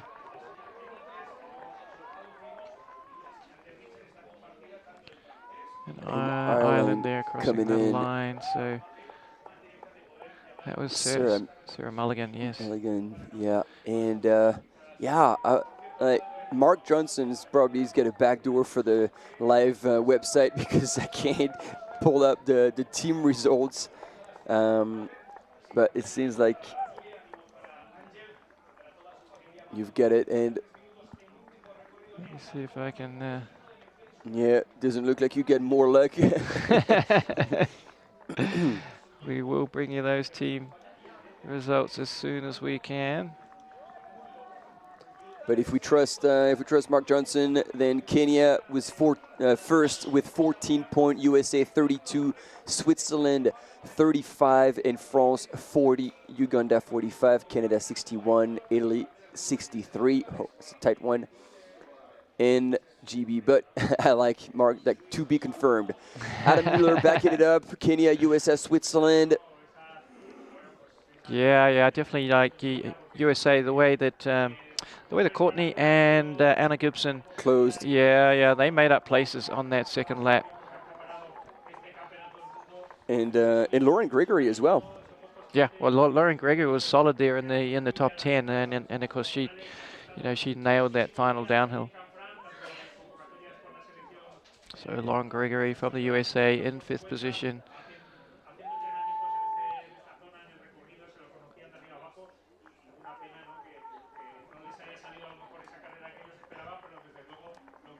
There we go, Team Ireland giving everything they've got across the line. Oh, here we go. I got teams. So can we confirm it? Well, to be confirmed. Obviously, everything is provisional until the close of the race. But yes, we do have Kenya with 14 points as our winners today. United States with 32 points in 2nd place, and bronze medal position Switzerland 35. So 2 medals for Switzerland today. France not far away with 40 points. Nelly Clement was there in the mix. She was closing down, and look at the splits for the ranking.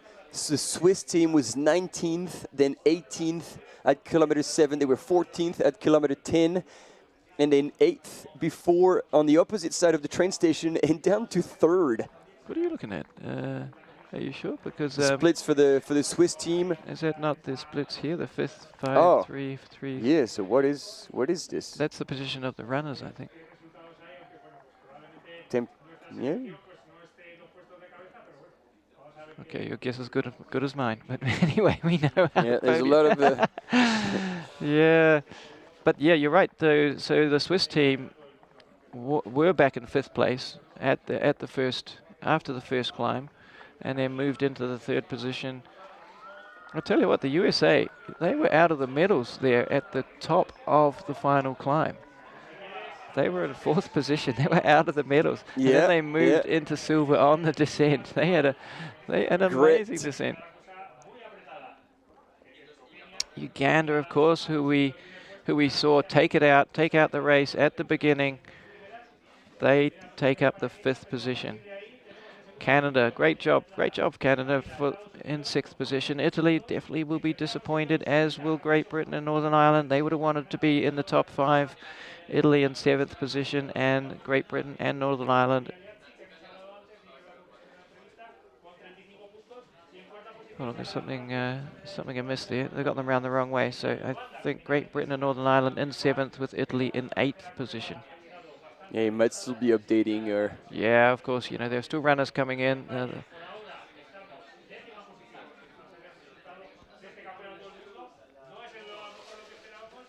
Yeah, leading Italian home was Angela Mattevi.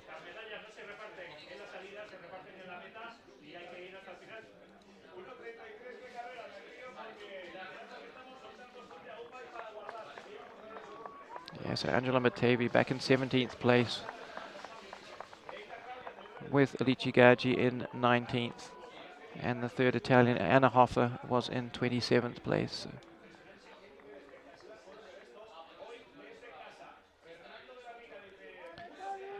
But only one more to go, Martin. Yeah. There's one more race left in these championships.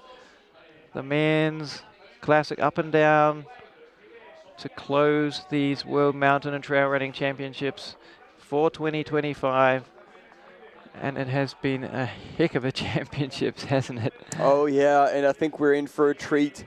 Finish with a bang, because in the men's, we're going to have also probably massive fights up at the front, both in the up and the down. And I mean, the name that I can just shake out is Philemon Kiriago Obongo.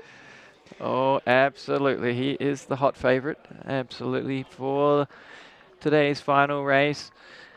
And having to be called up at the very last minute to race the step uphill. up for the Kenyan team in the uphill. Yes. Where he scored 17th place. So I don't know how hard he chose to race, because he knew he wanted to save his legs a little bit for that classic. Yeah, but you know what? He's used to that because we film and races on the WMRA Mountain Running World Cup circuit throughout the season, and we often have double weekends where we have a short uphill race on the Saturday, or in the Broken Arrow case, Broken Arrow Sky Race. Shout out to Brendan and the team there in Lake Tahoe.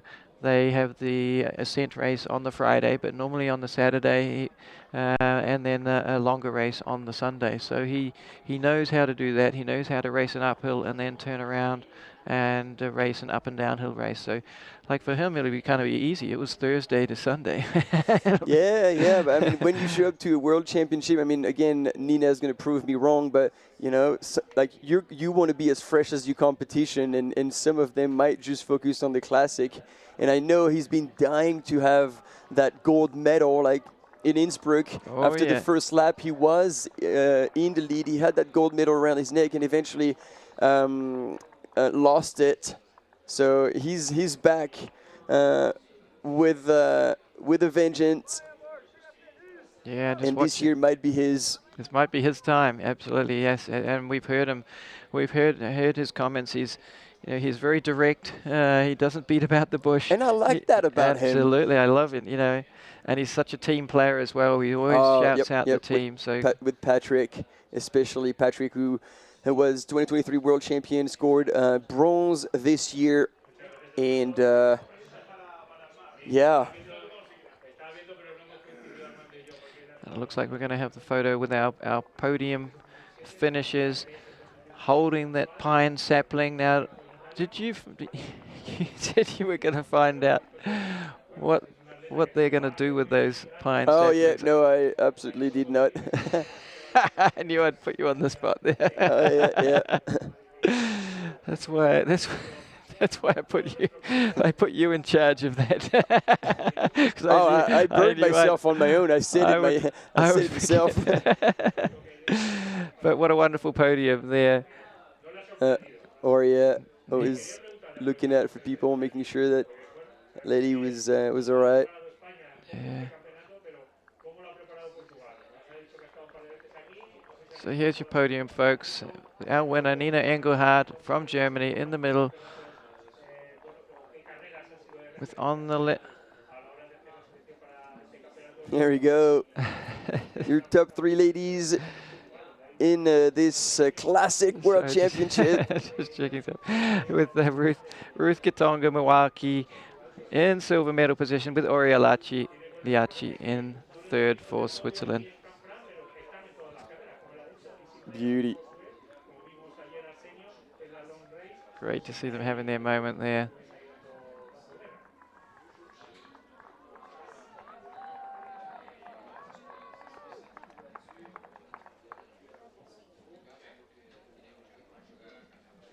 Okay, runner still crossing the line. Maja Perisic from Croatia, sorry. Looking at my flags again.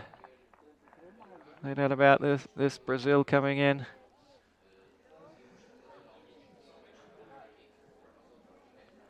Great to see all these countries having their time in the spotlight. 120 runners in our race today in the Women's Classic up and down. Luiz Souza de Lima, again for Brazil.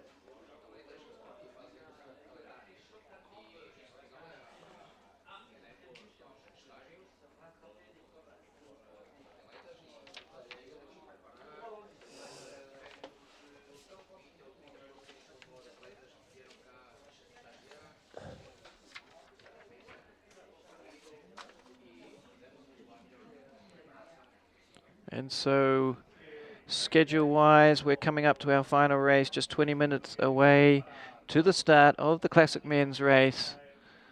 That will be the close of our championships here in Confranc. We're counting down in the last 20 minutes.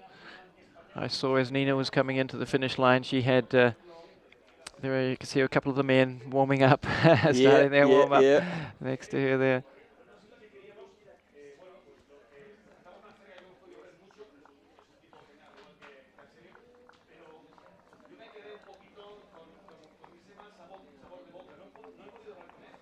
There you go, Taipei, Taiwan, coming across the line. Yeah, super.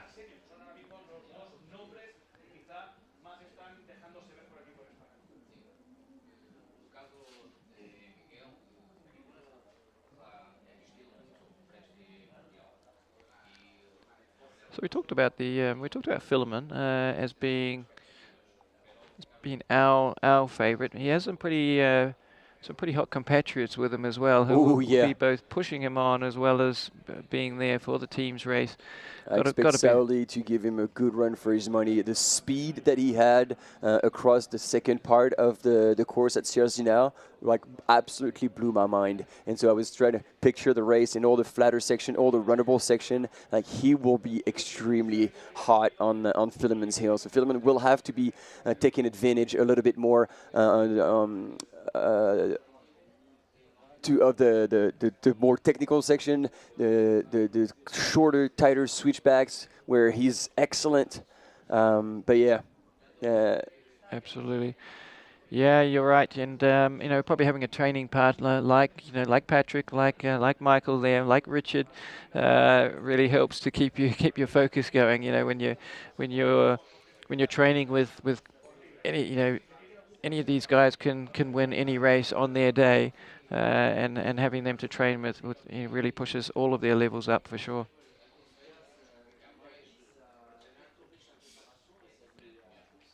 Definitely some of the other runners to watch out for. Always the Ugandan team stacked with talent.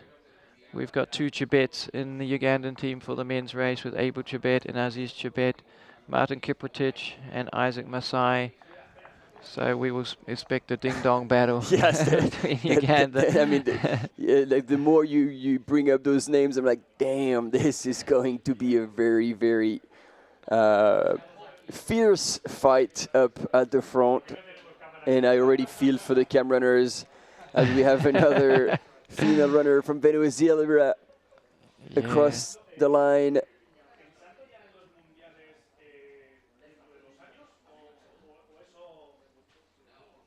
Great to see Venezuela here. Big South American contingent actually at these championships. You know, it's really lucky to have so much support from South America for mountain and trail running.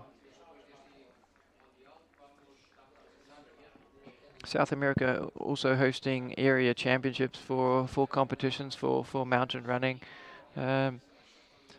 And great to see the sport continuing to develop in that area. And of course, you know, the World Mountain Running Championships, the final ones were held in Argentina, Villa Langostura, one of the most beautiful parts of the world. And that was the final World Mountain Championships, hosting the long distance, where Jim Walmsley took it out and for the men, and then also hosting the classic up and down championships there as well. And then of course we had COVID hit, and we had a small hiccup, and we picked up again in 2022 with the first World Mountain and Trail Running Championships in Chiang Mai, followed up by Innsbruck. And I think we're due to go back to Richard at the start line, so let's see what he's got in store. To bring our second-placed silver medalist in the World Mountain Trail Running Championships in the classic event, Ruth Kitonga of Kenya. Ruth, amazing run today. How do you feel with your silver medal? I'm feeling very good. I thank God. Yeah. Did you feel the race was exactly as you planned, very, very fast, or very, very difficult? What was your strategy today?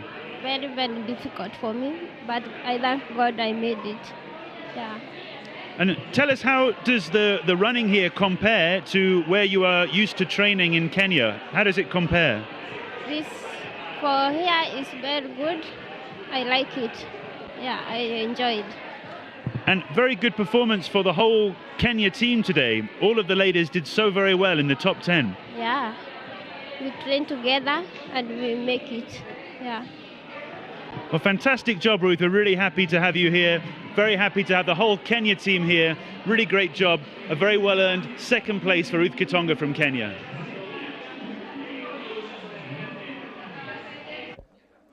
Yeah, great to hear from Ruth there, and you know, we maybe didn't compliment her enough, but that race she ran, it was a really sensible race.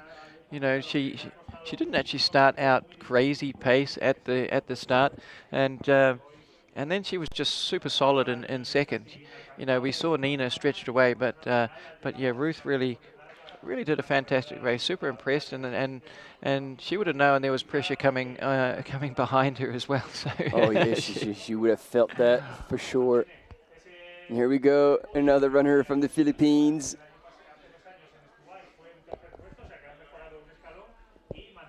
I think fan favorite from Richard, Philippines, crossing the line.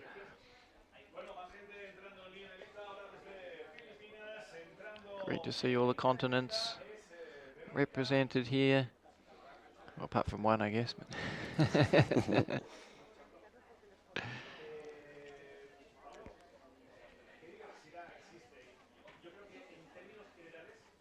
And I was trying to see, because you were talking about a well-executed race. And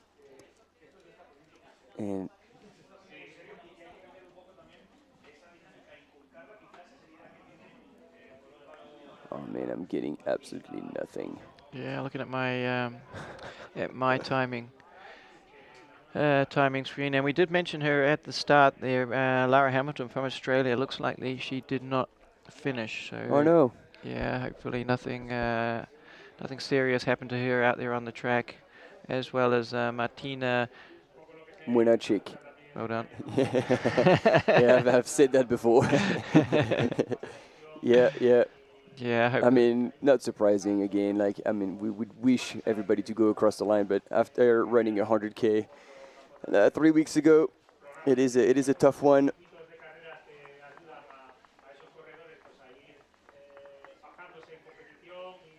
And there we go, another runner from Taipei, Taiwan.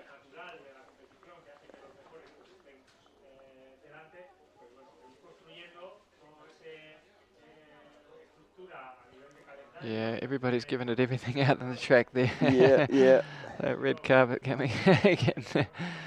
Well used. Straight over with the medical team. Shout out to the medical team, indeed. They're here. Stunning today. And I like he's just checking on her, because obviously he knows that they give everything, so he's giving her a bit of room and then checking, making sure she can stand. It takes a village to organize such an event, and every little entity plays a crucial part. There we go, the event technical delegates there. Sarah Rowell there, the new WMRA president there on the right in the cap. Just taking over the reins from Tomo Saaf. Out there on the track, making sure everything is running. And you're exactly right, there's so many elements that have to come together to make a championship event. It's such a complex thing. And also the fact that 3 different organizations come together as well. So WMRA for World Mountain Running, partnering with ITRA, partnering with IAU to form one global championships under the umbrella of World Athletics.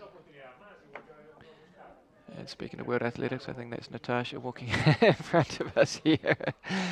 And something I've really noticed being here at the championship is the presence of World Athletics. They really are investing in these championships, and also they understand the importance and the growth of mountain and trail running around the world. So they are very, very serious about our sport, and it's great to have the global body there 100% behind us. I see Hilary Walker there from the IAU. Also one of the technical delegates for the event.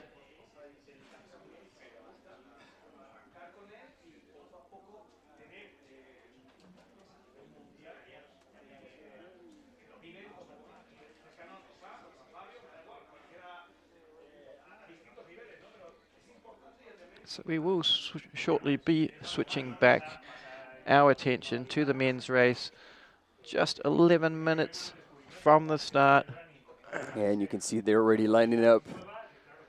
Yeah, are they going to be doing the under-20 jostling to get the get the space on this? You know, and yeah, you were saying like, you know, it's the youth excitement, but I just wonder if it's not the testosterone excitement, which would mean that it's going to be exactly the same situation with our gentlemen. We shall see. And then I can already see a few familiar faces. Cesare Maestri representing Italy. Yeah, Cesare Maestri. He also had an injury issue early on in the year, but on the bike. Back to yeah. But he actually came back strong, because at ETC, the short race at UTMB, he actually ended up scoring second place. Yeah, super strong runner. Yeah, I think he's had a good, sensible comeback. So, definitely back to form. Definitely one to watch. He's got wheels on the downhill as well. Yes, Jono, and you know, we were talking a few days back about body shapes. Like he reminds me of Robbie Simpson. Just like a bigger unit, but it's insane the power he can develop both on the climb and the descent. Well, you know, we've seen, like, for example, the likes of Nina or Oriel Liecki, who are like a little bit of a skinnier profile. Yeah, but, slightly built, I think. Yeah. Mm-hmm. But man, he can deliver. Yeah, absolutely. That's a good comparison. See, I can go way back too. Although, hold on. Robbie's still current. I was gonna call you out on that. Robbie will be listening here. Yeah. Well, and I was actually like, he was on the podium of the Jungfrau Marathon just not even a month back. I know. That's right. Yeah. Super strong. You know, certainly been around a while now. You know, Commonwealth Games champion as well, gold medalist in the marathon. Wasn't he second?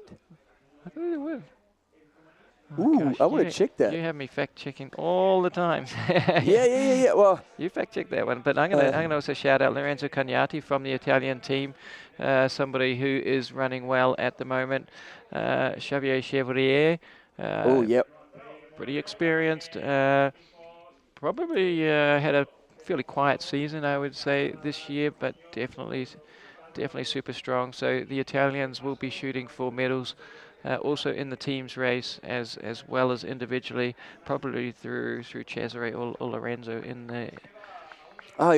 So I said second. No, he was actually bronze. Bronze, okay. At the 2018 Commonwealth Games. I almost said medalist. To be yeah, then he said gold. I know. So we're both wrong. That's good. We keep consistency here in the commentary booth.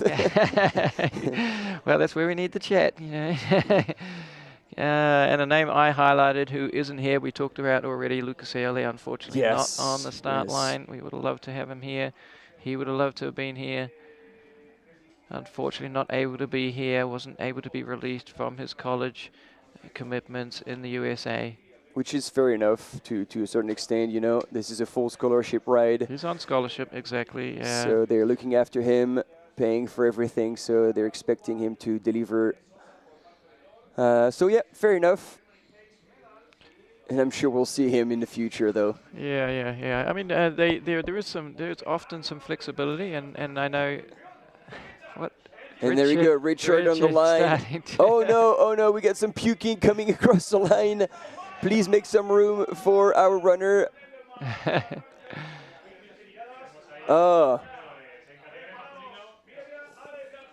Andrew. Oh, you got me now. No, Andy Douglas. Oh yeah. Yeah, and next to him, Theodore Klein. Theodore Klein. Another one we haven't mentioned yet, Theodore Klein. No, you need to say Klein, otherwise our German audience will feel like he's small. Klein. I'm more saying it the German way, I think. We're ready to jump back to Richard, but we will continue our rundown on the top runners soon.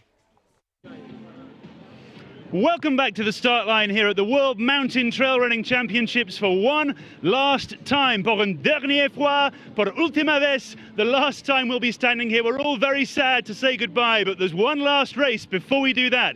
Let's hear it from the crowd. Woo! So many supporters here from around the world. They've been here for days supporting their teams. So much love and affection for the trail running community all the way down the track. Hello to our friends from the Philippines, from Croatia. We keep on going. We've got friends with the Ukrainian flag over here. Bravo to them, forever faster, that one says. And of course, we all are here to support the trail and mountain running community. Our friends from Uganda over there on the right-hand side, let's spin the camera around, say hello to them. There's just one final race left in this amazing series. We'll come all the way back around. We'll see in the distance, the runners are coming right up to the start line now. The elite runners get that little bit of an edge, standing at the front of the pack, and we're counting down to the start of the men's classic race. The last time we'll be bringing you the beautiful scenery of the Spanish Pyrenees, as we also welcome in, keep going, the final runners from the women's classic event, just coming in before the men's race starts. So much happiness and excitement here after a wonderful few days of mountain trail racing and a celebration of the trail running community worldwide. It's back to you guys in the studio. Wow, thank you, Richard, for those fantastic comments. Loving the enthusiasm out there. Looking like he was on the getting ready on the start line there for his own competition. So yeah, Andy Douglas there next to Filemon Cariago and Cesare Mestre. Theodore Klein. I'm always going to say that. Clint. 5062 from France.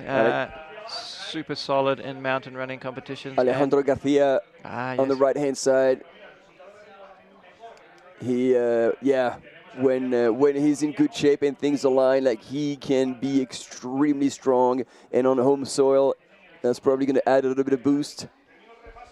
Absolutely, and somebody on my list who I haven't seen there around the starting area, but Jacob Adkin, the brother of Scout Adkin, super solid in uphill running. Had a great result on the uphill competition in 5th place. Definitely better known, I would say, for uphill running than up and down. But let's see how he gets on today.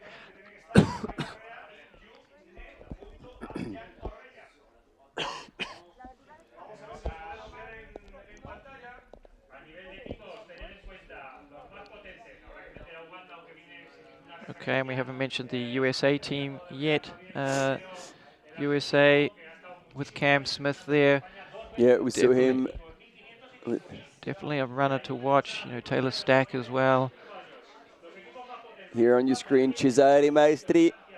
Yeah, saluting the crowd. Probably leading the Italian team. Yeah, definitely leading the Italian team, and definitely one of the runners to watch that could give Kenya and Uganda a run for their money.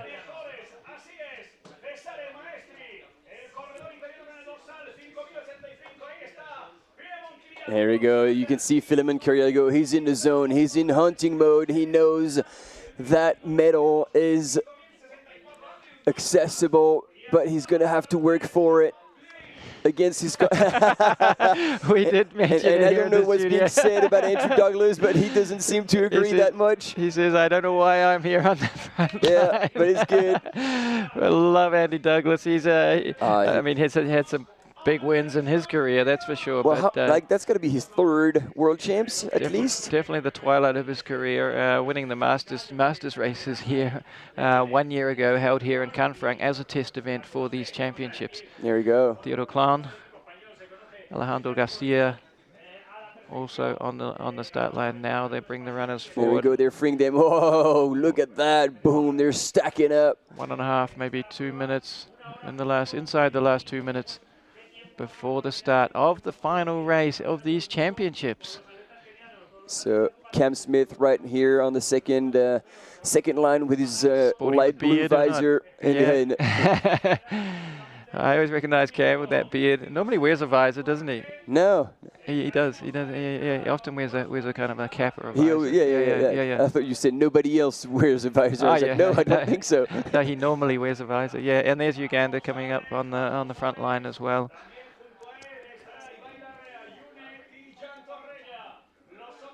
Grab Aziz Shibet. Good spotting there. Cam Smith just behind in the second line. Counting down. Less than 1 minute. 1 minute to the final race of these championships. Just one more gold medal individually to be decided. Just one more gold teams medal to be decided. Oh, that's It's always hard waiting to the final day for your chance to shine. Yeah, you gotta stay put. Well, now they're ready. Seconds Hey, to go. Team Switzerland could also do pretty well. There we go, and they're off. Yeah, Philemon wants to stay out of trouble. He's not hanging around. Good to see Cesare taking it There out we go. strongly. Team New Zealand on the right-hand side of the start line, Yeah, well Lorenzo positioned Cagnati's as looking well. And there we go, Uganda, 1, 2, 3 across that first turn. But we've seen that a start a bit too hot did not translate necessarily into a medal. So they're going to have to pace themselves a little bit because this is a downhill section here on the road. Look at them open up the pace here. Yeah, opening up the taps, that's for sure. There's Cam Smith running past with that red here. But yeah, Uganda out in front again. As we've seen in every race today. That is a crazy pace off the gate. Yeah, and I wonder how much even Philemon knows about the about his competition from Uganda. That's you know, like they know each other, but they don't race each other all that often.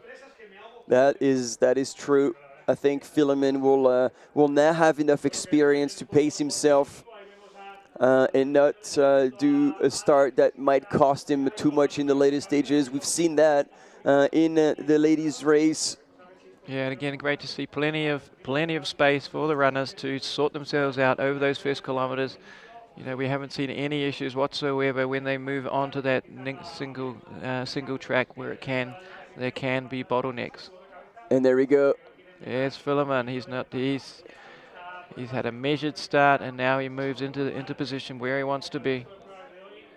Yeah, sticking with them. I don't think he's going to necessarily take the lead. He doesn't need to just yet. He needs to be looking after himself. Great captions here now. We can see Isaac Masai from Uganda, Abu Chibet in second place with Philemon Kiriago in third, and already breaking away. So that pace is something else. And Team Uganda putting another 2 runners in the top 5. Just trying to pick up who's there in 6th place. Is it a red? Is it the Swiss red singlet? It will be hard to spot. And here it seems like Isaac Masai is keen to stay in the front. And here Theodore Klein, we could see a little bit further back. As soon as we get to that trail, we're going to have a chance to see a little bit in the top 10. But here, once again, Isaac Masai leading.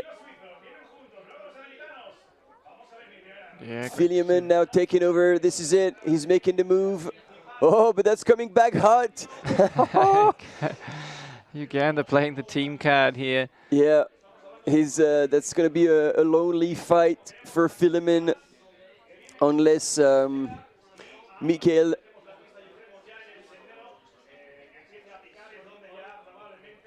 Yeah, and there's, not sure if that's Taylor Stack there coming through for the USA. There's Taylor Stack, David Norris, and Mason Copy for the USA team today, along with Cam Smith.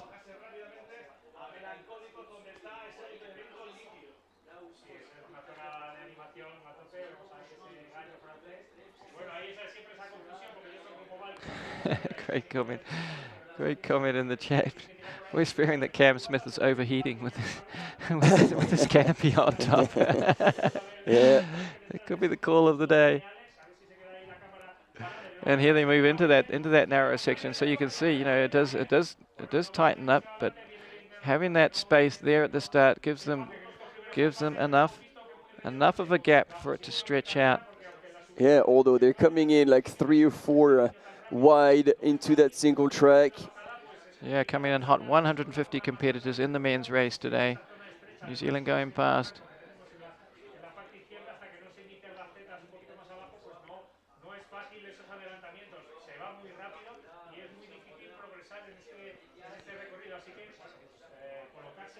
Yeah, shouting out the New Zealand team. Look, Toby Batchelor, great to see a New Zealand team there. 4 runners, maximum runners: Benjamin Rickaby, Eric Speakman, Michael Sutton. Michael doing a lot of races on the World Cup season in the past. Eric Speakman, probably one of the top runners for the New Zealand team today.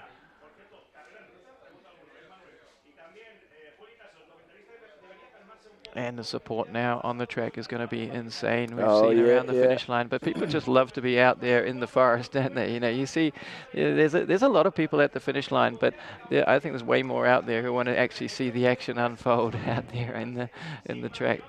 And that's the great thing about this track, you know, the way it has been designed that the runners can see the uphill, they don't disappear into the distance, and the spectators can see them on their way down as well. So, and of course 2 times, so well 4 times in total at least, even if they stay at the same place. And if they manage to have reception, they can pull up the phone and follow the live broadcast, and they will see it all. Yeah, exactly.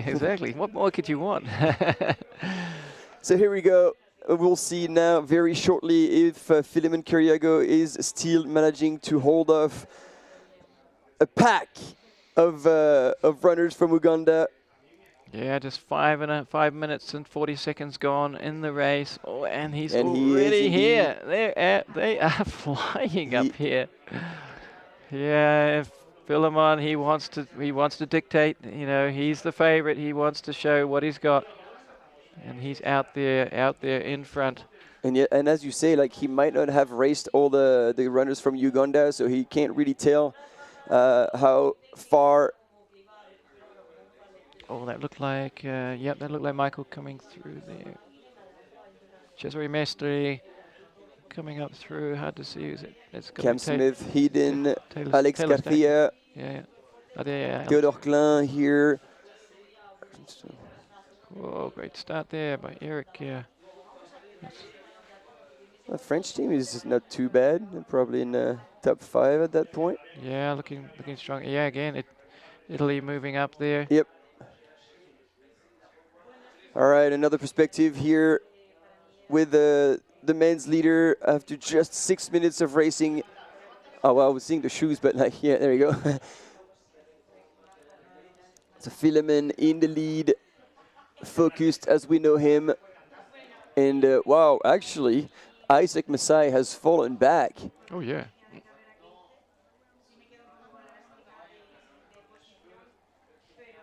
There we go.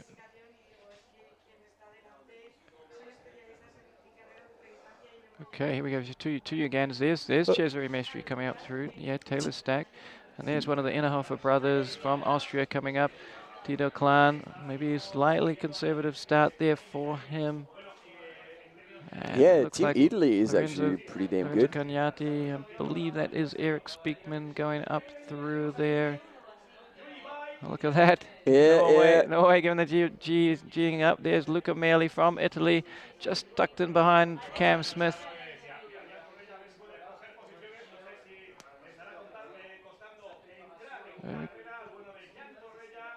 Australia going up through there. 2 runners from Australia in the mix.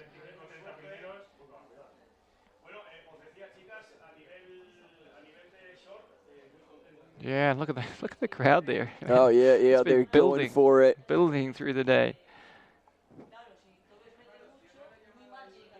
Yeah, there's always good and bad points for being the last race of the championship. The good being that everybody else comes out and supports after they finish their races.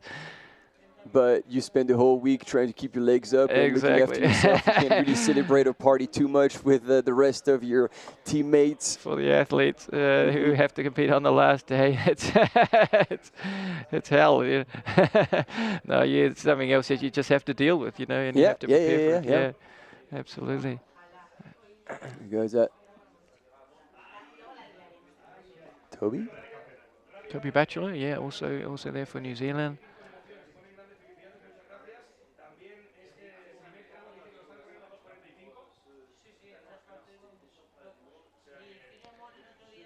Great to see the course workers out there, always checking what's going on, making sure people are staying safe. More than 450 volunteers over the course of these 4 days actually out there, whether they're volunteering at aid stations, directing, marshalling, helping out. Volunteers on the course make these events happen.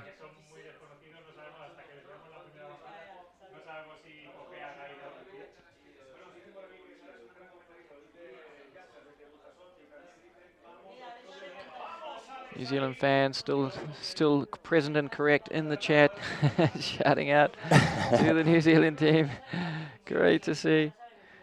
I think Adam Mueller, probably our biggest commenter through the 4 days that we've been here, with some great insights and information for us here in the studio. And is that Cesare Maestri? No. Oh, are we too far back? I just looked at yeah, his, no, I looked at his hair, then his legs solidly. Yes. I think it I'm is. just unsure about. He must be running with prototypes, because I've never seen those white shoes before. Theodore Klein, Switzerland again. Yeah, that Alex Garcia. Cam Smith Smith easy moving to up. see. Excellent. Oh, and then Remy Leroux coming for Canada, coming up through there. He's very strong on climbing as well. Oh, that was Toby. Oh yeah, and there's Eric there.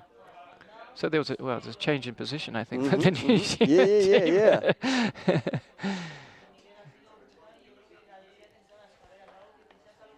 And you can see, even though it's thinning out, like there's still passes on that uphill and people moving left, right, and center. So it's gonna be interesting to see how by the time they get to the top, if there's a string of runners or still groups, because if there's requirements to pass on the descent, it will be hot. It will be spicy. Yeah, I've been pretty impressed with the course. You know, there are enough passing areas even on the descent, because you do have to be patient on those switchbacks, and then you can, as soon as it jumps out onto the wider road sections, there are some overtaking points available, and even on the uphill, you know, it's being a single track. You know, we're seeing some overtakes there going on.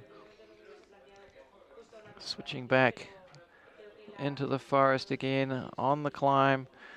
We would expect them. Well, we saw the juniors, didn't we? We talked about the junior men coming through that top section on the track at just over 18 minutes, 18 and a half minutes. So let's see how hot the pace is. My prediction is going to be 17:30. Yeah, head down, doing it tough. Let's see the live update if we get anything. It's 12 minutes elapsed. Hopefully we'll get a few images along the way. Yeah, we do have another camera position as they pop out of a steep section up onto the wider road, a flatter section. Our drone images now showing you over the valley and seeing, you know, we commented on it before, but you know, it's a decent climb, isn't it, when you look back down and see where you've come from, and the fact that, you know, they can get up there and let's say a little over 18 minutes. That's pretty, you know, that's moving, and you know, it's important to give the folks back home just the impression of how fast these people are going, and the great thing today is by having the camera runners and the bike runners, you can get more of that impression of speed, and I'm sure that that's responsible for a lot of the growth and fans in our sport, that they can see right in front of them how exciting it is. And also, like, as a world championship, giving the ability for every people back home to support their national team, like they wouldn't be able to do it otherwise. All right, team. Philemon has lost the lead, and by quite a bit. Apparently, it looks like I can't see no red T-shirt. Oh yeah, that is news. Let's have a look. Would it be able to bet? Oh, we're not. Yeah, not exactly sure. Pick up a bib number. The other one who was at the front, I think, was Isaac Masai. Was Martin Kiprotich. Oh, Martin Kiprotich. Okay. Great job, our captions team there. Oh, he stretched out on the first lap, putting Philemon Kiriago under some pressure, under a lot of pressure here. Yeah, and so I mean, I don't know how well Martin Kiprotich can run down. Have you, like, if you know anything about that, you would be able to enlighten us. But I know Philemon can run downhill extremely well, so maybe he realized that the pace was just too hot, and he was going to bank on that first descent to probably close the gap a little bit, and then the second one to make a decisive move. But we've seen with Nina that if you open up too much of a gap, there's no catching you. Absolutely. And could there be team tactics at play here, sending someone up the track? It did cross my mind because it was like, well, there's 4 of them and only one of Philemon for Kenya, so they could be playing that game of like trying to pull him to overreach early. Yeah. And blow out his matches. Yeah, before the right time. You know, Philemon's a smart runner. I've always been impressed with how he runs. So I'm not sure that's a tactic that is going to work on Philemon because he really has a decent amount of experience now.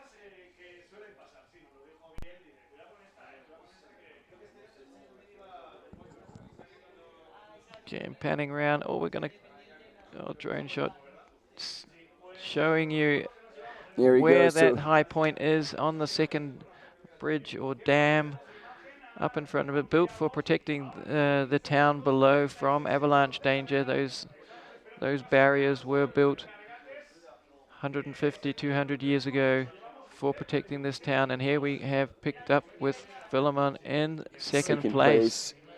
We don't know how far he is back, but there is daylight. There's definitely daylight between Philemon and Martin Kiprotich up in front. So it's Uganda, Kenya, Uganda, and I've just seen in shot from behind, you can see the third Ugandan runner coming up behind.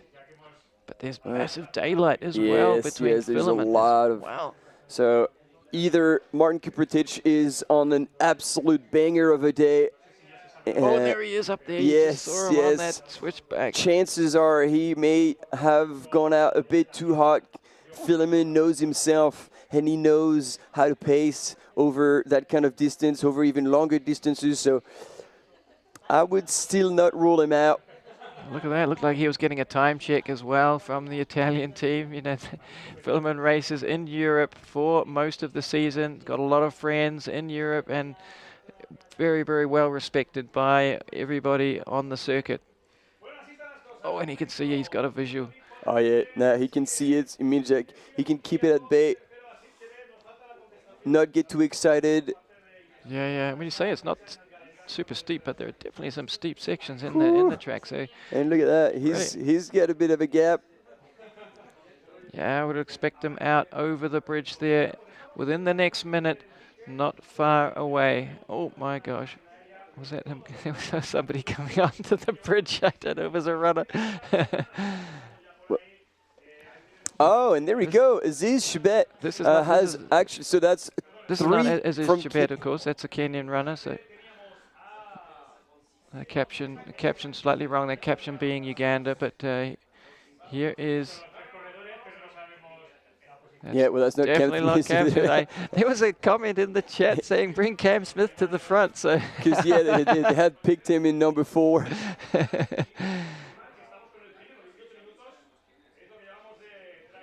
Wow, there's daylight, isn't there? There are big gaps forming.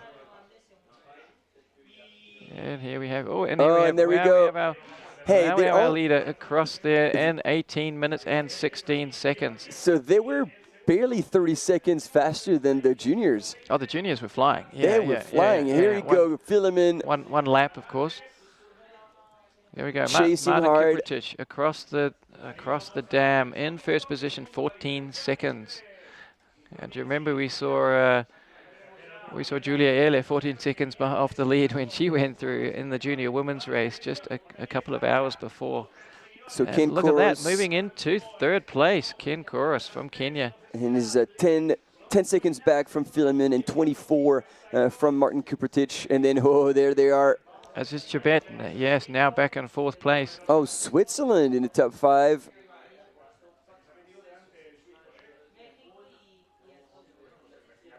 Yeah, look at that, Brian Rodriguez.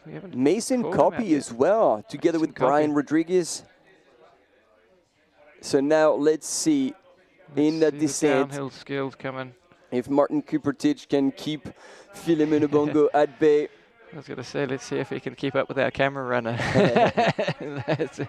He's flying down there. So yeah, Mason Copy through in 6th place. Bit of a gap there now to Manuel Innerhofer. A gap of 25 seconds. I still want to say it's not bad at all.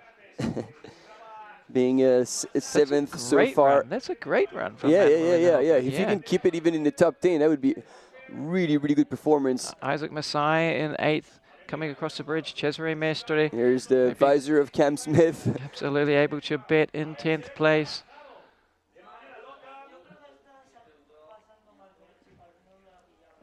We'll pick them up. Lorenzo Cagnati, as expected. Solid in the Italian team. Both Cesare and Lorenzo Cagnati expected to be the top Italians today. Solid in 9th and 11th place. And let's have Lunette Pugh from Spain. First Spanish runner coming through. Not as expected. Yeah. No, I was expecting Alex Garcia to be just ahead. Yeah. Italian team packing well. Luca Merli having a great race in 17th place. Felix McGrath in 17th. And yeah, Toby Batchelor. Yeah. Shout out to Batch and Penny, probably watching at home. I tell you what, they're coming in so fast I can't keep up with them on my screen. And you know what? You know who else cannot keep up is Filament, because so far he hasn't closed the gap on Martin Kuprtic.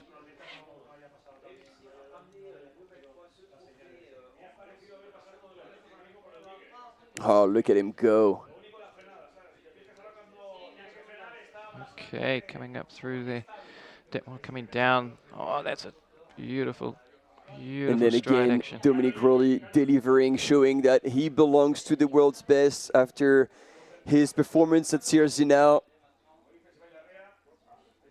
Absolutely, yeah, up there in 6th place. Yeah, they're coming up. They're coming across so fast. I can't keep up. I wasn't able to keep up on the screen. It's crazy.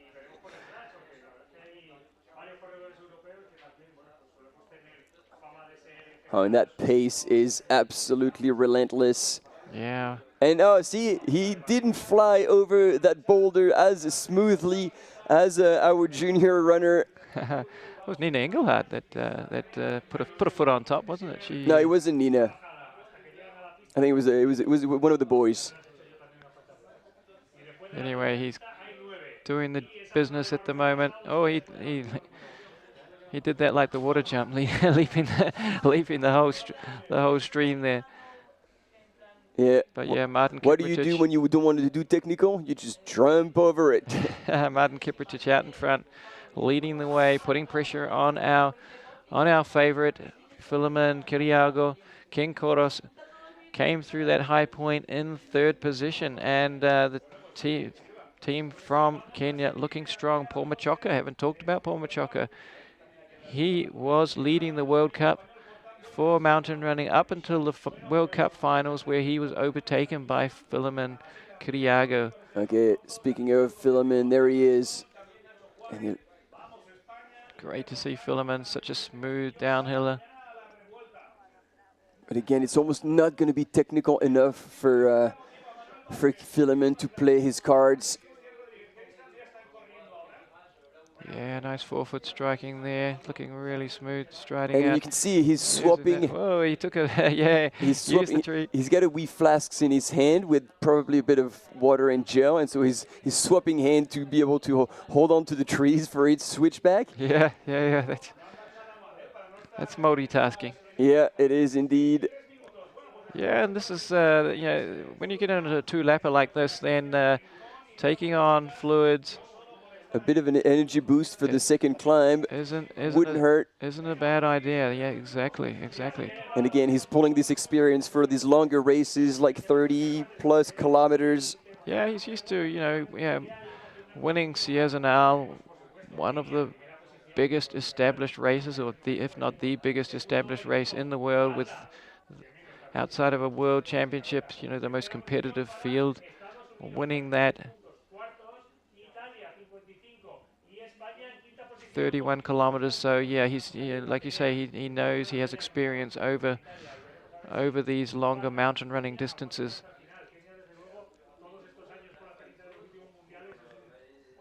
And I just spotted Leonard Mitrica, who just raced the long trail yesterday for Romania. He's actually in the top 100 of the classic. He's probably in there to score points for Team Romania. That is some serious dedication. He's done every competition. Is that? No, that's not him. Who was the runner from Azerbaijan? Azerbaijan, that's right. But that's quite the double, isn't it? Long trail plus. Oof. And then classic up and down. Having to find speed. Here on the right, Team France eagerly waiting to cheer on his teammates. Sylvain Cachard in the red. Oh yeah. Yarning away. He probably did party a bit last night. And he would be, he would have been one of the ones in the team, wouldn't he? That's where he's developed from, the mountain running distances. So yeah, fantastic to see Sylvain out here on the side of the track after his great performance in the short trail. Here we have, I didn't quite pick who that. I'm not sure if that was Lorenzo Cagnati. Oh, Cesare Maestri as well. Yeah, Lorenzo Cagnati, Cesare Maestri. Two Italians right together in the top 10. Here we have it now. The crowd's getting excited. We know what's coming. Oh yeah. And then apparently Thomas Valentin as well raced a long race yesterday, is in the classic today. And here we go, Martin Kuprtic looking relaxed. Looking great. Flying through the crowds. Into this technical section. So let's see how he handles those little bit of a rocky. Yeah, just got to watch it. Don't take too much speed, as you're flying down the hill on the smooth section, as it jump onto the rocky bit. I mean, Jono, imagine a crash at that speed. That would be ugly. Oh, yeah. Well, let's not imagine that. Let's hope that everybody gets down there safe and sound. Great to see the team. Some of the team managers out there supporting their runners, making sure that they know they've got a tight turn coming up in front of them. There we go, already getting to the bridge. A few more turns on the technical, and then he will be. That was Tito Taberi, was that on the side there from Italy, recently joining the WMRA Council member. Okay, and then I saw Philemon there coming through. But we're back with our leader there out in front with that 14-second gap. Yeah, Dominic Rowley having a fantastic run there from Switzerland. Okay, we're switching back and forwards. Yeah, trying to keep up. Oh, and they're pushing now. Oh, yeah, see some overtakes coming on. The strong downhill runners are showing in the descent. Yeah, nice overtake there too. That's great to see that on camera. Yeah, there's Taylor Stack, they're coming through there, I'm sure, as well. And so let's take note, because that's only the first of the two descents. Exactly, coming down. There we have Manuel Innerhofer. Well, there are normally two Innerhofer brothers. That was Jacob. That was Jacob Atkin, I think. Jacob Atkin, was that the guy who was just with him? I was trying to check which Innerhofer brother it was. It's not easy. There's Hans Peter as well in the field. Currently in 22nd position at the top. We should see Cam Smith. Yeah, there we go. Right on cue. Well, and I don't know why, but like for me on the live, I still have the women's ranking, which is really not helping. Luca Merli coming through for Italy. Looks like Slovenia coming down. Is that Clemen Spanring, I think, coming through? Yes. Germany.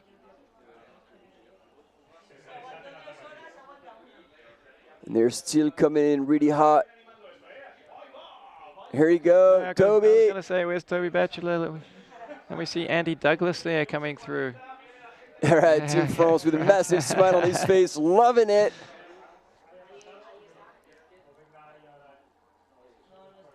And then Sylvain Cachard screaming on top of his lungs for his teammates. And then he's going to lose his voice. Again, Team Austria coming down, led by the Innerhofer twins. Yeah, I love this shot, seeing Toby Batchelor coming through.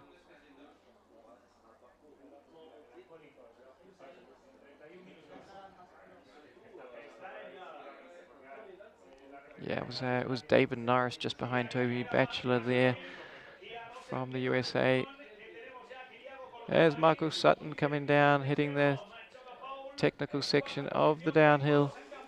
And so there we go. Philemon has taken the best out of Martin Kupertic. He is now 2 seconds back, but Paul Machoka actually is 2 seconds of Philemon and Ken Koros, 8 seconds back from the lead. They are within 8 seconds. Massive performance for the Swiss runner. Also Dominique Rollet in 5th, 24 seconds back at the 7th kilometer. Insane change of event, ladies and gentlemen. This is why we love up and down mountain running. It all changes on the descent, and oh my God, how many people have come through top 10 already through that point. Michael Solalo back in 11th place. We expected him to be higher up, but the USA running well with Taylor Stack and Mason Copy in the top 10. Brian Rodriguez in the 6th place. First Spanish runner now, Alejandro Garcia in 12th place, and Manuel Innerhofer from Austria in 13th through that section. Back with our leader here, but there's nothing in it. Yeah, so okay, so Martin Kupertic was leading, but there we go, because I was going to say, Philemon was only 2 seconds back, and he still is 2 seconds back. Ooh. Well, it was only another 2 seconds back for compatriot. Oh my God, I think again, my screen's refreshing too fast. People are coming through that checkpoint way faster than I can keep up with, more than our timing can keep up with, should I say, because it's the timing that's giving us the problems here.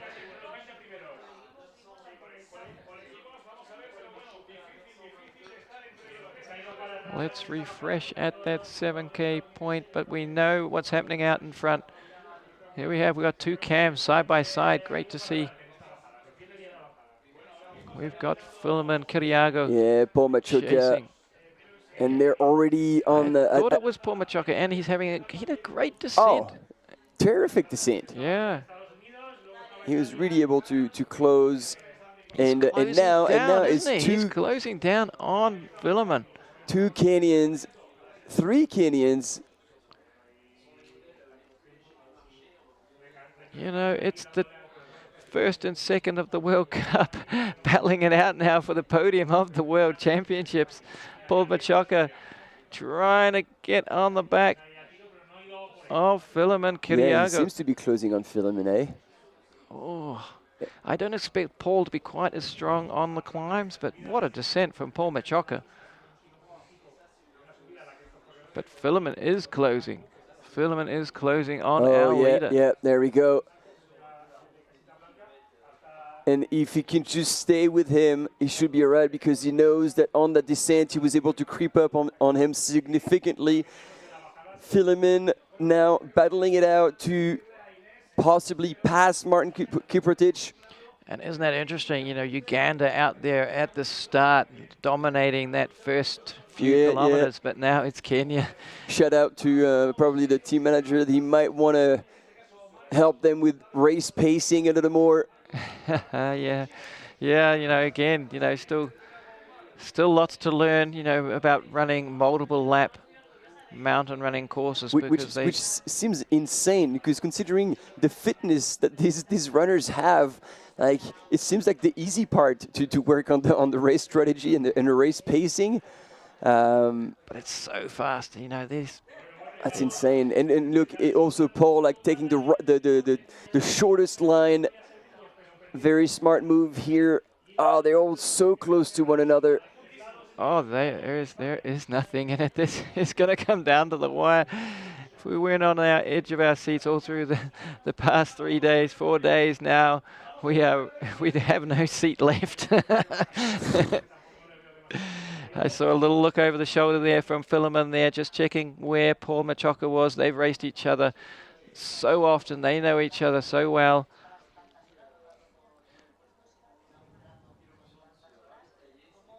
Coming up into the mix.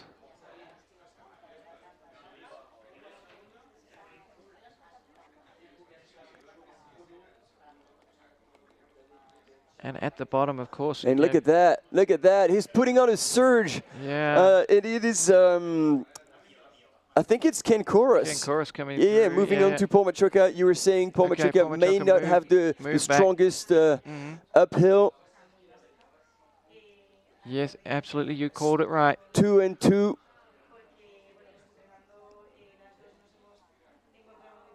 And you would hope that, you know, going with him and just try to pull him away, but no, he put on a surge to drop him. Yeah. It's a bit of a cheeky move, but, you know, seems like Paul Machuca hasn't given up. Running for the same country, but in different teams on the World Cup circuits. Oh, yeah. There we go, look. And there we go, look at Philemon. Oh, and he's passing him just so close, so smooth. He didn't put a surge, like he's just cranking the pace, just slowly. Oh la la, there's going to be a lot going on the back end of that race. Martin Kiprotich responded though, you know. He's staying there. He's a Philemon, you want to take the lead, go for it. Go for it. And I think Philemon has understood it. He's on the outside, almost opening the door for Martin to come back. He just wanted to show him that he was still there. And I just wonder, you know, there's going to be a battle to get to the downhill first, because I think you want to be on the front on the downhill. Oh yeah, I have my idea on who's going to put a surge before they get onto the downhill. Yeah. Philemon knows it. He knows that he could make time on Martin on that descent, and therefore, you know, he's staying put. He's taking the time to look what's happening behind, if there's any fellow countrymen running with him, if there's any heat as well. But no, I mean, that's just how I'm reading it, but it looks like Philemon now, he's feeling confident that he was able to close the gap. He's pacing himself. He's taking the time to recover. Yeah, putting the ammo back in the shotgun and ready to offload when he's going to get to the top. Yeah, huge for his confidence, knowing that he can close down that gap, kind of just seeing where everybody is behind him. And there he is, you know, shooting in front as they get onto that single track. And they're going to keep climbing, and look at this. They have opened a big gap on gap there, isn't it? Yeah, wanting to assert himself by just sneaking in front, just knowing that there was going to be some single track there in front of him. Here's Ken Koros, and followed still closely by Paul Machuca. Fantastic running by Ken Koros, given that the Kenyan team had some real difficulties arriving here in Canfranc. They missed the runners that were coming from Kenya, missed their chance in the uphill race. Kiriago had to step into the gap because they needed 3 runners to make the team for the team's competition. And he actually helped to make gold, because they took the gold in the team. And look at this, Martin Kiprotich hasn't given up. Oh no, this is going to come down to the wire. So yeah, Martin doesn't want to.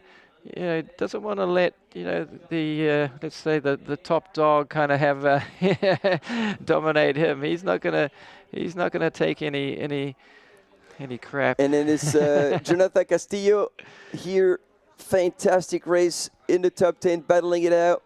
Yeah, Mason. Taylor Stack. That's Taylor Stack, and in front of Mason Copy.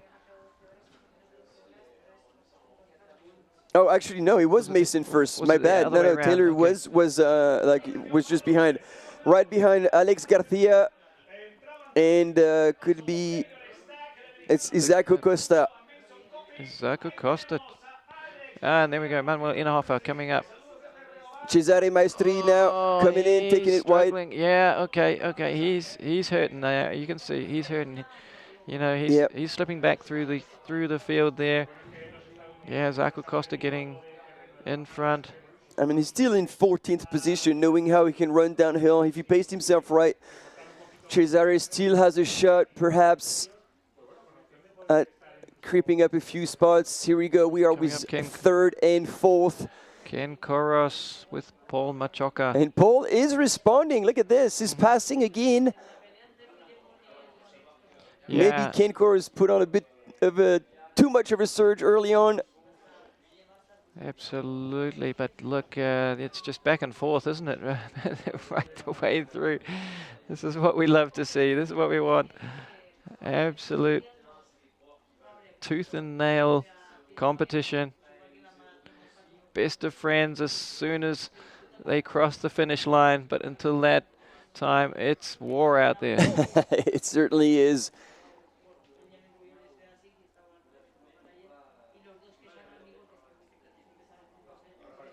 We're going to expect them coming through to the high point again for the last time.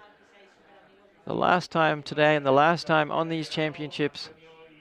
Shortly coming up 2:40 minutes run time.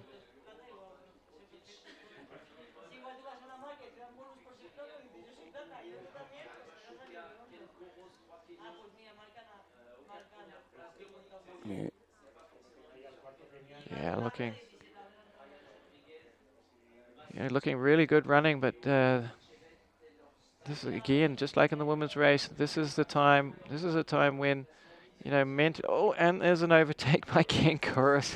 And again, Chorus, and not just an overtake. He's surged. He's doing it again. He's trying to break him now. Absolute trying to break Paul Machoka, but we knowing that Paul is a pretty good descender there.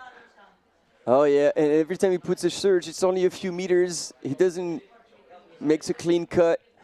Our camera runner, but yeah, he's the one suffering the surge the most. He's dying out there. He's carrying a bag as well on his back, so we don't expect him to last much longer. Well, but which is fine. Like he could totally drop back, and we could see the next runners coming up. Because there's definitely a fierce battle going on at the back between Dominic Rulli, Brian Rodriguez, Mason Copy, Jonah Castillo, and Aziz Chebet, second runner in Team Uganda. And actually, Isaac Masai is actually quite far back at this point in 20th position. So I think Kenya in first for... Yeah. Well, you know, Uganda in danger of dropping away from even the silver medal position. Oh yeah, because so then we have Spain and Italy who are like really well positioned too. Yeah, Italy looking great there at the bottom, and I can see Cesare Maestri. He's going to have to dig deep to get. Oh, and he will do it for the team. Absolutely, he will, as all of the runners are. Coming up there, that was Switzerland, I believe. I know that Hans-Peter Innerhofer was around there. That looks like the fourth Kenyan runner. Michael Selelo hasn't really been a figure in this race as we would have expected.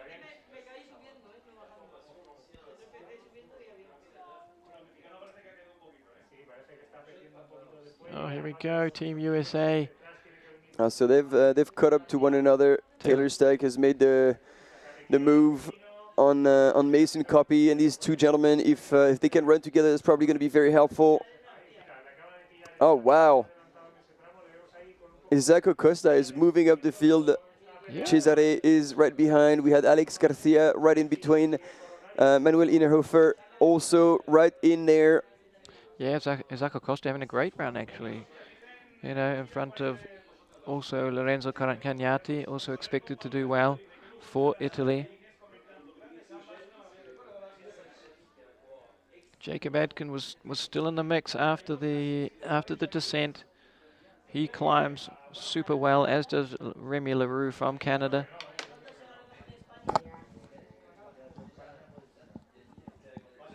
Oh, there we go, ladies and gentlemen. Martin Kupertic has pulled away from Filimon Kiriago. There's 15 seconds. The shoulders are rocking. Look how head's rocking side to side. The shoulders are rocking. He's being stretched now. He's working so hard now, and he knows he can't let him get too big a gap. He's a great descender, but he's not good enough. He's not that far back out of his own decision. Probably Martin Kupertic has put on a bit of a surge, and Filimon could not quite respond here. Theodore Klein coming around that corner just behind Ibai Larea. Yeah, and there we go. Oh, shooting across back with the men's leader. And Cam Smith, of course, sporting the reddest here in the pack today. I thought you were going to drop the G term. Luca Merli from Italy. Recognize that style. Look at that, gritting his teeth, working hard, knowing that he's got to stay hang tough for the Team Italy.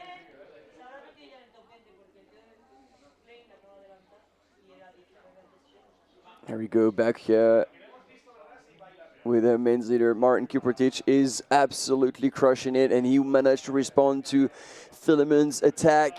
And as much as I thought Filimon was comfortable. Oh, that was a bit close to the camera. Wait, was it a pass? But that looks like our leader. I think it was a bit pixelated. I think that's Martin up front. I kind of recognize the sole unit on his shoes.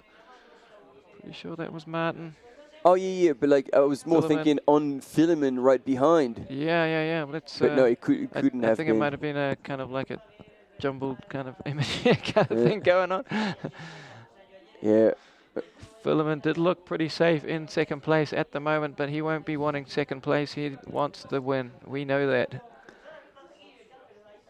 And so far, Martin Kupertic well established in the lead. And transitioning. We're going to be eventually back to that high point where all the climbing would have been out of the way. And it will be down to 4 kilometers into the finish. Just 4 kilometers to decide who will be the men's classic up and down champion at the World Mountain and Trail Running Championships. Last race of the day and last race of the championships. Once we see those people on the side getting excited and waving hands, then we'll know that they're on their way across the bridge. Oh, we're picking up, great to see, picking up Philemon Kiriago on the climb. Last meters of the climb in front of him. I saw him carrying that water bottle for a long time. I thought he might have thrown it to one of the supporters in the crowd, not wanting to take any extra weight. Still looking smooth, but definitely under pressure. I sure when I see his head rocking side to side, you know, on the climb, especially steeper climbs, you know he's hurting. Oh, just trying to look back to see if third place is in sight there. Can't see. Yeah. Anyone just coming up. Oh no, I think that was a spectator on the track. Tricking us again here in the studio box. But we know it's Martin Kiprotich out in front, leading Philemon Kiriago in second place for Kenya, Ken Koros. Well, back and forth, isn't it? Ding dong. Yeah. We don't know whether between Ken Koros and Paul Machoka who is still in third, since they've been playing tag. Yeah. For that bronze medal. Love seeing Ken surge there. Just you know, got in front. You know, when you go in front, you know, put the hammer down, try and break them, try and destroy the thing them. is, then if you don't break him, then it costing you. Yeah. Absolutely, I just love these races, these shorter distance races, just seeing tactics play out, the mental games on this kind of race, you know, because it's racing, you know. And the pace at which they're running is just obscene. Here, spectators going across. You know, time doesn't matter out here on the track, you know, it's just first across the line that counts, so it's racing. Huh.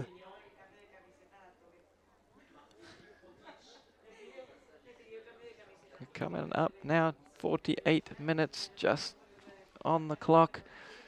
We keep coming back to this, thinking that they're coming over that high point. It was just it. Here we go. Certainly. Here we go, team. Across. Right on that bridge. So we haven't had the update yet on the timing. Philemon's got to have him in sight. He needs to have him in sight. He doesn't have him in sight. The gap is bigger. 48-10, and we are 10 seconds back. Yeah, it's a decisive gap. 15. So it's gonna update. Laying it all out there. Philemon Kiriago. 20 seconds. 20 seconds. That's going to be hard to make. Bridgeable. It's still doable. Look at that. Traversing along the side there, and there is a little traverse, isn't there, as before they actually hit the downhill proper. Oh, but they have really made now the gap. Yeah, These two will be fighting for gold and silver. No one will come and challenge them for these.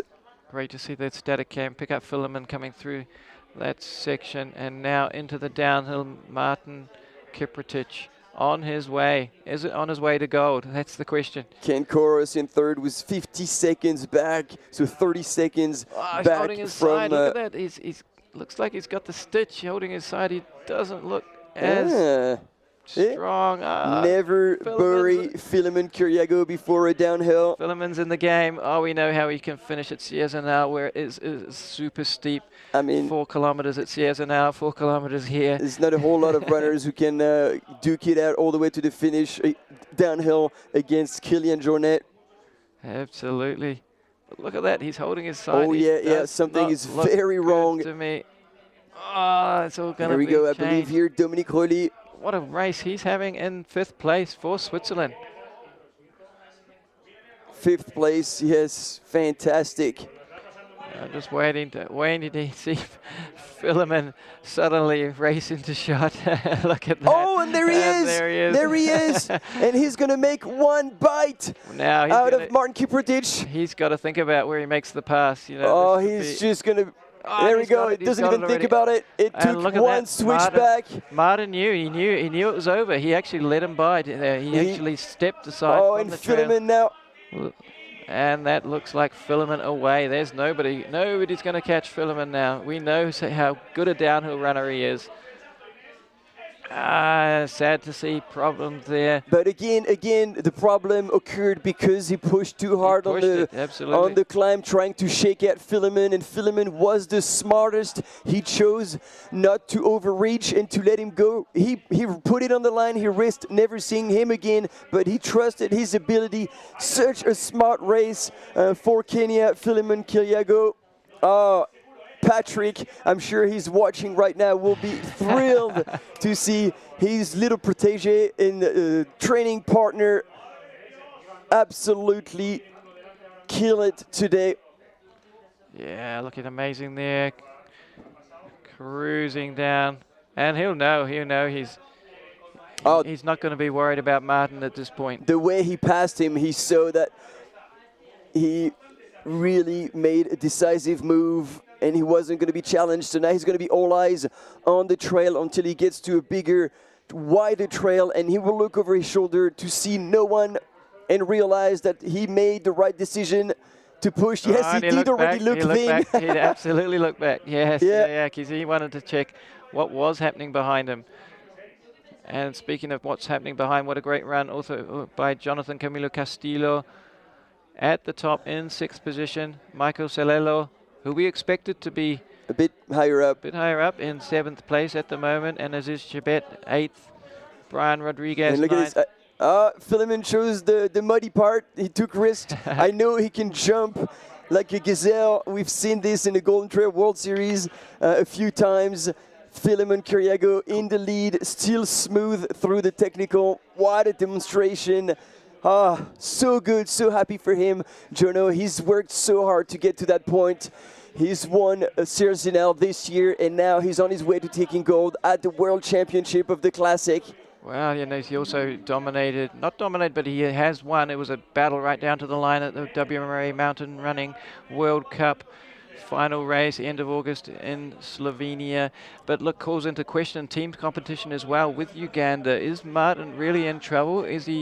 Could the team race for that silver bronze medal really be on the line as well? Well, I mean, he had 57 seconds on Ken Koros, so we'll see if Ken can descend and close that gap. But how quick did Philemon take out that 20 seconds? I'm worried for Martin all the way down to the finish line. I hope it is indeed a long way.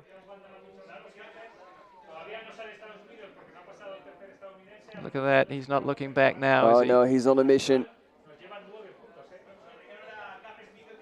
There we go. Great Britain coming through that checkpoint. It wasn't Jacob.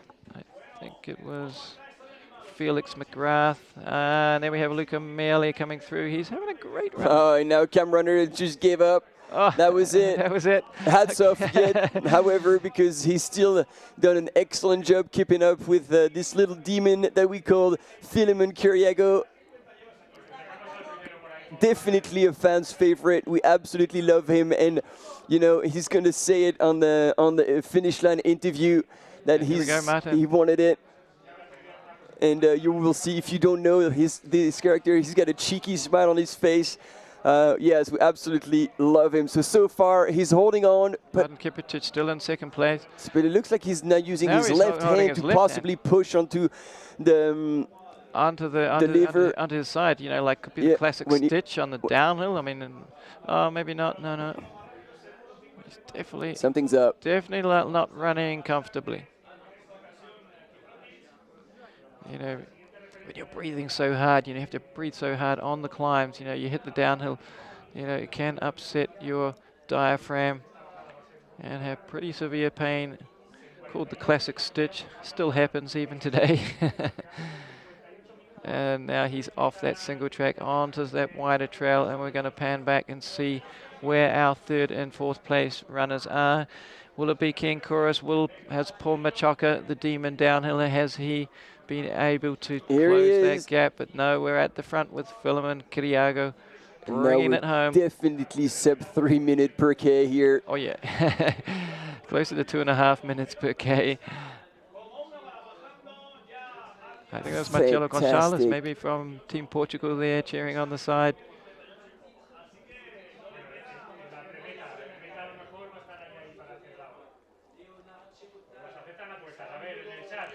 Almost watching slow motion. Yeah.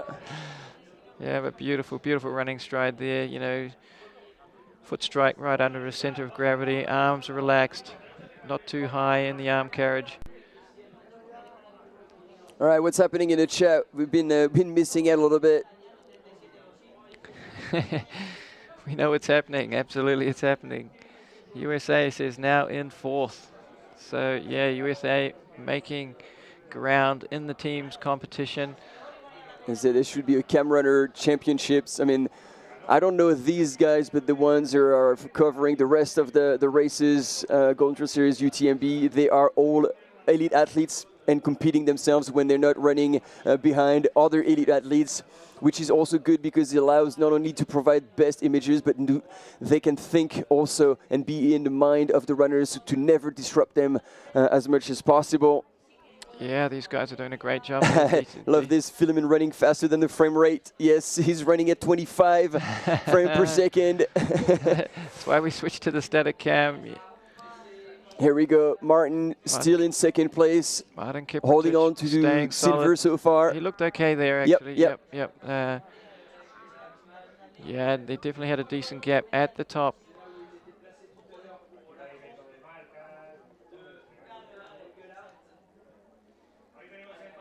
Yeah, it was 37. Oh, wow. 37 seconds back to Ken Chorus there at the top. So was it Paul? Paul made a big move on Ken. I was just looking down at my screen, but Paul, we know, is a great downhiller. He made a huge pace, huge amount of places on that first descent.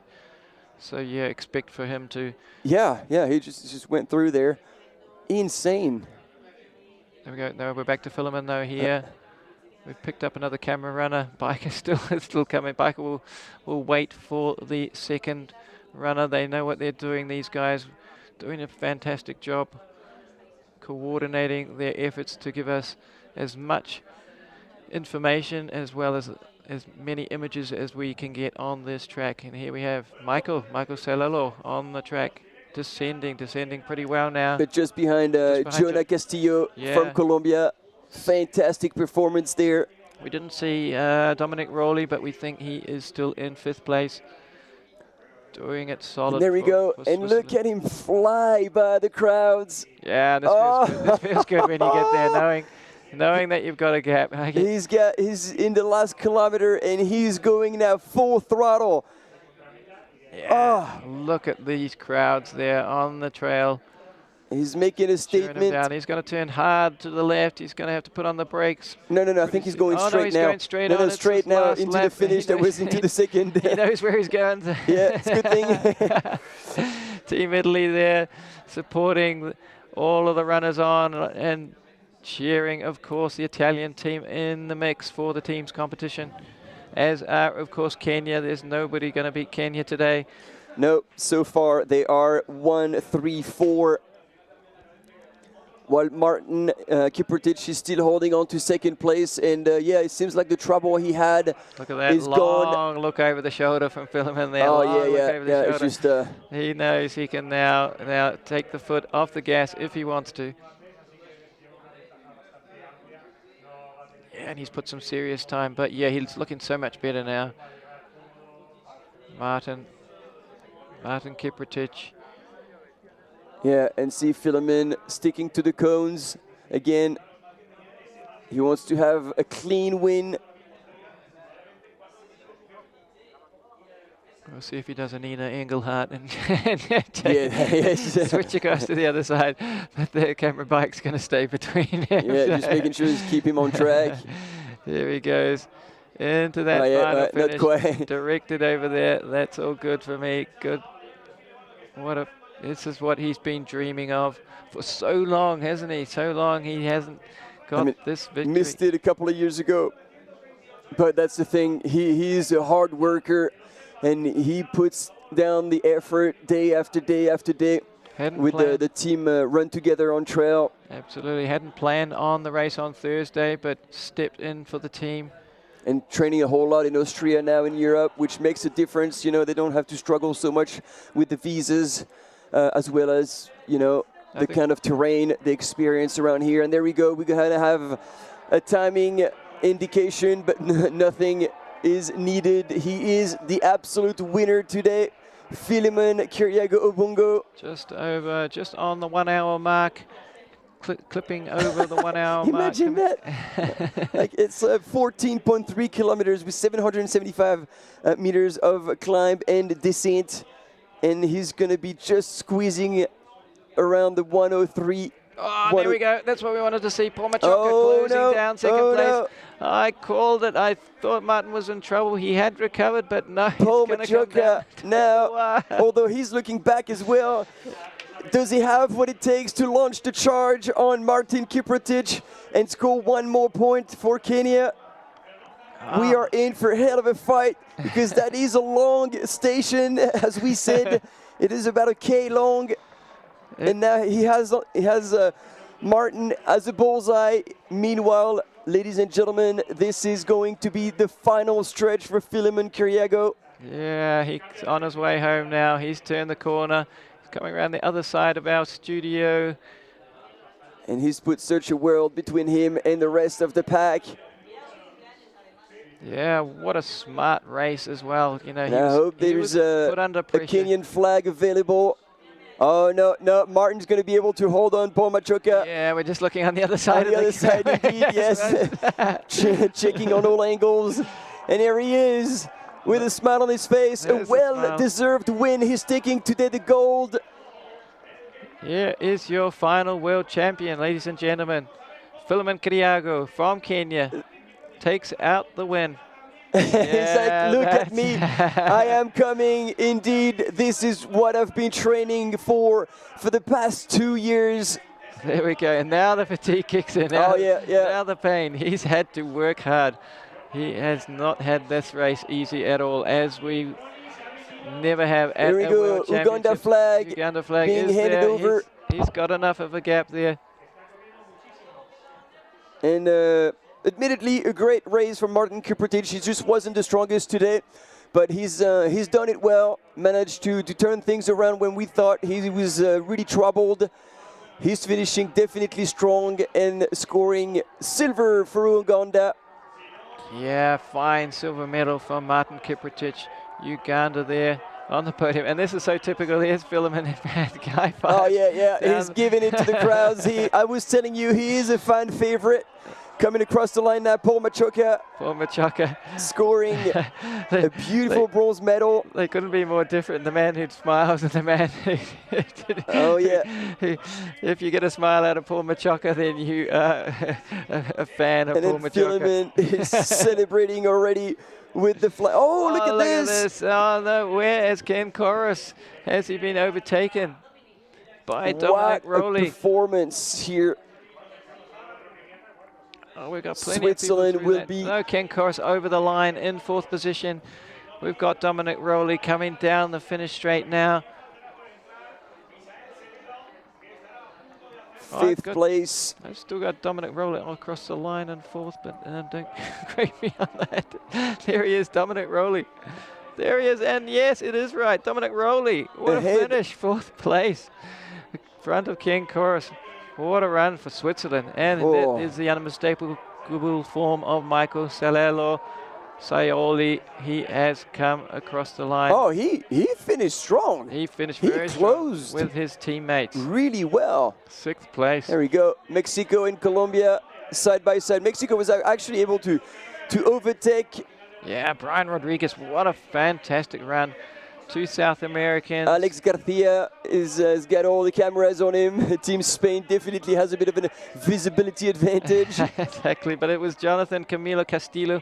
Another wonderful race in the top 10, ninth place for Colombia, but our cameras back on Garcia coming through to the finish line. Garcia will take and he's 11th place. Oh, no, more than that, because we got Isacco and Cesare. What a race by Isacco, and what a finish by Cesare Mestre. He looked down and out, but no, Cesare Mestre, always a fighter. Oh, yeah. And Taylor Stack in 12th position, just in front of Alejandro Garcia. And there'll be plenty of friends and family there waiting for Alejandro as he crosses the line. Fantastic race. Wow, that was so exciting. And now we'll be looking with interest for the second and third in the team's competition. The third Ugandan runner not yet across the line. We've got two from Italy. We've got two from Uganda. We have got just one so far, Taylor Stack from the USA, but Italy could come into the mix. And here we have, Mason Coppi from the USA. Manuel Inhofer. And here it is, yes, the Italians. Fantastic race here by Italy. Manuel Inhofer from Austria. He'll be stoked with that in 15th place, but Lorenzo Cagnati doing it as well for the team. But will they get in front of Uganda, who now just finishing? I just saw the third place finisher, Isaac Masai. I'm unsure yet. So I haven't calculated, but I would think they would do the silver. Uganda seems to have 20, it's pre-finish. Jacob Adkin here across the line in 19th place. But at the previous checkpoint, it hasn't been too many. I think it's it. Kenya was there with 9 points, and then Uganda 28, and then 39 for Italy. So I don't think Italy would have made 11 spots in that last stretch. But they finished so strong, obviously getting the information for the team. Remy Leroux just crossing the line for Canada. And they will be stoked, I'm pretty sure, with the medal, still a team medal for bronze. Looks like bronze for Italy. On the Classic. We've been wrong before, but we're going to call it bronze for Italy. Fantastic running. And by Switzerland as well. There's also see Theodore Klein coming in. Yeah, and apparently we're hearing that Jonas Soldini has DNF'd. Oh, no. He's a young talent. Nathan Mwana from Switzerland in 21st, just in front of Theodore Klein. I call Klein still. Joachim Kova, Czechia in 23rd. Yeah, great to see the applause. Yeah, from so the there we Spanish go. Runners We're having the Cam Smith here on the line. Oh, Italy. Oh, there we go. Look at Merli. Did he just dip in front of Hans-Peter Inhofer? They've given it to Hans-Peter. They've given it to Hans-Peter Inhofer in front of Luca Merli. And Konstantin Wedel from Germany. He'll still be stoked seeing Germany in the women's races, taking them out. Julius Ott in 28th place, crossing the line. Johannes Nausbaumer in Austria. So yeah, Austrian team really doing well today. They would be happy with that. And Felix McGrath from Great Britain and Northern Ireland in 30th position. Norway. A smile on his face, having the time of his life. He's quite a unit, isn't he? He's got some good arms. Yeah, yeah. I bet he's done some cross-country skiing in his time. Andy Douglas, Great Britain, Northern Ireland. Wrapping it up. finishing off. Yeah, he's given it all. He's an experienced runner. I'm not sure how many more years we'll see Andy at the championships. And there we go, as we have the confirmation that Kenya, Uganda and Italy for the team podium, we are going to the finish line with Richard for the interview. We're here at the finish line with the one and only Philemon Karego. What an incredible race, so exciting for us to watch. Tell us about your experience on the race course. So thank you so much. My name is Philemon Karego. I'm so happy for the winning world to Kenya. First of all, I want to thank the organization from Kenya, AK Athletics, and also the chairman of mountain running, Peter Ngwenyi, to organize more races in Kenya of mountain, which motivates us to know that mountain running is there. So for me, I'm so proud to win the world. This is one of motivation that last week some of runners, they were in Tokyo, they managed to win several goals, and I was asking me, why not me one day? Today, when I was waking up in the morning, I was saying that Faith, Petrus, 800 men, he won some gold. And I said, if I won, one day I will visit the president and have a shake to him. That's my target, to full focus, so that one day I shake my hand with the president to congratulate me to bring the gold to Kenya. Incredible running today. Just tell us one thing I'd like to ask you about, that final downhill. We waited and waited and waited for you to make your move. You made your move, and then you spread your wings, and whoosh, nobody's going to catch Philemon Karego on a downhill. Did you plan that, and how did it feel when you took off?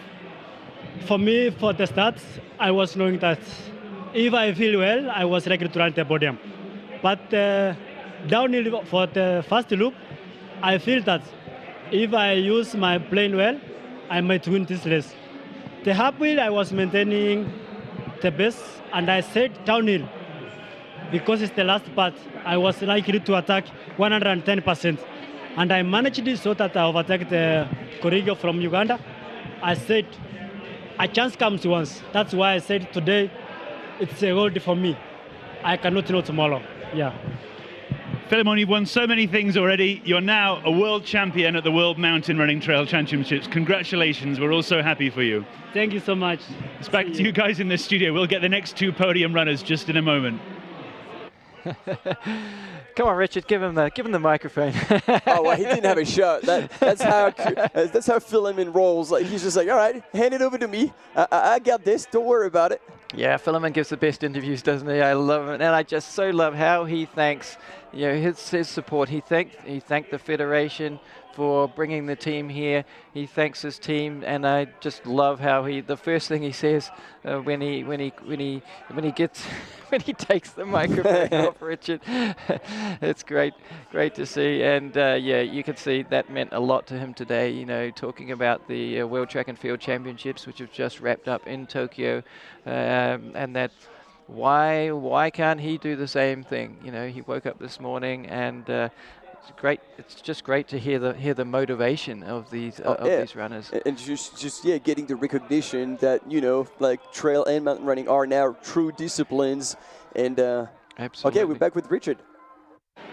Right back at the finish line for our silver medalist today in the World Mountain Trail Running Championships Classic race, Martin Kibrotic. Martin, how did you feel the race went? Yes, I think the race is not easy, but I want to thank God for giving me energy until I finish number second. So I want to thank God. Incredibly strong today. You were leading the race for so much of that final section. Did you feel you could win it as you approached the final descent? Yes, I feel because it was not easy, because the road is very zigzag, and every corner, every road is too much corners, so it was not easy. You still did a fantastic job. You're a silver medalist at the World Mountain Trail Running Championships. What does it mean for you, and what does it mean for the whole of Team Uganda? There's so many great runners here from Uganda. So all of us, we are very happy for the race, for being number second. So we are very happy. Thank you so much.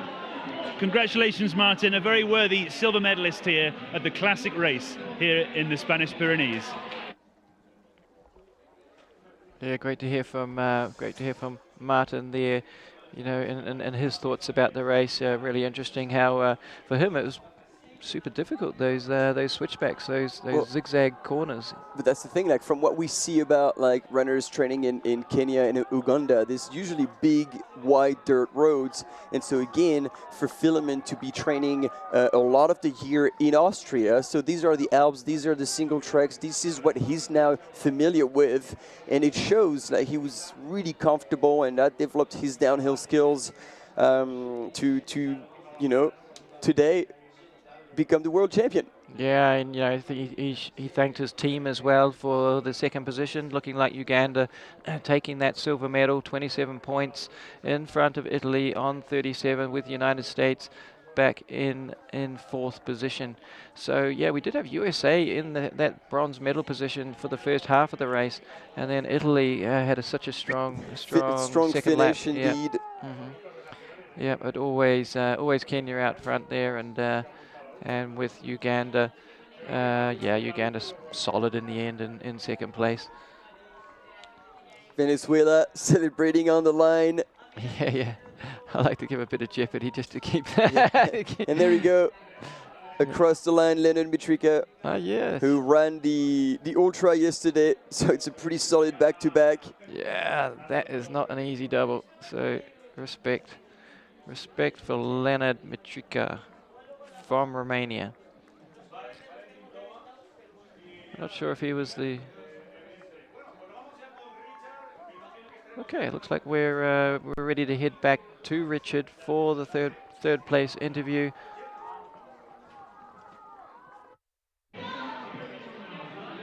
And back at the finish line for one last time with our bronze medalist, the third place runner in the classic race, Paul Machoka. What an amazing race for you. How did you find it on the course today? The course is very good. I enjoyed the race and I'm happy to finish position 3.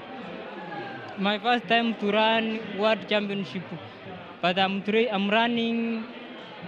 I was position 2 in World Championship in Italian World Cup. Thank you. I'm sure you'll be back many times in the future. Tell me about the pace of the race today. It looked very, very fast right from the start, and it never really slowed down. The part I was running very fast was downhill. Today I ran downhill very fast. I'm happy for that. Thank you. And for the whole of the Kenyan team, a very strong performance today. Of course, Philemon and taking the win, yourself in third. It means a lot for Team Kenya for you to get this third place, because it will really help the Kenyan team overall score. I'm happy for the winning of Philemon Kiriago and the winning for overall top 3 gold medalists. Thank you. Thank you so much. We look forward to welcoming you back to the Spanish Pyrenees another time for more racing. Of course, our third placed male runner in the classic race. And we'd just like to say to everybody who's been watching for the finish line interviews all through the last few days, how wonderful it's been to share this event with you and to share the Spanish Pyrenees with you around the world. Handing back one last time to the studio. Thanks so much for all of your views. Yeah, thank you, Richard, for your interviews. It's been so good having you out there on the trails, on the track, at the finish line, at the start. Sometimes battling very cold temperatures, but always with a smile on his face and a very energetic, spirit, cheering with the crowds as well at the start of this classic men and women. And as we have our remaining finishers waving their flags. Ooh. Here comes San Marino, one of the smallest country. I'm not going to say it is the smallest country in the championships, but definitely one of. San Marino crossing the line, and that's a massive sprint finish there as well. For Uruguay. Love seeing that from Uruguay in front of Argentina. Yeah, and Paul Machoka there, you know, just saying how it's his first experience at the World Championship, and to bring home a medal, and just how, you know, he could use his skill on the downhill. So, you know, we saw that in the race, just how he absolutely flew on the first downhill just to come through, and then the second downhill came solidly into third place. And Paul Machoka we know very well because he races a lot, bases himself in Italy together with Joyce and Giro for the European mountain running season. So he was leading the World Cup up until the final competition in Slovenia, and then overtaken in the end by none other than Filimon Kiriago.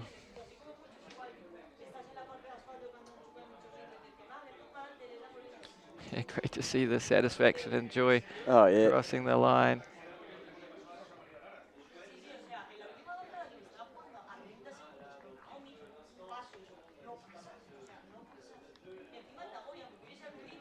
Look like from Peru, crossing the line, the red carpet being put to good use again with that. Yeah. Croatia crossing the line. And so again, if we're looking at the top 10 teams to recognize here, so Kenya in order, Kenya, Uganda, Italy managed to sneak in on the podium ahead of the US, Team USA, 5th Spain, Austria, Great Britain, Northern Ireland, France in 8th, Germany 9th and 10th, New Zealand. Actually, if we look at this, perfect segue to our next finisher.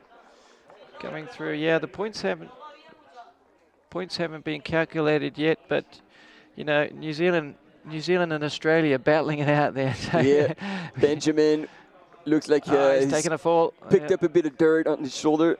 Okay, heading to a quick break. We'll be back with you soon.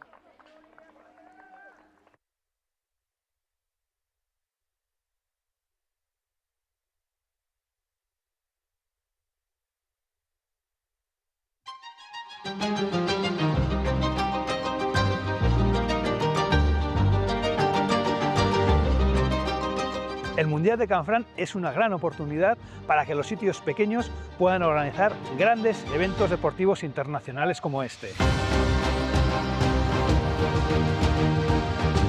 Queremos reivindicar los Pirineos como una de las cordilleras a nivel mundial más atractivas y espectaculares para nuestro deporte. Un lugar irrepetible para este Mundial de Trail.